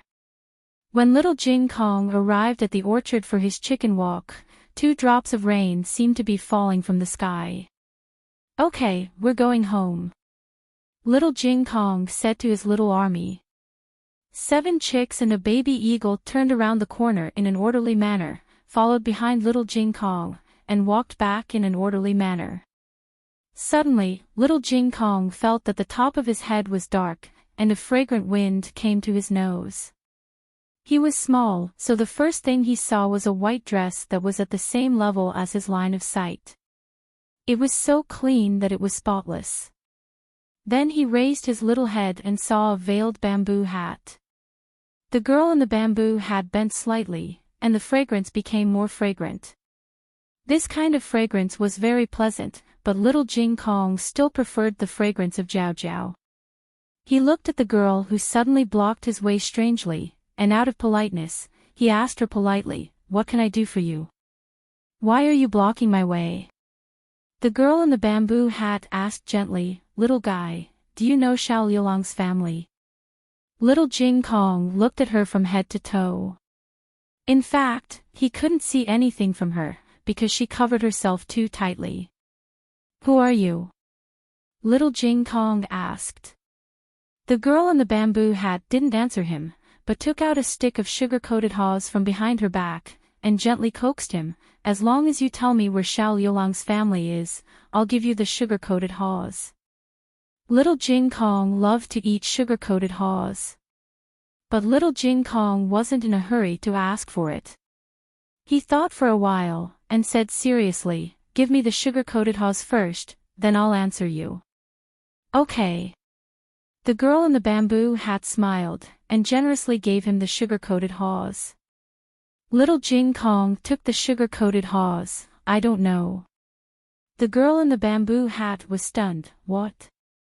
Little Jing Kong said innocently, "My answer. I don't know where his family is." He really didn't know.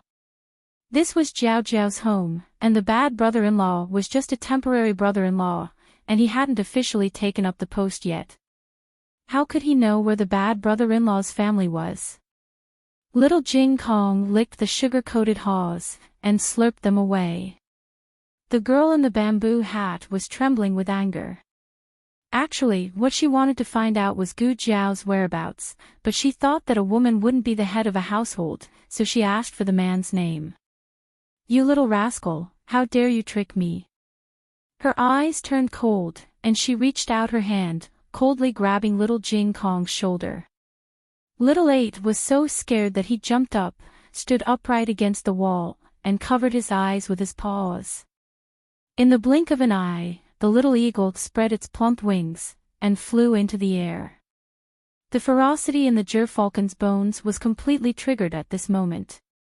It didn't peck at the girl's hand, but directly aimed at the girl's bamboo hat.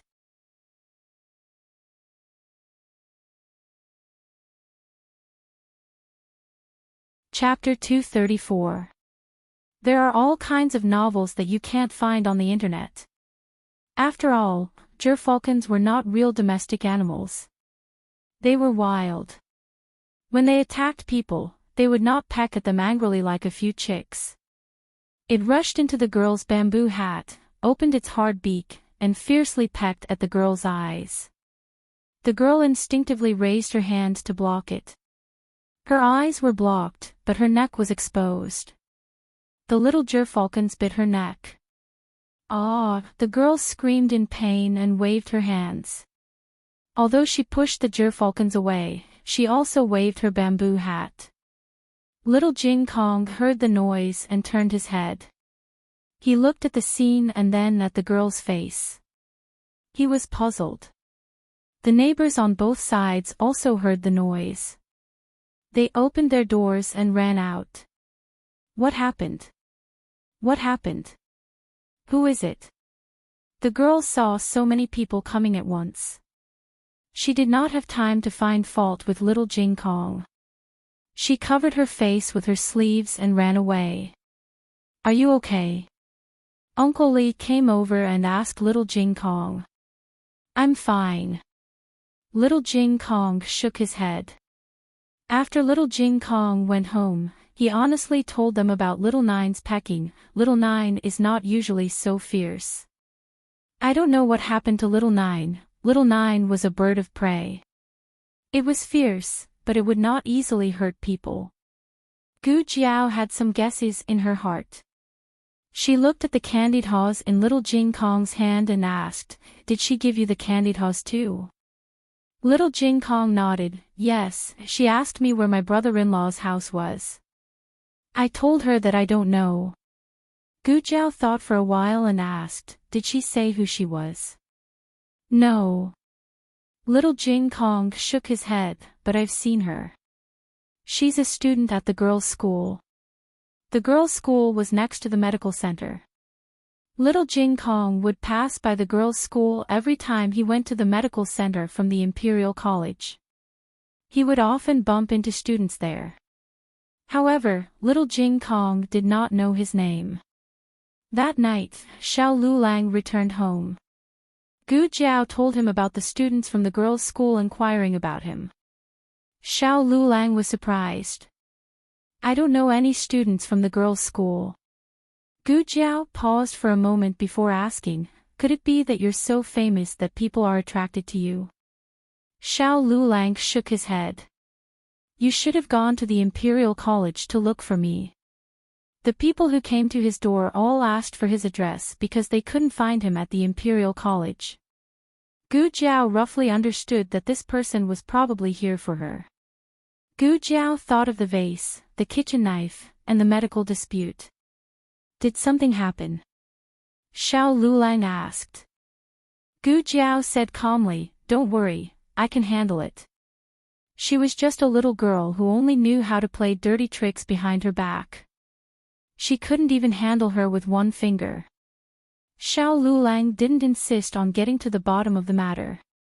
He took out a money bag from his wide sleeve and said, this is for this month's household expenses. Gu Jiao glared at him. Why are you still giving it to the household expenses? Don't you need to prepare for the court examination? His household expenses were all earned from copying books and writing articles for others. Although it wasn't physical work, it would still take up his study time and energy. Moreover, he didn't just study on a daily basis. He also had to tutor little Jing Kong, Gu Yan, and Gu Xiaoshan. Moreover, the learning progress and acceptance of these three people were different. The old chancellor could occasionally help, but it was mainly Xiao Lulang who had to take care of them. Gu Jiao knew that she didn't have the patience. If she was asked to tutor her younger brothers, she would beat them to the ground. Except for little Jing Kong. After all, his grades were better. However, little Jing Kong was obedient in front of Gu Jiao, but it didn't mean that he would be obedient in front of Xiao Lulang. The little guy was eloquent and had a lot of fallacious arguments. Gu Jiao understood in her heart. Gu Jiao said, don't work too hard. Xiao Lulang said, but I also don't want you to work too hard. When he said this, he was stunned for a moment. What kind of nonsense was this? Why was it so mushy? Gu Jiao listened happily. She rested her chin on her hand and looked at him. Her eyebrows curved into a small crescent moon and she said, my husband is so nice.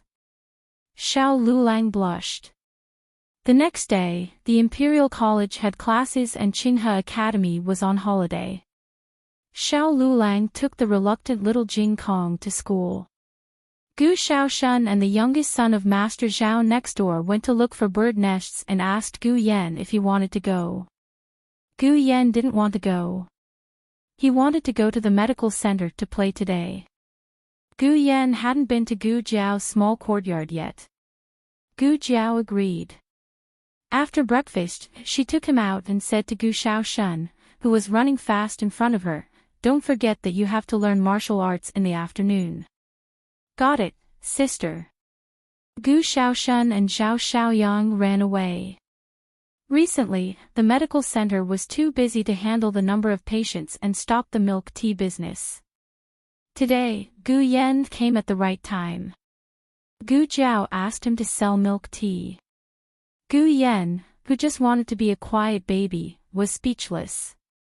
The medical center used to open at 9 in the morning. There would be doctors on duty at night. If they needed to, they could just knock on the door. Now that the business was better, the medical center opened an hour earlier. Soon, the medical center became busy. Gu Jiao was checking the herbs in the medicine cabinet. In ancient times, due to the limited storage conditions, the shelf life of the herbs was greatly shortened. Therefore, she had to check them from time to time. Halfway through the check, the little medical assistant beside her suddenly called her in a low voice, Miss Gu. Gu Jiao turned her head and saw the little medicine boy giving her a look in the direction of the main hall. Gu Jiao looked over and saw a royal prince and dressed in white standing there like the stars and the moon. Commandery Prince and had two sisters beside him. They were Zhuang Mengdai and Zhuang Yueshi. Gu Jiao knew Zhuang Mengdai. After all, she sold so many things to her. She could be considered as her little gold mine. As for Zhuang Yueshi, Gu Jiao wasn't familiar with her. The Zhuang sisters were wearing the girls' school clothes. The white dresses were made of goose yellow silk. The waist was very tight, showing off the beauty of a young girl. In terms of appearance, Zhuang Mengdai was better. Unfortunately, this girl was an idiot. Her temperament was very naive. Zhuang Yueshi wasn't ugly. However, compared to Gu Jinyu, there was still a gap. However, her makeup and temperament were exquisite. Zhuang Mengdai was overshadowed. In addition, Gu Jiao also noticed that Zhuang Yueshi was wearing a scarf around her neck. Gu Jiao's gaze fell on Zhuang Yueshi's neck. Zhuang Yueshi subconsciously raised her hand to cover her neck. Eldest brother is here to see a doctor. Why are we here? Zhuang Mengdai muttered unhappily.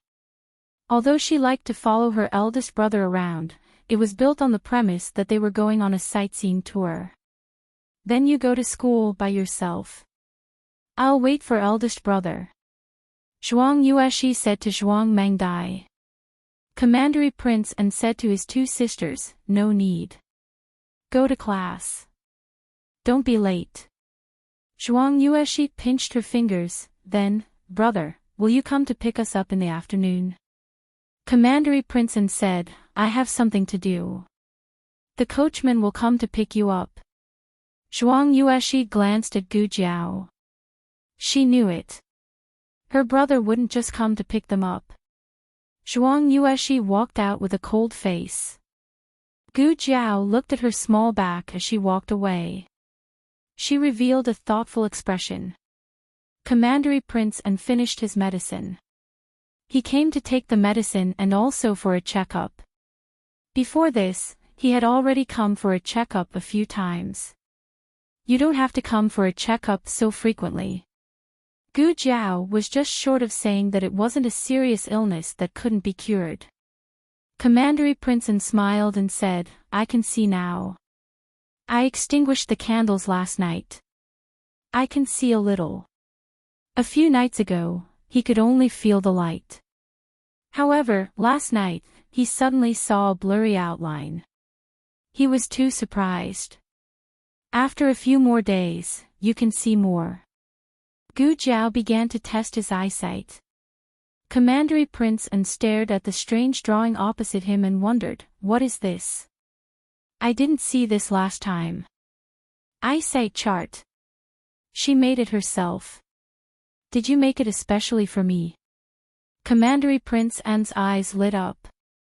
Gu Jiao said, you need to test your eyesight to see the specific effects. Commandery Prince was overjoyed, so, you made it especially for me. Gu Jiao, after the checkup, Commandery Prince took the new medicine and left in a good mood. The medical center was busy until noon. At noon, she and Gu Yan had lunch in the medical center. She went to the kitchen to ask the kitchen to cook 2 dishes for Gu Yan. Gu Yan couldn't eat food with strong flavors. Usually, his family would accommodate his taste and eat light food.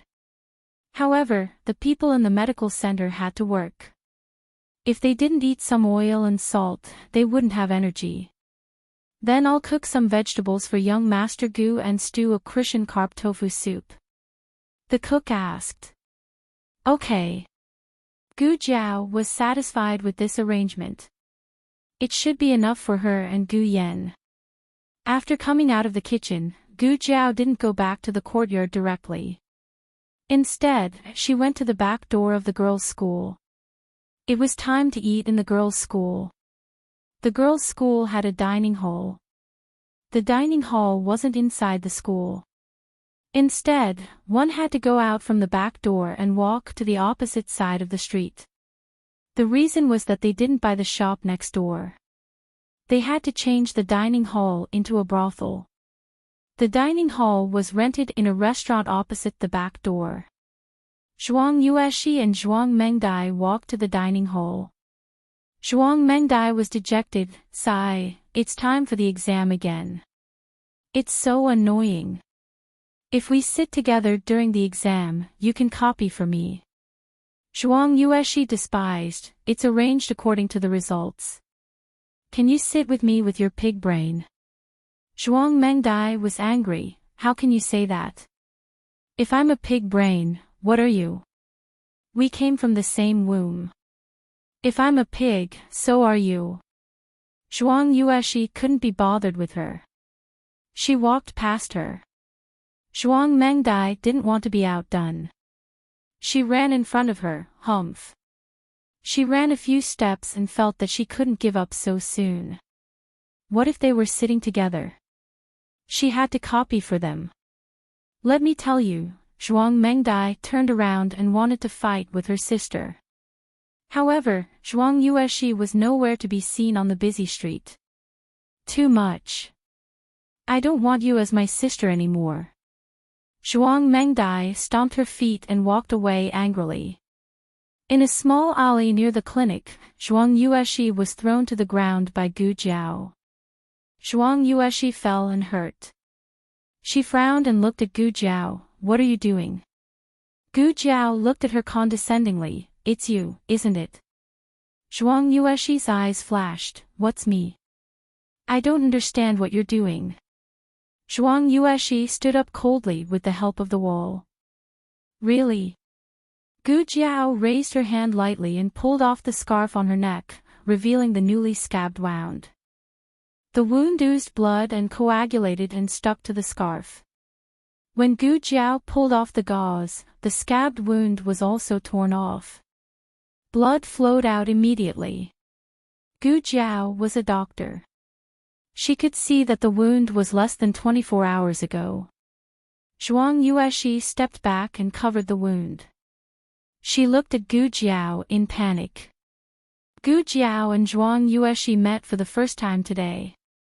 However, it was obvious that Zhuang Yueshi had been secretly observing her for a long time.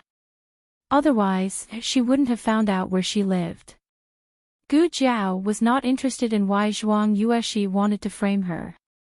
She didn't defend Zhuang Yueshi. However, Zhuang Yueshi kept making trouble for her. Therefore, the problem could only be Zhuang Yueshi herself.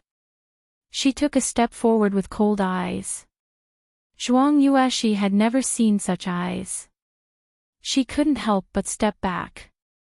However, there was a wall behind her. She couldn't retreat. Gu Jiao's slender fingers touched her slender neck and stopped at the wound. It was as if she could break her neck if she moved slightly.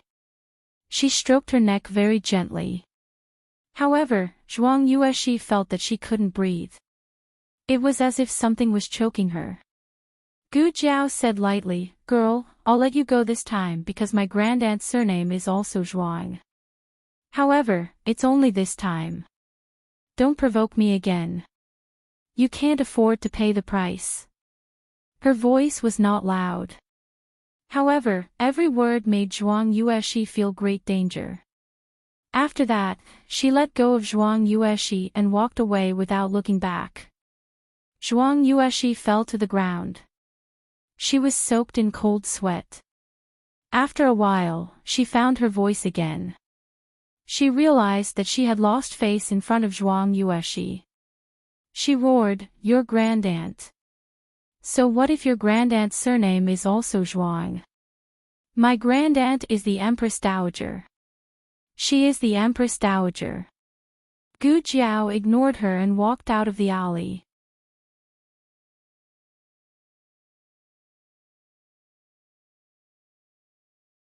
Chapter 235. At the end of the third month, the envoy of the country of Liang arrived at the capital of Zhao.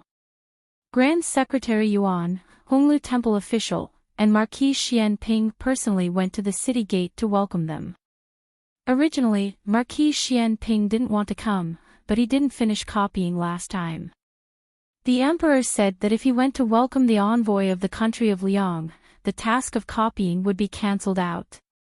Marquis Xianping reluctantly went to the city gate and slumped carelessly in the carriage. Even Grand Secretary Yuan almost couldn't stand it. However, when the envoy of the country of Liang arrived, Marquis Xianping's attitude changed completely. He got off the carriage and stood there calmly. Thousands of flowers bloomed like brocade. He had an imposing appearance and was as elegant as jade. It was no wonder that the emperor had him come to welcome the envoy. His face was the face of the country of Zhao. The officials from both sides exchanged greetings. Marquis Xianping usually didn't say much, so he naturally didn't say much at this time. Therefore, the outside world's evaluation of Marquis Xianping was always cold and reserved. The envoy of the country of Liang stayed in a garden of the imperial family, very close to the imperial palace.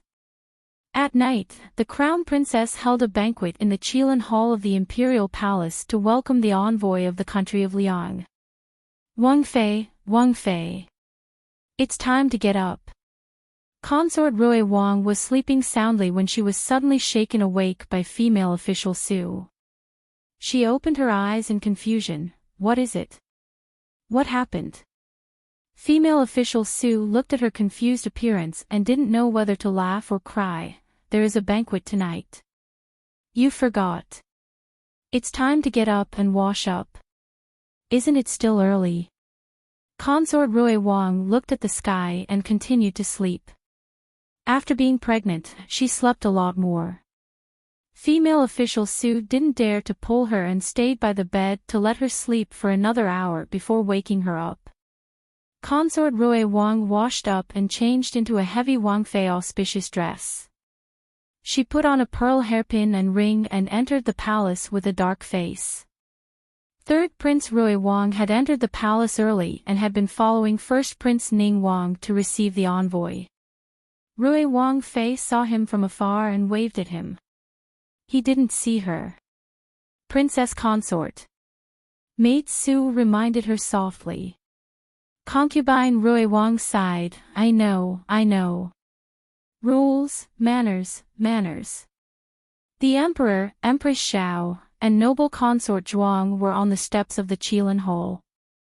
Consort Shu was grounded, consort Xian was sick, and the rest of the concubines were not qualified to attend this banquet.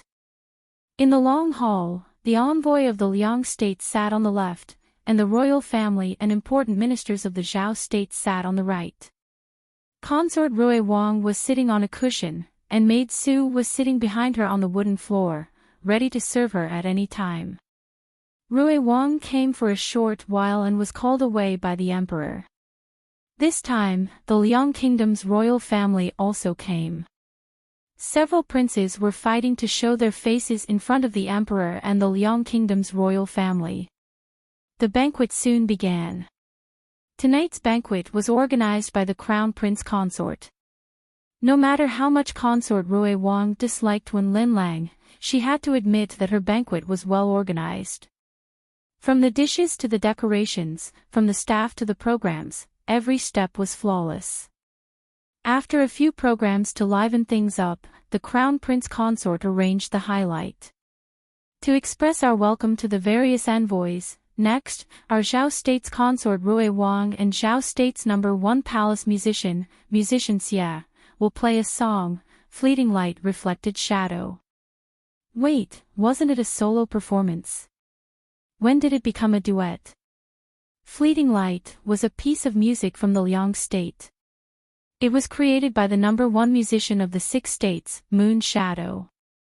The original song was divided into 2 parts. The first part was called Fleeting Light, and the second part was called Reflected Shadow. However, the score for Reflected Shadow was lost. This song was originally played with a guqin and a flute, but the flute was more suitable for Fleeting Light, and the guqin was more suitable for Reflected Shadow. If the guqin and flute played fleeting light, the guqin would be easily suppressed by the flute. Normal people would not know these details. Perhaps only consort Rui Wang and a few people who were very skilled in music would understand this point.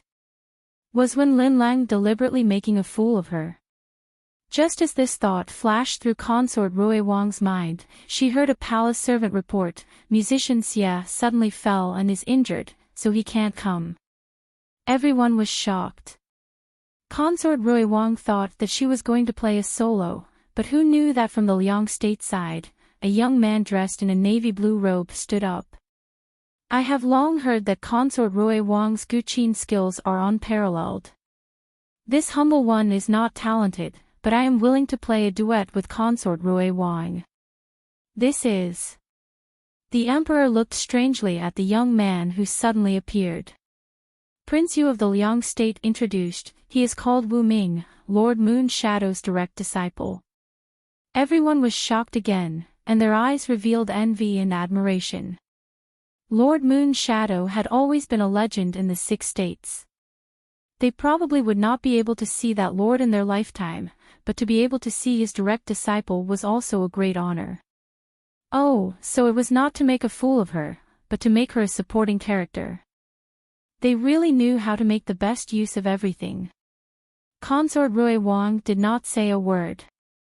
Wu Ming held the flute, cupped his hands, and said, Consort Rui Wang, please. Consort Rui Wang gritted her teeth. Bring the guqin. Yes. Female official Su went outside the hall to bring the guqin case. Someone had already set up a table and cushion in the center of the hall. Consort Rui Wang took her place. Female official Su opened the guqin case, and then she was stunned. This was not the consort's guqin.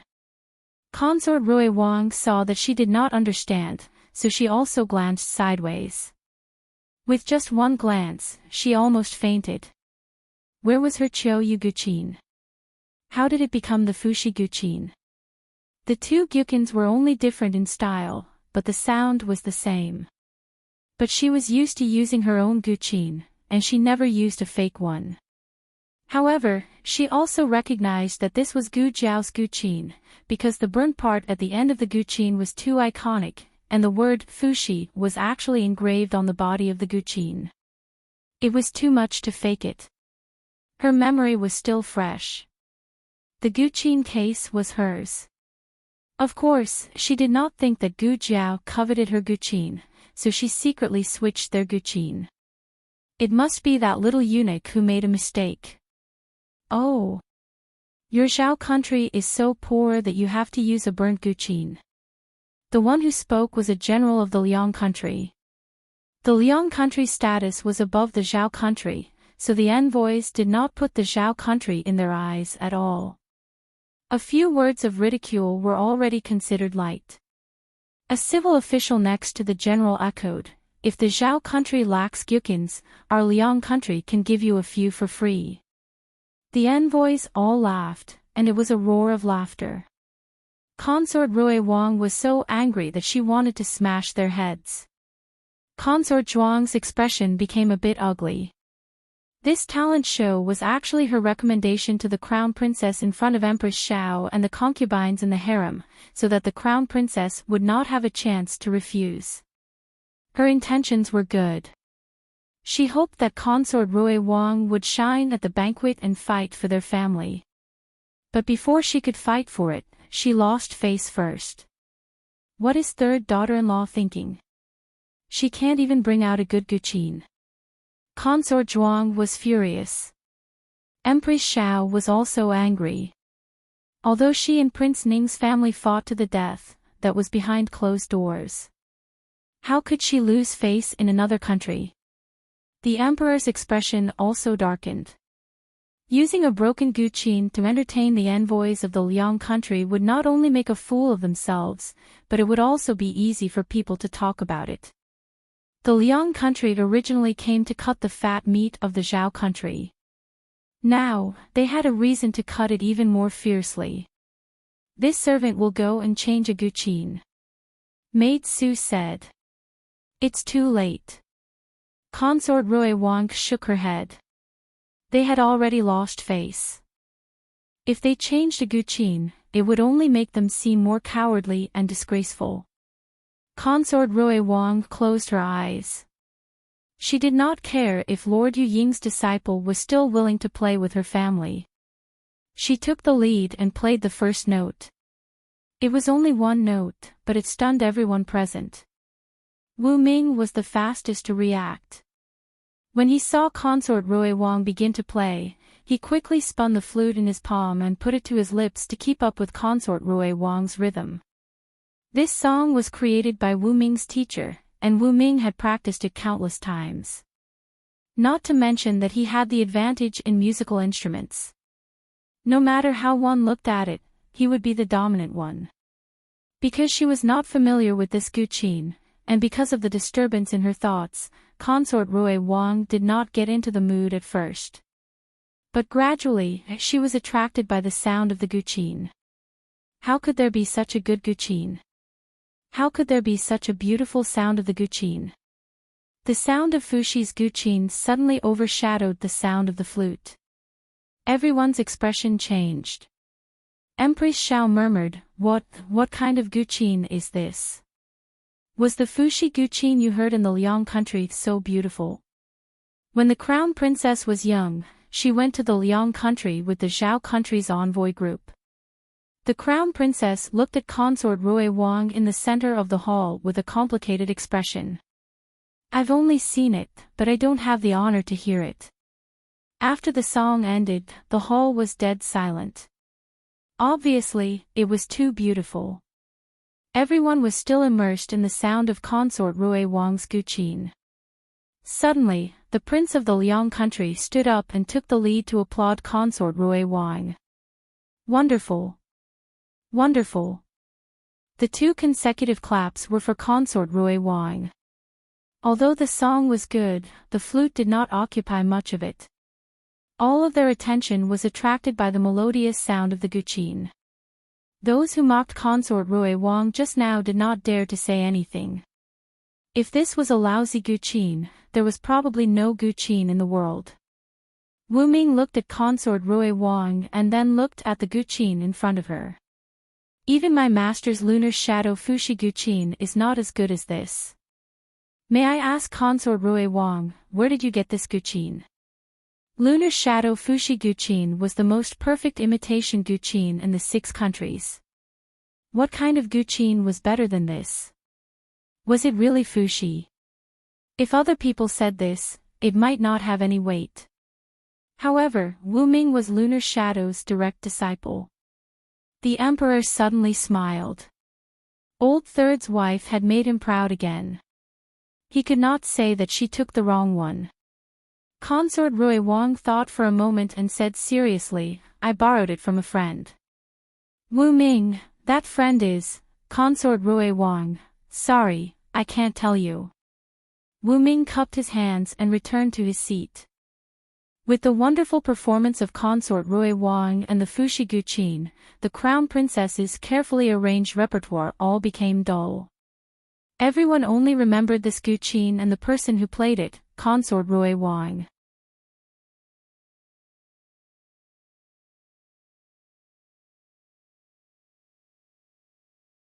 Chapter 236. Consort Rui Wang's performance was so good that even Rui Wang's face was shining. The emperor called the 3rd prince over and praised him. Rui Wang was overjoyed. Among all the princes, Rui Wang was actually the most inconspicuous one. In terms of uniqueness, he wasn't as special as his eldest brother, Prince Ning. In terms of nobility, he wasn't as valuable as his second brother, the crown prince. In terms of intelligence, he wasn't as smart as the 4th prince. In terms of appearance, he wasn't as good as the 5th prince. Since childhood, he had always been a prince who was easily overlooked. However, since the first day of the new year, he seemed to have started to get lucky. Go back and accompany your wife. Pregnancy is hard. The emperor said to Rui Wang. After that, he muttered a few more words, who arranged for her to play the guqin. What happens when a pregnant person gets tired? Noble consort Zhuang smiled. It's this concubine's fault. This concubine won't do it again. Although the emperor didn't approve of letting the third prince's wife play the guqin while pregnant, he had to admit that if it weren't for today's performance, the Zhao state wouldn't have been able to gain face. Noble consort Zhuang also understood this point, so she decisively admitted it. As for the crown prince's wife's contribution, she didn't mention it at all. The crown prince's wife had unintentionally planted a willow in the shade. In terms of strategy, it was understandable that the crown prince's wife used consort Rui Wang to let the Liang state's musicians show off.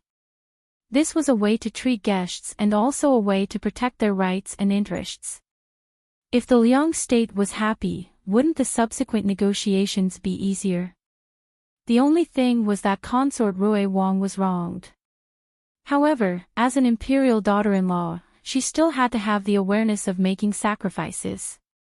However, no one expected that consort Rui Wang would take out a broken guqin. This was undoubtedly humiliating the other party. You want me to play the role of your wife? Alright, you're only worthy of my broken guqin. No one had expected this turn of events. However, an even bigger reversal was to come. The heart of the envoy from the state of Liang went up and down. What a wonderful welcome banquet.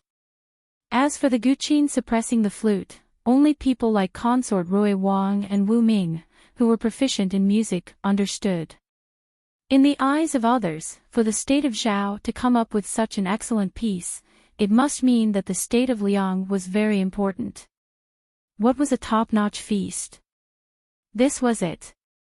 After the banquet, consort Rui Wang was escorted out by maid Su. The emperor had enjoyed himself to the fullest tonight, so it was inevitable that he would drink a bit too much. Rui Wang sent him back to his sleeping quarters first, and then went outside the palace gates to meet up with consort Rui Wang. Just as she walked out of the Qilin hall, a familiar voice called out to her, "Consort Rui Wang, please wait." Consort Rui Wang turned around. Female official Su, who was holding the zither case, also stopped in her tracks. It was John Doe. John Doe looked younger under the candlelight. Perhaps it was because he had just arrived, so it was inevitable that he would put on airs at the banquet. After leaving the banquet, he felt much more relaxed. He bowed to consort Rui Wang. Among the 6 countries, the etiquette of the state of Liang and the state of Zhao was relatively similar. This might be because the state of Liang exported a lot of culture to the state of Zhao. Consort Rui Wang nodded slightly in return. "What can I do for you, Lord John Doe?" John Doe changed his arrogance before the ensemble and said politely, "Consort Rui Wang, you can call me John Doe." Consort Rui Wang nodded slightly. She heard it, but whether she would call him that was another matter. John Doe looked at the zither in female official Su's hands. "Can consort Rui Wang sell this zither to me?"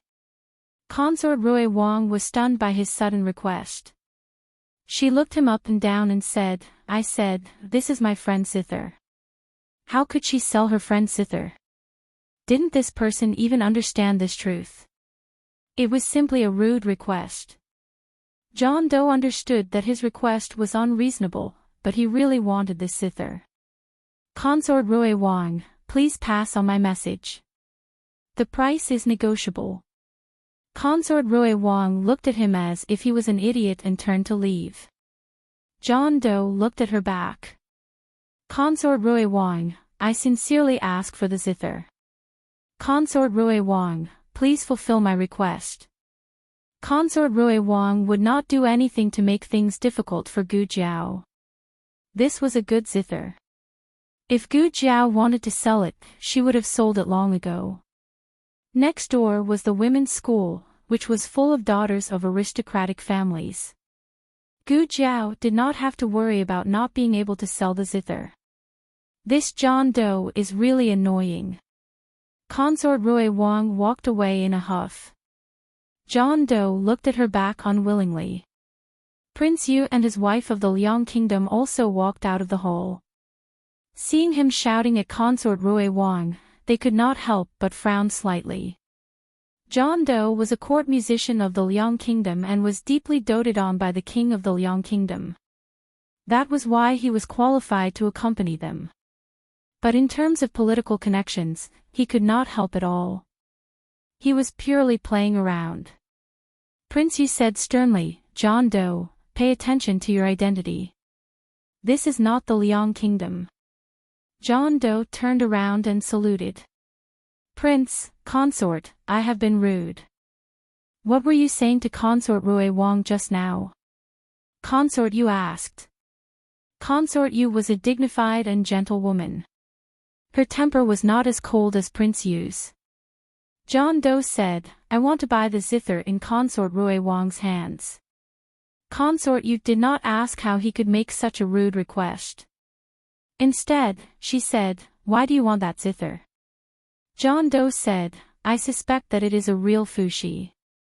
But looking at consort Rui Wang's reaction, she doesn't seem to know. If she knew that it was a real fushi, would she still let a servant carry it?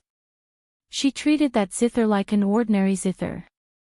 There was not a trace of flaunting in her eyes.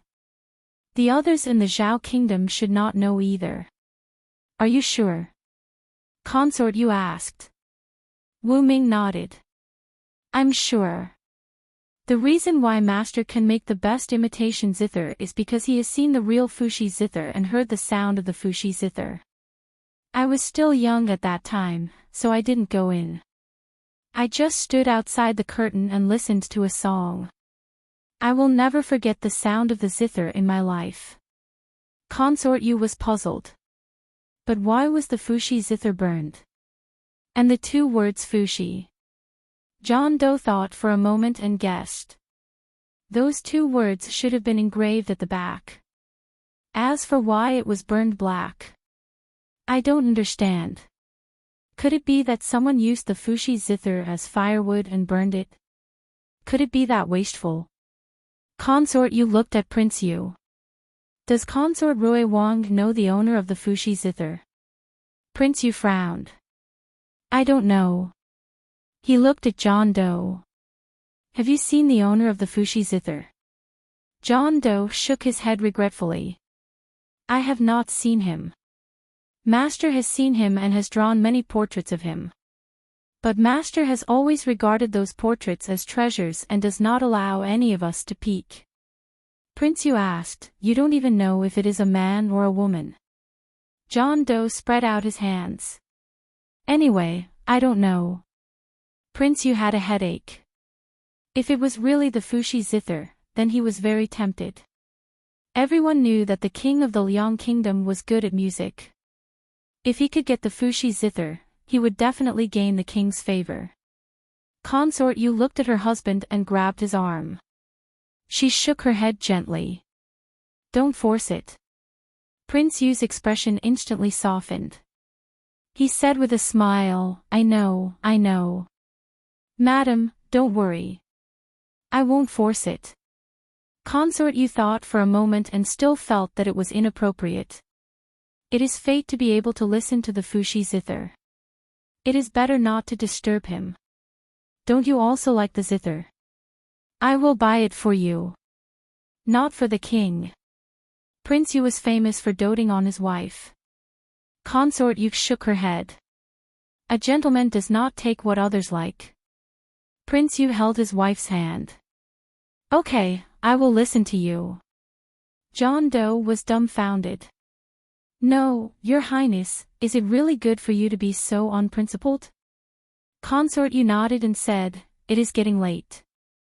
Let's go back and see how Ming-He is doing." Ming-He was the son of Prince Yu and his wife. He was 10 years old this year and had followed them to the Zhao Kingdom. In fact, this was not the first time Prince Yu and his wife had visited the Zhao Kingdom. As early as 5 years ago, Consort Yu was still pregnant at that time. They only found out that she was pregnant halfway through the journey. It was too late to send her back. Moreover, Prince Yu was not at ease with her going back alone. The two stayed in the Zhao kingdom for a short period of time. The envoys had left, but the two continued to stay. They planned to return to the Liang kingdom after giving birth. 4 years ago, Consort Yu gave birth to a son in the Zhao kingdom. However, it was said that he died at birth. Now, this child called Ming was the couple's youngest son. After losing a child, they treated this child especially well. The last time they came to the Zhao kingdom, they did not bring him. This time, they brought him. Fortunately, this child did not disappoint. Although he was only 10 years old, he was a gifted and intelligent child prodigy. He had finished learning the 4 books and 5 classics and was also very good at mathematics. The only problem was that he was too delicate and his body was a little weak. In the past few days, Prince Yu had brought him out to run horses for a while. When he turned around, he began to cough. Prince Yu, don't worry about Ming.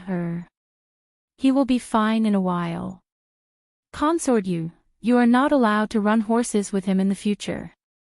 The wind is so strong. Prince Yu, I know. The couple's voices gradually faded away. John Doe sighed and followed them out of the palace.